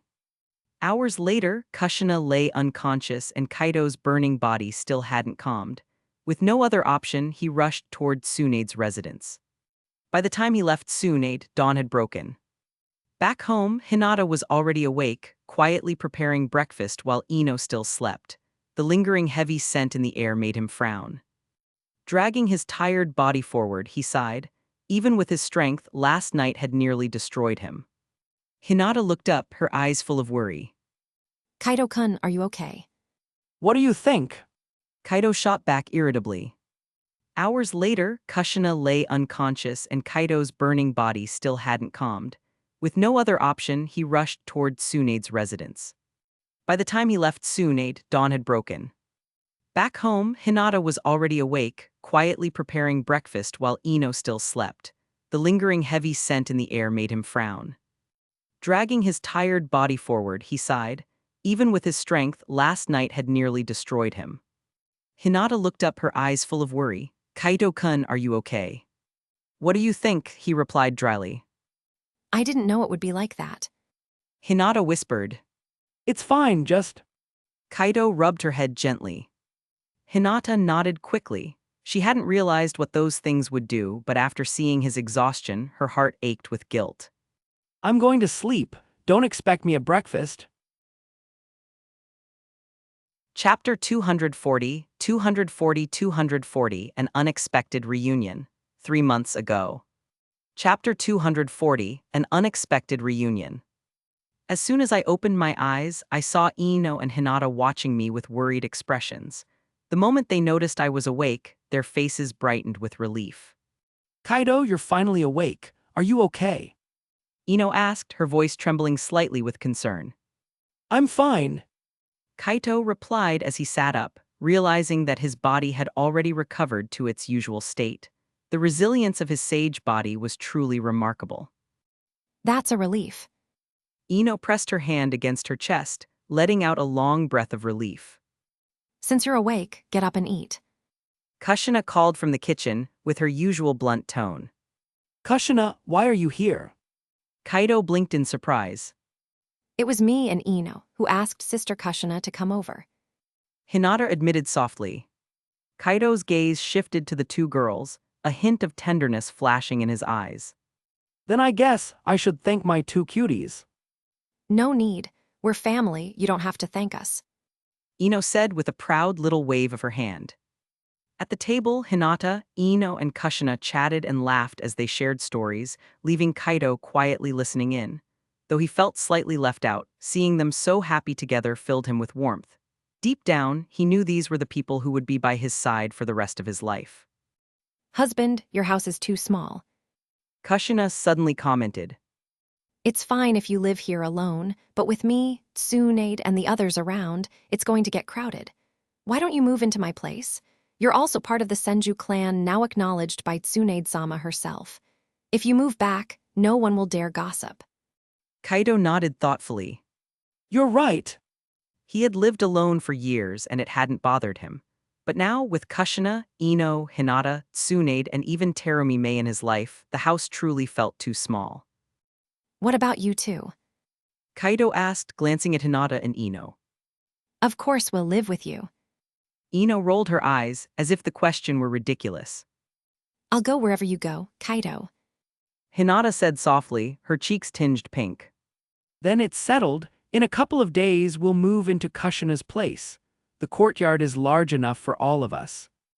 After finishing their meal, Kushina excused herself, claiming she was tired from the night before and needed rest. Once she left, Kaido embraced Hinata and Ino, the three of them heading out for a walk around the mountain before returning home to sleep. A week passed in the blink of an eye. Days were spent accompanying Ino and Hinata, even joining Kushina on shopping trips to distant towns in the Land of Fire. Nights were filled with training. At his current level, ordinary exercises no longer sufficed. Kaido devoted himself to mastering yin and yang release and refining his control over the five elemental natures. He also continued pushing his body toward unlocking the last gate, yet despite all his efforts, progress eluded him. The longer he tried, the more convinced he became that his approach was wrong. The sun rose high, casting its light over the village. At Konoha's gates, Shikaku Nara and several other high-ranking shinobi stood waiting, their expressions sharp with expectation. Before long, figures appeared in the distance. Leading them was a striking woman with a slender figure, long blue dress flowing elegantly around her, and a Mizuki's hat glimmering in the sunlight. Her presence radiated effortless charm. This was none other than Terumi May, the fifth Mizuki of Kirigakure. Following her were several elite mist shinobi, among them her loyal guard Chijiro. Mizuki-sama, welcome to Konoha for your diplomatic visit. Shikaku said respectfully as he stepped forward. I am Nara Shikaku, advisor to the Hawkage. I've heard of you. Terumi May replied with a smile. They say your intellect is unmatched in Konoha. You flatter me, Mizuki-sama. Shikaku said, bowing slightly. I only speak the truth. Terumi May replied, before arching an eyebrow. But tell me, where is that big-breasted Tsunade? Shouldn't she be the one to greet me? Shikaku's forehead dampened with sweat. The tension in the air rose instantly. Many of the younger shinobi frowned, considering her words a slight against their Hawkage. Tsunade-sama had urgent matters to attend to. Shikaku explained quickly, forcing a smile. As they entered the village, Shikaku offered. Would you like to meet Hawkage-sama now, or would you prefer a tour of Konoha first? Let's tour Konoha first. Terumi May replied casually. But then her expression brightened. Looking past the group, she suddenly rushed forward, a delighted smile on her face. Husband, you came to pick me up. Kaido appeared before her, his gaze softening as he gently touched her cheek. You and Shikaku still have matters to discuss. I'll take you home after. Shikaku and the others froze, eyes wide with shock. None of them could believe what they were witnessing. The Mizuki, acting like a love-struck woman before Kaido. Even Chijiro remained calm, bowing slightly. Kaido-sama. Kaido waved him off with a faint smile. Chijiro, handle the rest. Chapter 241, 241 Sparks Between Goddesses, 3 months ago. Chapter 241, Sparks Between Goddesses. Shikaku Nara froze mid-thought, his sharp mind swirling with disbelief. Could it be that Tsunade-sama was also connected to Kaido? If so, then what about Ino and Hinata? Were they truly tied to Ayanami Kaido as well? The realization made his chest tighten. For a man of his intellect, this was like uncovering a world-shaking secret. Slowly, envy replaced his earlier doubt. Why hadn't he been blessed with a daughter? If he had, the Ino-Shikacho alliance would have secured a future bound to the god of Shinobi himself. The Ino family, with a son-in-law like Kaido, could prosper for 100 years. Yet a nagging thought held him back. No, wait, Kaido is only a teenager. Shikaku! Yamanaka Inoichi whispered, tugging his sleeve. The reminder brought him back to reality, and Shikaku quickly composed himself. My apologies. He said, bowing slightly. I was lost in thought. It's fine, Shikaku-senpai. What should we do now? Chijiro asked nervously, clearly out of his depth in the situation. Relax. Shikaku said calmly, his tone easing the tension. Because of the relationship between your Mizukage and our Konoha, there's no need to be so tense. We'll take you to see Hokage-sama first, then assign someone to guide you through the village. This! Chijiro stammered. Of course, don't worry. Your Mizukage-sama won't blame you. Shikaku reassured him with a small smile. His sharp mind had already guessed Terumi Mei's true intentions. This delegation was little more than a formality. At Kaido's home. Meanwhile, inside Kaido's residence, Terumi Mei had a playful smile as she looked at Hinata and Ino, both sitting nervously. So these are the sisters Hinata and Ino. I've heard Kaido speak of you often. She said warmly. Hello, Terumi Mei-sama. It's a pleasure to meet you. The girls replied in unison, bowing politely. With an elegant motion, Terumi Mei produced a sealing scroll from her robes. With a puff of chakra smoke, rows of glass bottles and jars appeared, filled with cosmetics and perfumes. These are specialties from Kirigakure. I thought the two of you might enjoy them. Hinata and Ino gasped softly. Even as heirs of noble clans, they had never seen such a dazzling collection. Some of these products were exclusive even to daimyo families. Their eyes lit up with girlish excitement, and within moments, the three women were chatting like old friends. Kaido could only shake his head with a wry smile. So that's all it takes? The secret bond of women is cosmetics. Later that afternoon, the group wandered the streets of Konoha. Ino and Mei chatted animatedly while Kaito trailed behind them, arms full of shopping bags and sweat beading on his forehead. Even with his sage-enhanced body, his legs ached from hours of walking. By evening, they finally returned home. Kaito collapsed onto the floor, arms spread wide in exhaustion. So much for being invincible. Shopping with women is a battle no man can win. He muttered to himself, next time, I'd rather fight Obaido than do this again. The three women laughed and headed straight for the kitchen, leaving him sprawled out like an old man waiting for dinner. Just then, the front door slid open. Kushina stepped in, wearing simple home clothes. Her eyes immediately fell on Kaido, looking utterly drained. Kaido, are you all right? Did you not recover from the last battle? She asked, genuine worry in her voice. It's fine. Kaido replied, sitting up halfway. I just went shopping with Mei today. I'm exhausted. Terumi Mei, the Mizukage, she's here. Kushina's eyes narrowed. Yeah, she's in the kitchen. Kaido said without thinking. Kushina frowned, muttered something under her breath, and marched straight into the kitchen. Kaido blinked in confusion. Why does she sound upset? Maybe I should go eat at Shikaku's house instead. Where's that little babysitter, Terumi Mei? She asked flatly. In the kitchen. Kaido replied cautiously. Tsunade hesitated for a moment, then sighed and plopped down beside him. Forget it, I'll wait until after she's done cooking. An hour later, Kushina, Hinata, Ino, and Terumi Mei emerged from the kitchen with dishes in hand. They froze at the sight of Tsunade already seated. Sister Tsunade, you're here. Hinata greeted quickly, while Ino echoed her words. Kushina's voice carried a note of surprise. Tsunade, what brings you here? I heard Terumi Mei was visiting. Thought I'd come see for myself. Tsunade answered with a smile. Terumi Mei's lips curled into a playful smirk. Well, if it isn't the legendary big-breasted princess herself. No bigger than yours, little babysitter. Tsunade shot back without missing a beat. The tension crackled instantly, their eyes locked, sparks practically flying between them. Kaido could only sigh.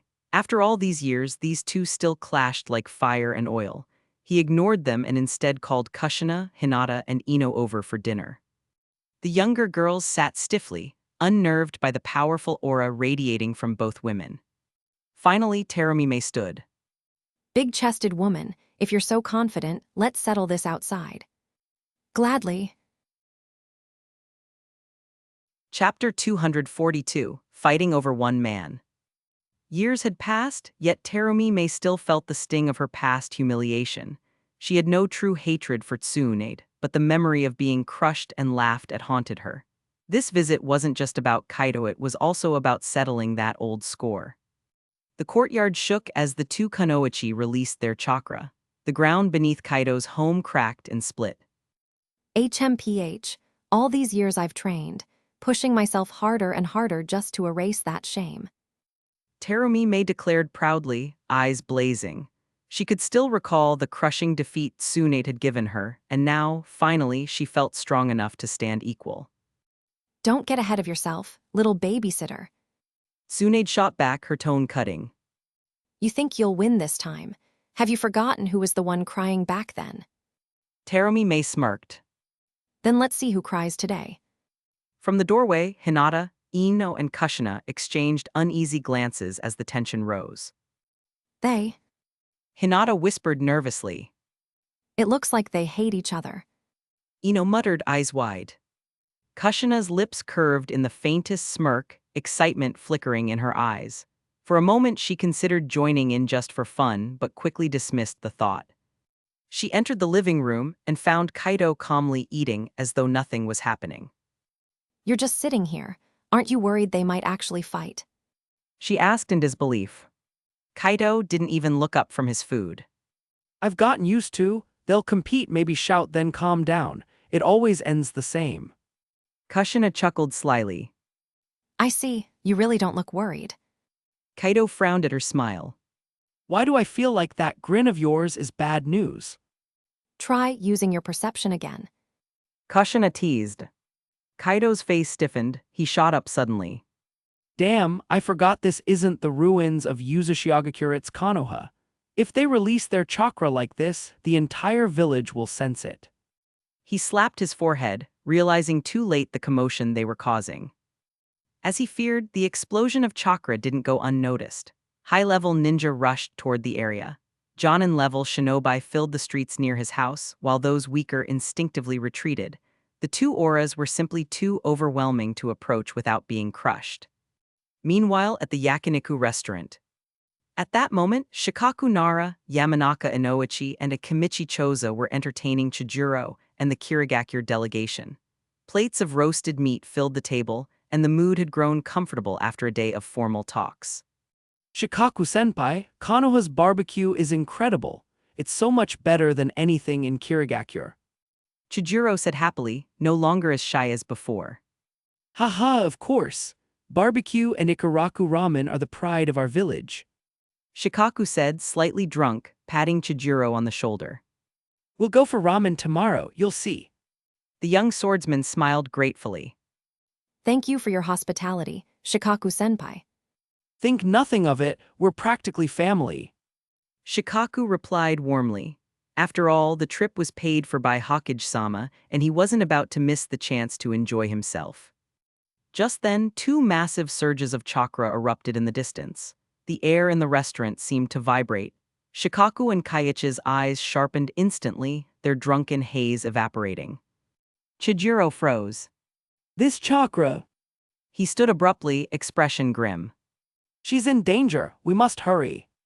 Shikaku exchanged a knowing glance with his comrades before answering carefully. You're certain? Yes. Chijuro said firmly. I've felt her chakra countless times. I can't be mistaken, we must protect her. Please join us. Shikaku rubbed his chin, looking troubled. The thing is, Chijuro's jaw dropped. You're saying Mizukage-sama is clashing with Hokage-sama? That's impossible. One of the Mist Nin muttered, frowning. Shikaku sighed. I'm afraid not, but the relationship between them is. Chijuro's expression darkened. Our Mizukage traveled here in person, and instead of diplomacy, she ends up fighting the Hokage. Is this how Konoha treats its guests? Calm down, Chijiro. Shikaku said firmly. I don't think you understand the situation. What situation? Chijiro demanded. Our Mizukage came here to build bridges, and your Hokage picks a fight. Shikaku hesitated, then glanced at Inoichi. With a sigh, he said, Do you know who Mizukage-sama's husband is rumored to be? Chijiro blinked. Of course, everyone knows the name Senju Kaido. And Tsunade-sama. Inoichi added carefully. Do you know who her partner is? I wasn't aware Hokage-sama was married. Chijiro admitted, still confused. She isn't married. Shikaku replied smoothly. But she does have a man. Chijiro froze, the implication sank in like a weight in his chest. You! His eyes widened. It's him, both of them. Shikaku confirmed. The mist swordsman staggered back, stunned. His face went pale. So if I'm understanding you, He stammered. Mizukage-sama and Hokage-sama are. The Ino-Shikacho trio nodded together. Chijiro swallowed hard. This is insane. Shikaku said, his tone heavy but calm. They aren't truly fighting, this is. Even so, Chijiro was anxious. I still need to see for myself. Mizukage-sama might be in danger. Then let's go. Chapter 243, Senju Kaido. Kakashi Asuma, Anko. Seeing the group in front of him, Nara Shikaku's expression darkened. Kakashi, what are you doing? Don't just stand there, shouldn't you be separating Hokage-sama and Mizukage-sama? Kakashi gave him a look, clearly unimpressed. Shikaku-sama, I think you'd better see for yourself. He muttered, stepping aside with a sigh. Separate them? They're not even fighting. And even if they were, would I dare to pull them apart? Kakashi grumbled inwardly, already annoyed at the thought. When Shikaku entered the courtyard with Chijiro and the Mist Nin elite, the scene before them left their jaws hanging. Inside the small yard, Tsunade and Terumi May had released their chakra pressure, the air thick with tension. But instead of fighting, the two legendary Kunoichi were standing face to face, trading insults like common rivals. Big-breasted hag, you think you can crush me with that presence of yours? Little nanny, the only thing you're good at is running your mouth. HMPH, at least I don't waste my time glaring at people. No matter what, I'll always be better than you. The tension was so absurd it was almost comical. Chijiro leaned toward Shikaku, whispering nervously. Shikaku-sama, what do we do now? Shikaku rubbed his forehead. Cancel the alert, act like nothing's happening, and disperse the crowd quickly. If people see the Mizukage and Hokage bickering like street rivals, word will spread across the entire Shinobi world. Chijiro nodded, completely agreeing. The idea of their cade's reputation collapsing over a shouting match was unthinkable. Kakashi turned toward the others, who were standing around enjoying the spectacle. Kakashi, Asuma, Anko move the crowd. Tell them the Hokage is simply sparring with the Mizukage, nothing serious. Yeah, got it. Kakashi replied lazily. Truthfully, he still wanted to stay and watch. Despite his reluctance, Kakashi and the others worked quickly. Within minutes, the crowd of onlookers had dispersed, leaving behind only a few high-ranking jonin. Shikaku chose not to press the issue. These were clan leaders and veterans. They understood the situation well enough to keep their mouths shut. Time dragged on, an hour passed, and yet the two cage still hadn't stopped. Their heated exchange had long since lost its novelty. Even Kaido, who had originally found it amusing, was now visibly irritated. All right, that's enough, both of you. It's dinner time and you've already embarrassed yourselves enough. Is this how Hokage and Mizukage should act? Kaido snapped, his voice echoing across the courtyard. Fine, big-breasted hag, I'll let it go this time. But next time we'll see who's stronger. Terumi May huffed, pulling back her aura. She lowered her head slightly as she walked over to Kaido, like a scolded child bracing for reprimand. As if I'm afraid of you. Tsunade muttered back with a smirk, also retreating and heading toward Kaido with no shame on her face. Come on, let's go eat.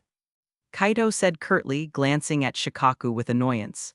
All right, it's over, nothing interesting to see anymore. He shut the cottage door behind him with a loud boom. The sound left Shikaku and the others standing there in silence. Was that really our Mizukage? Chijiro murmured, still stunned at how childlike Terumi May had just acted. It's normal, you'll get used to it. Shikaku replied, patting his shoulder with a weary sigh. The group escorted Chijiro back to the guest quarters prepared for the Kirigakure delegation. After exchanging farewells, the Leaf Shinobi departed. At a quiet crossroad, Choza went his own way, leaving only Shikaku and Inoichi walking side by side. The street was lit by lanterns, their glow illuminating the thoughtful expressions on both men's faces. Shikaku broke the silence first. I know what you're about to ask, but don't you already know the answer in your heart? Inoichi frowned. But, Shikaku inhaled deeply from his cigarette, his eyes narrowing. At first, I couldn't make sense of it either, but then I thought of one possibility, the only one that explains everything. What possibility? That kind. Inoichi's eyes widened. time travel, that's. Absurd, yes, but impossible. No, this world is filled with mysteries. Spacetime ninjutsu, forbidden jutsu, the sage of six paths. Shikaku exhaled a trail of smoke, his voice calm yet heavy. It explains everything. Why Senju Kaito appeared out of nowhere during the Third Shinobi War. Why he always wore a mask to conceal his face. He didn't want anyone realizing who he was and altering history. Inoichi clenched his fists. The explanation was too strange, yet it fit too perfectly. Shikaku continued. But in the end, it doesn't matter. You know Kaito's heart. He's always cherished Ino. That bond hasn't changed, no matter the timeline. Hearing those words, Inoichi's tension finally eased. Shikaku smirked slightly. You should be glad. Ino has the love of a man who's already shaped history. The Yamanaka clan will flourish for decades because of it. Honestly. Inoichi laughed at that, the weight lifting from his shoulders. Ha, who would have thought? That boy Kaito really turned out extraordinary. Let's grab a drink. He said, tugging Shikaku toward a nearby tavern. You're paying this time. Chapter 244, 244, Experiments with the Sharingan, 2 months ago. Chapter 244, Experiments with the Sharingan. At Kaito's house, he glanced at Terumi May, who was acting delicate and charming, and then at Tsunade, who carried herself with her usual fiery, tsundere-like pride. His head throbbed already. Turning his gaze to the 3 other women smirking at his misfortune nearby, Kaito glared at them. The two of you can't keep acting like Kushina's 3 daughters. Every time you meet, you start pinching at each other. Look at what happened today. Half of Konoha will probably know by tomorrow. Not me. Terumi May and Tsunade both snapped at the same time. Kaito blinked, then the 2 women locked eyes, glaring daggers at each other. All right, enough. Hurry up and eat. After dinner, go home. Kaito rubbed his temples in frustration. I just arrived in Konoha. I don't even have a place to stay. Let me sleep here. Terumi May said softly, her voice almost pleading. HMPH, shameless, and you call yourself Mizukage. Tsunade snorted coldly. Seeing another quarrel brewing, Kaito snapped. Fine, all of you can sleep here tonight. But no more arguments, both of you. Tomorrow we'll move. Humph, they both huffed, turning away. That night was perhaps the most comfortable, and yet the most uncomfortable sleep Kaito had ever had. The next morning, he urged everyone to wake up and prepare for the move. Calling it a move was an exaggeration, though. His old house contained little of value. Kushina's home already had everything he needed, so he only gathered some spare clothes and a few personal items left behind by Hinata and Ino. The move was small and swift. Later, familiar faces like the 12 guardians of Konoha and Kakashi visited to celebrate his housewarming. They even held a modest banquet. At the banquet, the single men like Shikamaru couldn't help but envy him as they watched the busy girls flutter about the house. Even Nara Shikaku's father, Shikake, felt a twinge of envy. It wasn't just Kaito's identity, his strength and presence far outshone most of them. Kaito, today is your housewarming. Let me offer you a toast. Shikake raised his cup. Of course. Kaito smiled knowingly. He could already see where this was going. As soon as he downed his drink with shikake, Choza stood up. Kaido, I wish you harmony and happiness in life. He drained his cup in one go. One after another, Asuma, Inoichi, and the others followed suit. Their plan was obvious: to get Kaito drunk. But Kaito accepted each challenge without hesitation. His face remained calm and steady, showing no signs of worry. With the resilience of his sage body and his drinking tolerance from his past life, how could he possibly lose?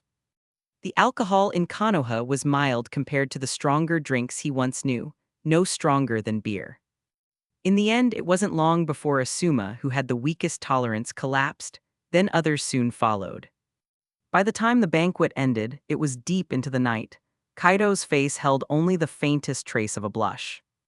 When Kaito opened his eyes the next morning, he was momentarily stunned by the unfamiliar ceiling. Then, as he shifted slightly, the warmth surrounding him explained everything. Terumi May rested peacefully on one side, her arm draped around him, while Kushina clung to his other side. Both women held him closely, their bodies pressed lightly against him. Feeling the softness at his arms, Kaito's face flushed, his mind instantly sharpening. Morning wasn't the best time to be in such a situation, especially with two women lying against him. He carefully slipped out of bed.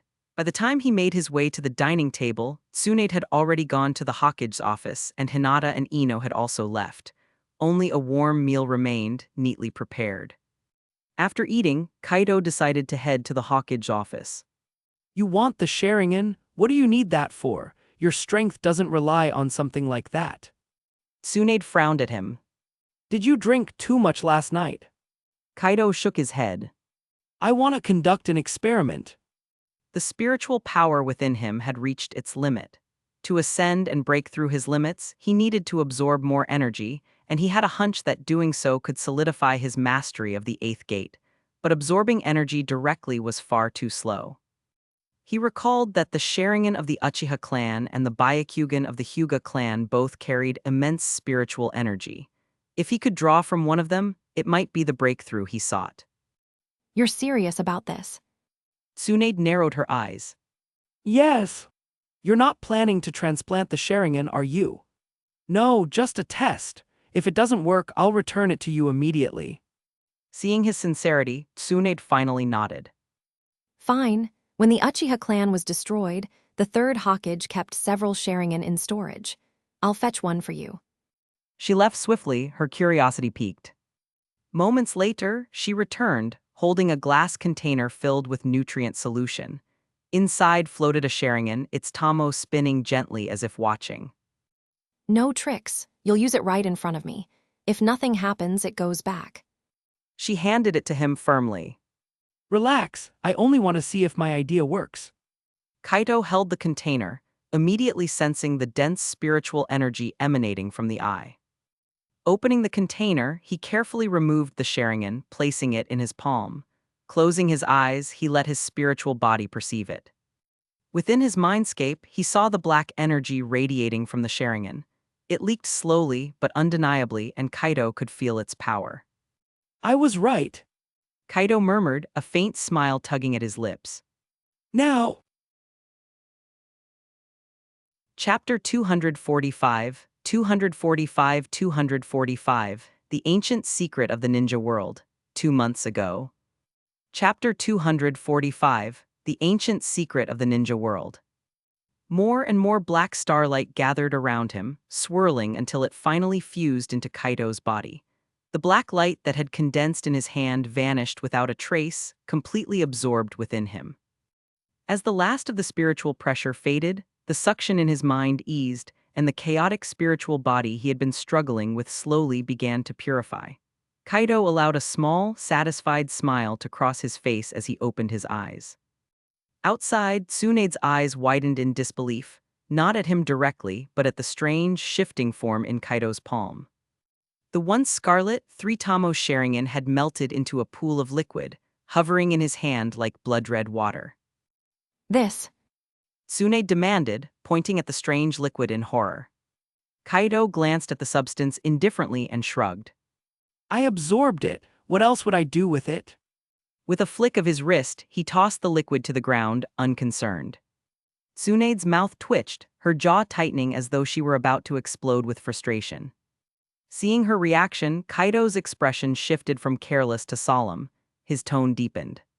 In the ninja world, aside from the basic 5 chakra natures, there are 2 deeper elements, yin and yang release. You should know this much. Tsunade nodded slowly, her eyes narrowing. Yin release was derived from spiritual energy, its greatest symbols being the Uchiha's Sharingan and the Hyuga's Byakugan. Yang release stemmed from physical vitality, seen most strongly in clans such as the Uzumaki and the Senju. Their bodies carried natural power from the moment they were born. The famed wood style of the Senju was, at its core, simply an advanced application of Yang release. Kaido's words made Tsunade's chest tighten. Impossible.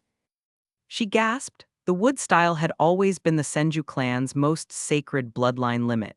To hear it described so plainly as a mere extension of Yang release was nothing short of blasphemy. After a long moment, her brows furrowed. So you used yin release to absorb the Sharingan's spiritual energy. Kaido tilted his head. More or less. Her frown deepened. And what happens if you master both yin and yang release completely? Kaido's lips curled. Creation itself. The ability to turn the impossible into reality. Imagine you lost your eyes. True mastery of yin-yang release would allow you to recreate them from nothing. Tsunade blinked, stunned. Are you insane? That's absurd. Of course, it's only possible at the very peak of the art. Kaito explained. He paused, then decided she needed to understand more if she was going to grasp the weight of what was coming. I discovered an ancient record during the Third Great Ninja War. He began. An ancient record. Tsunade repeated, her frown returning. It told the story of the Sage of 6 Paths. At the name, her eyes sharpened. The Sage of 6 Paths. Kaito ignored her interruption and continued. The sage had founded ninjutsu and, before his death, had 2 sons, Indra and Ashura. The elder, Indra, inherited the sage's eyes and incredible talent. Proud and gifted, he was much like Uchiha Madara. The younger, Ashura, inherited the sage's body. Though he lacked natural talent, he possessed kindness, perseverance, and the ability to bond with others. In temperament, he was much like Hashirama Senju. Indra, arrogant and dismissive of others, grew increasingly resentful when he saw his younger brother admired for his compassion. When the sage sought to choose a successor, he tested his sons. Indra completed the trial on his own strength, while Ashura succeeded only with the help of those around him. In the end, the sage chose Ashura as his heir. Indra's fury boiled over. Refusing to accept the decision, he turned to force and the brothers fought. Though Indra's strength was immense, Ashura's perseverance allowed him to match and finally overcome him. Ashura inherited his father's mantle, while Indra, defeated, swore eternal vengeance. His descendants, he vowed, would oppose Ashura's forever. Don't tell me. Tsunade whispered, realization dawning in her eyes. Kaido smiled faintly. Exactly. The Uchiha clan descends from Indra. The Senju and later the Uzumaki descend from Ashura. The eternal conflict between your clans isn't coincidence, it's the blood of your ancestors driving you. Her breath caught. And when Indra and Ashura died, their chakra didn't vanish. It reincarnated into worthy descendants again and again. Their conflict never ended, in fact. Kaido paused, watching Tsunade closely. The most recent reincarnations were none other than Hashirama Senju and Uchiha Madara. What? Tsunade staggered back in shock. Grandfather and Madara. Her voice trembled. The thought that her own grandfather had been bound to such a cycle shook her to her core. That's not all. Kaido continued. There was another truth recorded. This is also why Akatsuki is hunting the tailed beasts. Tsunade's body stiffened. Tell me. They want to gather all the tailed beasts. Together, their power can forge something beyond imagination, a weapon of destruction. She swallowed, remembering Jiraiya's warning that Akatsuki planned to create a terrifying weapon that could annihilate entire towns in a single strike. But what Kaido was saying hinted at something far older. Yes. He said. The origins go back 1,000 years, perhaps even further before the sage himself. Tsunede's eyes widened. 1,000 years ago. Kaido nodded. Back then, humanity was lost in endless war, bloodshed was constant, and then… He fell silent for a moment, his voice lowering as though speaking of something sacred. From the skies descended a woman. Cold and mysterious, she stood by the divine tree. People called her its messenger. Chapter 246, 246, The Truth of Kaguya, 2 months ago. Chapter 246, The Truth of Kaguya. This woman… Kaido said, his tone heavy as he recounted the ancient tale. Long ago, the world was drowning in endless wars. To put a stop to the chaos, she consumed a forbidden fruit born from the god tree itself. The air inside the Hokage's office grew tense as Kaido spoke. Tsunade leaned forward, her amber eyes narrowing, but she said nothing yet. After eating the fruit, Kaguya gained overwhelming power enough to silence all conflict. The wars ended and the people came to revere her. They called her the rabbit goddess. And that fruit she consumed. What? You mean chakra came from her? Tsunade's eyes widened. Yeah. Kaido replied calmly. Don't interrupt, there's more. Tsunade smirked faintly, masking her unease. Fine, keep going. Kaido's voice deepened as he continued. After the wars stopped, Kaguya bore 2 children, Otsutsuki Hamura and Otsutsuki Hagoromo. But the power of the god tree corrupted her heart. Before long, she imposed a tyrannical rule, using her dojutsu to force humanity into submission. The goddess they once worshipped. Tsunade's smirk faded. Her desire grew darker still. Kaido went on. Kaguya sought to reclaim chakra from her own sons, but Hagoromo and Hamura resisted her cruelty. The battle that followed shook the world. In the end, the brothers combined their strength and sealed her away on the moon. He paused, letting the weight of the story sink in. It should be said, Kaido added grimly, that after consuming the fruit, Kaguya was no longer human. She became one with the god tree itself, the 10 Tails' first Jinchuriki. 10 Tails? Tsunade frowned deeply. Hold on, the world already has tailed beasts 1 through 9. Why would there be a 10 tails? Listen carefully. Kaido's tone was firm, cutting through her doubt. When Hagoromo and Hamura sealed their mother, the god tree went berserk. To prevent disaster, Hagoromo sealed its energy inside himself, becoming the 10 Tails Jinchuriki. That power was also the key to maintaining Kaguya's prison on the moon. Tsunade's lips parted, but no words came. Afterwards, Kaido explained.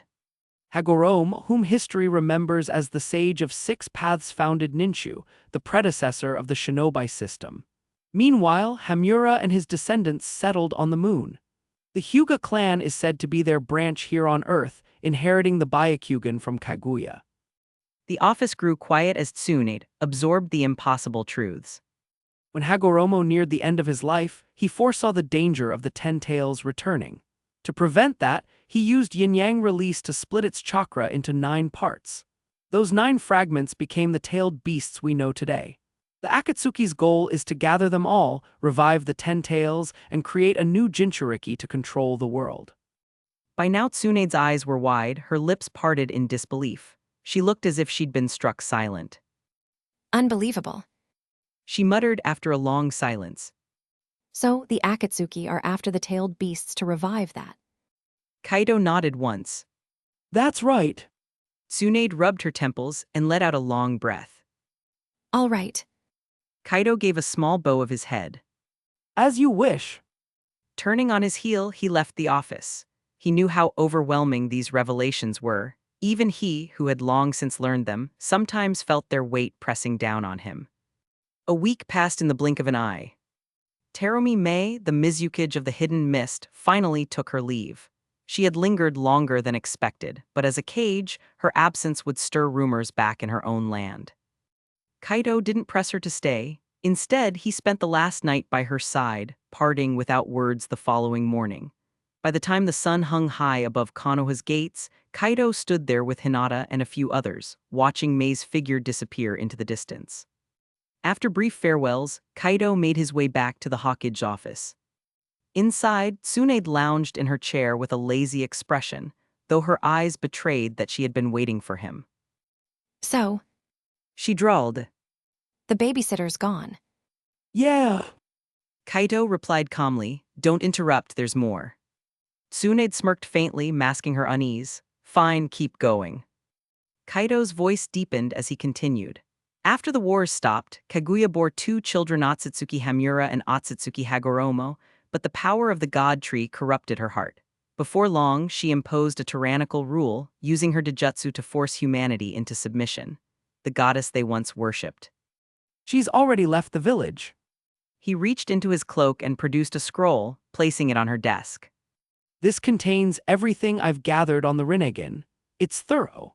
I'm concerned that whoever possesses it may target Konoha once I leave. Tsunade's brows knit. Leave, you just got back, and now you're already planning to run off again. Don't worry. Kaido said lightly. I'll be back soon. If all goes well, I'll reach a new level. Tsunade raised an eyebrow. A new level, at your stage. Don't tell me you're aiming to surpass the sage of 6 paths himself. Kaido only smiled faintly. Almost, don't worry about it. He gave a small wave of his hand. I've already spoken to Hinata. I'll be gone for a while.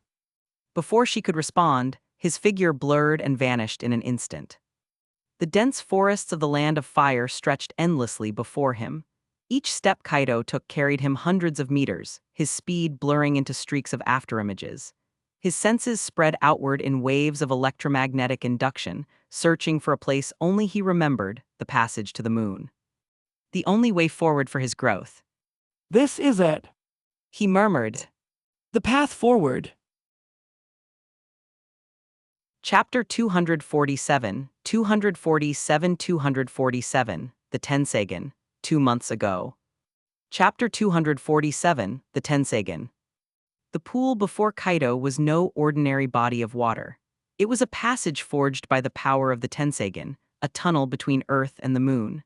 The surface shimmered like glass, yet when he extended his senses, it devoured his perception like an endless void. Taking a steady breath, he stepped forward. His figure vanished into the waters, swallowed whole by the gateway. When he emerged, the world had changed. Gray-brown soil stretched endlessly beneath a barren sky. The land was littered with bones, bleached and broken, scattered across a desolate battlefield that reeked of death. Black lines streaked the ground like streams of dried blood, staining the earth in ugly patches. The oppressive atmosphere sent a chill crawling down his spine. It was as though he had stepped into hell itself. At the center of the wasteland floated a massive golden sphere. Though fragments of broken pillars surrounded it, none supported its weight anymore. It hung in the air like a miniature sun, radiating pressure that made the air heavy. Upon its surface, a hexagram pattern pulsed with light. From it emanated a pupil force so overwhelming that Kaido instinctively tightened his fists. The sheer weight of it could crush nations. The colossal eye was none other than the Tensagen, the ultimate evolution of the Byakugan. Kaido's mind raced as he studied it. There were 2 ways the Tensagen could be born. One was through the collection of the Otsutsuki clan's Byakugan, uniting their bloodline into a single source of power. The other was by transplanting the pure Byakugan of Hamura's descendants, once isolated on the moon, into those of the Hyuga clan on Earth. This Tensagen, suspended before him, was clearly the first type formed from countless Byakugan of the Otsutsuki who had lived and died here. It was a crystallization of Hamura's lineage, a power directly connected to his chakra. Kaido stepped lightly onto one of the broken pillars, his eyes locked on the golden sphere. His heart pounded with anticipation. If he could draw on its energy, the growth of his own power would surge beyond imagination. A voice echoed faintly in his mind, urgent and impatient. "Take it." Otsutsuki Tonri. Kaido muttered. In the original history, Tonri would not fully complete his integration for several years after the 4th Shinobi War. For now, he was still weak far from a threat. Satisfied, Kaido closed his eyes. His chakra shifted, his mental energy opening like a floodgate. Before him, the radiance of the Tensegan surged like a second sun, spilling waves of pressure across the moon's surface. He felt it pulling at his mind, tugging at the depths of his spirit. The connection formed instantly. Streams of energy burst forth from the Tensegan and poured into him, raw and blazing, like torrents of molten light. Time became meaningless. The chakra pouring into him was not gentle. It burned, twisted, and pressed against his very soul. His body felt heavy, but his mind soared as though drifting into a dream. He saw fleeting images, memories of his old world, long before he arrived in this one. Friends laughing, mistakes he regretted, words he had never spoken aloud. Fragments of a life left behind. For a moment, he felt the drowsy embrace of nostalgia and slipped into unconsciousness. But while his body slumbered, his spirit did not. Within the dark recess of his mindscape, Kaido saw himself, or rather, a spiritual reflection of himself. The figure loomed larger than life, radiating an aura that dwarfed his previous strength. Around it swirled torrents of energy, compressed and refined, reshaped into something sharper. The spiritual projection of Kaido inhaled the power like a black hole devouring stars. With every pull, his presence grew heavier, more commanding. Hours passed, though he could not tell how many. When at last his eyes opened again, he found the golden sphere before him dimmed and broken. The Tensegan had dissolved, its power completely absorbed. He exhaled slowly, feeling the change within. Inside his mindscape, his spiritual form stood taller than ever, its silhouette vast and unshakable.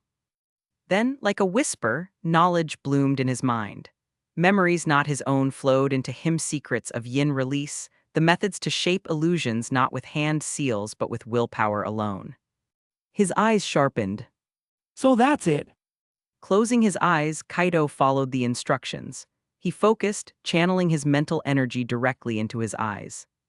A low hum resonated as his vision shifted. His eyes darkened, their depths unfathomable, like black holes that could draw others into endless illusions. It wasn't a dojutsu in the traditional sense. Instead, it was the manifestation of his overwhelming mental force, weaponized through his gaze, stronger than genjutsu cast with hand seals, yet fundamentally similar. Kaito clenched his fists, conflicted. A part of him had hoped for something more, a bloodline limit like the Uchiha's Sharingan or the Hyuga's Byakugan. Instead, he had gained mastery over pure mental energy. It wasn't disappointment exactly, but it was close. Still, he couldn't deny the truth. This power was his now, honed to fit his style, and if wielded well, it could rival any kekkei genkai in the world. His lips curved faintly. Good enough, this will do. Chapter 248, 248, The Last Gate, 2 months ago. Chapter 248, The Last Gate. What truly surprised him was that he had finally discovered a way to open the 8th gate, in reverse, don't forget. The method appeared after he woke up, carried by a voice deep within his mind. Kaido wasn't sure if it was real, but based on the principles explained in those mysterious instructions, he felt certain that it could work. Otsutsuki Tonri was still in seclusion, fusing with the Tensegan, leaving Kaido undisturbed. It was the perfect time to attempt a breakthrough. He didn't go anywhere. Instead, he sat cross-legged, closed his eyes, and allowed his consciousness to sink into his training space. Once again, he found himself within the Shikatsu forest. Mist hung thick in the air, wrapping around ancient trees and the towering stone pillars that rose into the clouds like guardians of the heavens. At the center of it all stood a massive golden gate. Brilliant light shone from its surface, crafted of precious metals and rare materials that radiated an overwhelming aura. 2 golden dragons, carved with such detail that they seemed alive, coiled around the gate as if protecting the glowing pearl that floated above them. Kaido studied the gate, and with a thought, 2 energies appeared before him, one black, one green, yin and yang. According to the memory that had been imprinted in his mind, balancing and merging these 2 forces was the key to unlocking the 8th gate. For hours, he worked at weaving the 2 opposing powers together. Time blurred as he focused solely on the task. 7 days later, a thin black and green needle finally took form in front of him. Finally, Kaido muttered, his voice hoarse. Not certain if it would work, he whispered. go! The needle streaked forward, trailing a brilliant tail of light as it shot toward the golden gate. The moment it struck, searing pain erupted in Kaido's mind, yet he ignored it, his eyes locked on the gate with unwavering determination. Cracks spread across its radiant surface. A small hole appeared, and from within, pure chakra gushed forth like a fountain. Kaido's lips curled into a grin. It worked!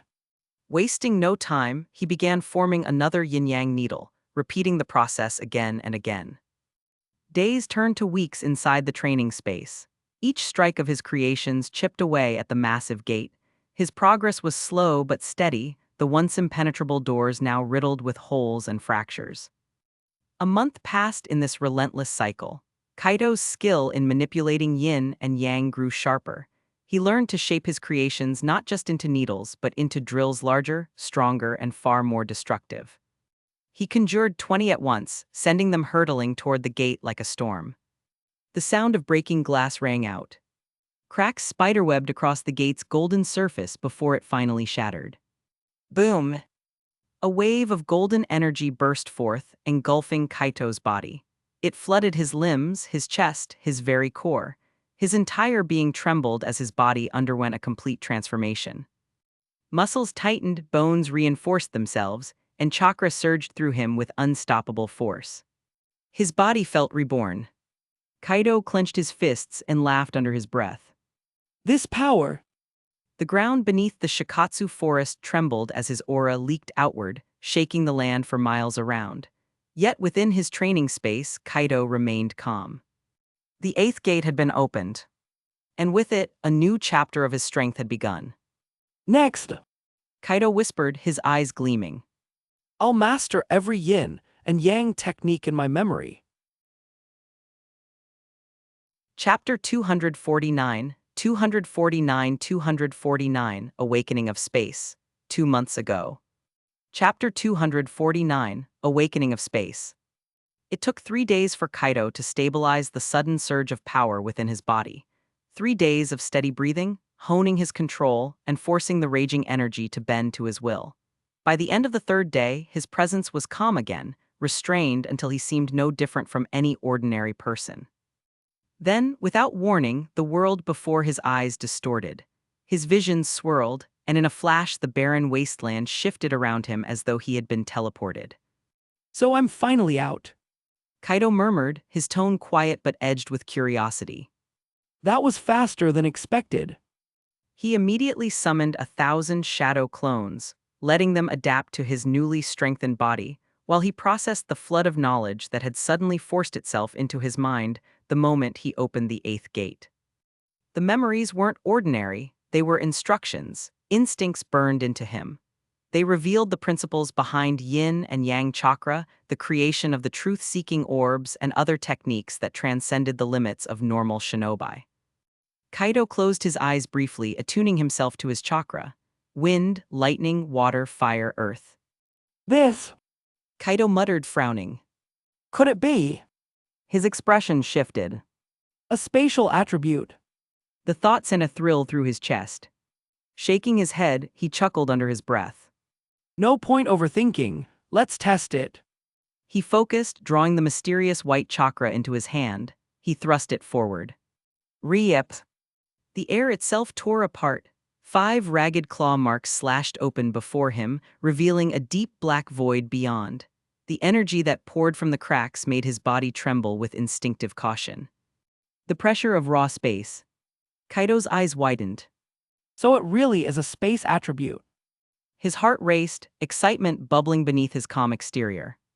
If that's the case... A faint glow flickered in his pupils. Black and white merged as his vision shifted into a 3-dimensional landscape. Countless gray nodes shimmered in the space around him, each one pulsing with spatial stability. He reached out, touching one with his finger. Instantly, the world rippled like disturbed water, and in the blink of an eye, his entire body was swallowed. When he reappeared, he was thousands of meters away. Space teleportation. Kaido whispered, his pupils constricted in awe. He checked his chakra reserves. To his shock, the consumption was almost non-existent. The amount used was so small that his natural recovery had already restored it. Does that mean? He whispered. He repeated the process, teleporting back to the same spot. The speed, the efficiency, it was unlike anything he'd ever experienced. I never imagined opening the 8th gate would lead to this. He admitted to himself. A space attribute. In truth, Kaido didn't yet understand that anyone who broke through to the Six Paths level naturally awakened all chakra natures. But to him, it felt like destiny had singled him out. No use wasting time, let's keep going. With another thought, Kaido lifted off the ground. His body rose into the sky, weightless as a drifting cloud. A grin broke across his face. So I can fly too. He descended slowly, savoring the sensation. His body felt light, unburdened, as if gravity no longer held him down. The changes the Six Paths power had wrought were profound, so profound that even he, hardened by countless battles, needed time to absorb them. The next morning, he sat cross-legged, shutting his eyes. His clones had tested the basics yesterday: teleportation, space rifts sharp enough to cut like blades, and a rudimentary storage dimension. But today, he had bigger plans. 2 goals burned in his mind. First, to attempt the tailed beast bomb. Second, to begin work on fusing truth-seeking orbs. He clasped his hands, focusing. Following the principles of the tailed beast bomb, he drew upon yin and yang chakra, merging them in the precise 2-to-8 ratio. He had already experimented enough with this fusion that the process felt almost natural. Particles of black and gold swirled together in his palms, condensing into a dense sphere. Moments later, a dark sphere the size of his head floated above his hands. Kaido's eyes gleamed. It worked. He smirked. If that's the case. He weighed the sphere, studying it carefully. Its power pulsed violently against his skin. He could have made it larger, but this was enough for a test. With a flick of his wrist, he hurled it into the distance. Boom! The explosion ripped across the wasteland like the wrath of a storm god. Fire and smoke erupted skyward, and the ground shuddered violently. Cracks spiderwebbed outwards in every direction, tearing the earth apart. The shockwave swept across the land like a hurricane, carrying dust and shattered stone into the air until the battlefield was swallowed in chaos. Kaido rose higher into the air, calmly raising his hand. A gust of wind surged at his command, blowing the smoke and debris aside. When the dust cleared, a crater more than 100 meters wide scarred the earth below. Not bad. He muttered. Equivalent to several massive Rasen Shuriken at least, and the chakra cost. His lips curved into a rare smile. Which means I could use it endlessly. Excitement flared in his chest. And if I infused elemental chakra into the tailed beast bomb, His eyes narrowed with ambition. that could be even more devastating. Without hesitation, he split off 100 shadow clones to experiment on the idea. Now, He said, flexing his fingers. the truth-seeking orbs. Chapter 250, 250, Power of Awakening, 2 months ago. Chapter 250, Power of Awakening. Every gray-black thunderbolt crackled with violent energy, and Kaido could feel its pulsing intensity in his palm. Advanced again. He whispered, his voice low but filled with awe. As his thoughts sharpened, the lightning in his hand converged into a single beam, molding itself into a thumb-thick spear nearly a meter long. With a flick of his wrist, the arc descended to the ground. There was no sound. The moment the gray-black bolt struck, the moon swallowed it like a black hole. A jagged crack, just as wide as the lightning itself, stretched open, bottomless and charred. Waves of heat blasted out, searing the air. The soil on both sides glowed dark red, as though molten lava had been unearthed. Kaido didn't waste time staring. He spread his electromagnetic perception through the fissure to gauge its depth. 1 meter, 2 meters. About 10 meters, that's enough. He muttered. The power of that single strike at least 1.5 billion volts. And the most dangerous part? He could produce thousands of them with barely a drain on his chakra. Each bolt rivaled an S-rank jutsu, no stronger. A forbidden technique beyond S-rank, eclipsing even Sasuke's lightning release, Kirin. The thunder fruit. Kaido clenched his fist. His mind churned with possibilities, merging it with yin and yang release, even shaping spacetime ninjutsu one day. Without hesitation, he formed hand seals splitting into 500 shadow clones. Half began training with his new lightning, mastering its destructive potential.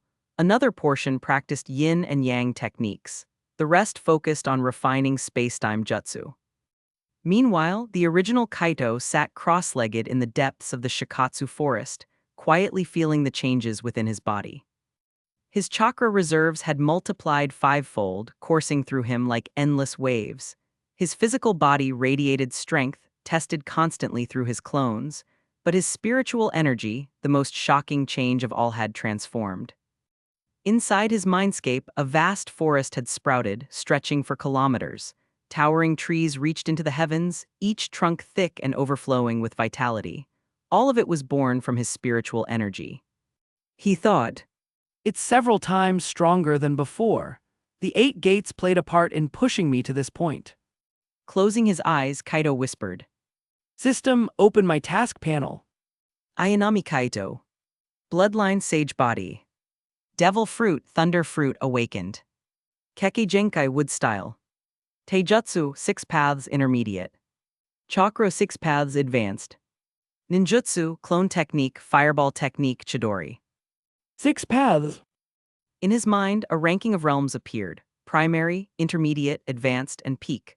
Naruto and Sasuke, after receiving power from the Sage of 6 Paths, had only reached the intermediate stage. Obaido, as the Ten Tails Jinchuriki, had reached the elementary level, as had Madara before his final transformation. Only Kaguya had touched the pinnacle. And now he himself had advanced beyond most of them. But strength alone wasn't enough. At this level, elemental jutsu held little weight. What mattered was mastery of yin-yang release, taijutsu, and bloodline limits. To truly wield power on par with gods, he would have to push further, until even creating life from nothing became possible. The skies above the hidden rain roared with thunder, dark clouds swirling endlessly. Thin sheets of rain draped over the village, though its people moved on as if nothing was strange. In the tallest tower at the village's center, shadows flickered with each lightning strike. Inside, the dim hall was silent but oppressive. At its heart sat a frail man in a strange chair, his back pierced with black receivers. His body seemed lifeless, yet his eyes glowed with terrifying strength-rippling purple circles, the Rinnegan of the Sage of 6 Paths. This was Nagato, the true leader of Akatsuki, with Konan standing faithfully at his side. Opposite them, Uchiha Obaido lingered, his mask gleaming under flashes of lightning. There's news. Obaido said flatly, Ayanami Kaito has left Konoha. His whereabouts are unknown. Nagato coughed harshly, his thin frame trembling. How long has he been gone? Nearly a week. Good. Nagato rasped. We'll move on Konoha immediately. The 9 tails will be hours before he returns. Are you certain? Obaido's voice grew sharper. I won't assist you this time. I have other business. Nagato's lips curled faintly. Without Kaito, no one in Konoha can stop me. I am invincible. Obaido only shook his head. Ripples spread around his body, and in the next moment, he vanished into a vortex of space-time. Konan frowned, unease clouding her expression. Nagato, are you sure? That man may not have told us the whole truth. Don't worry. Nagato replied coldly, his Rinnegan gleaming. With these eyes, no one can resist me. When do we leave? Now, delay only invites trouble.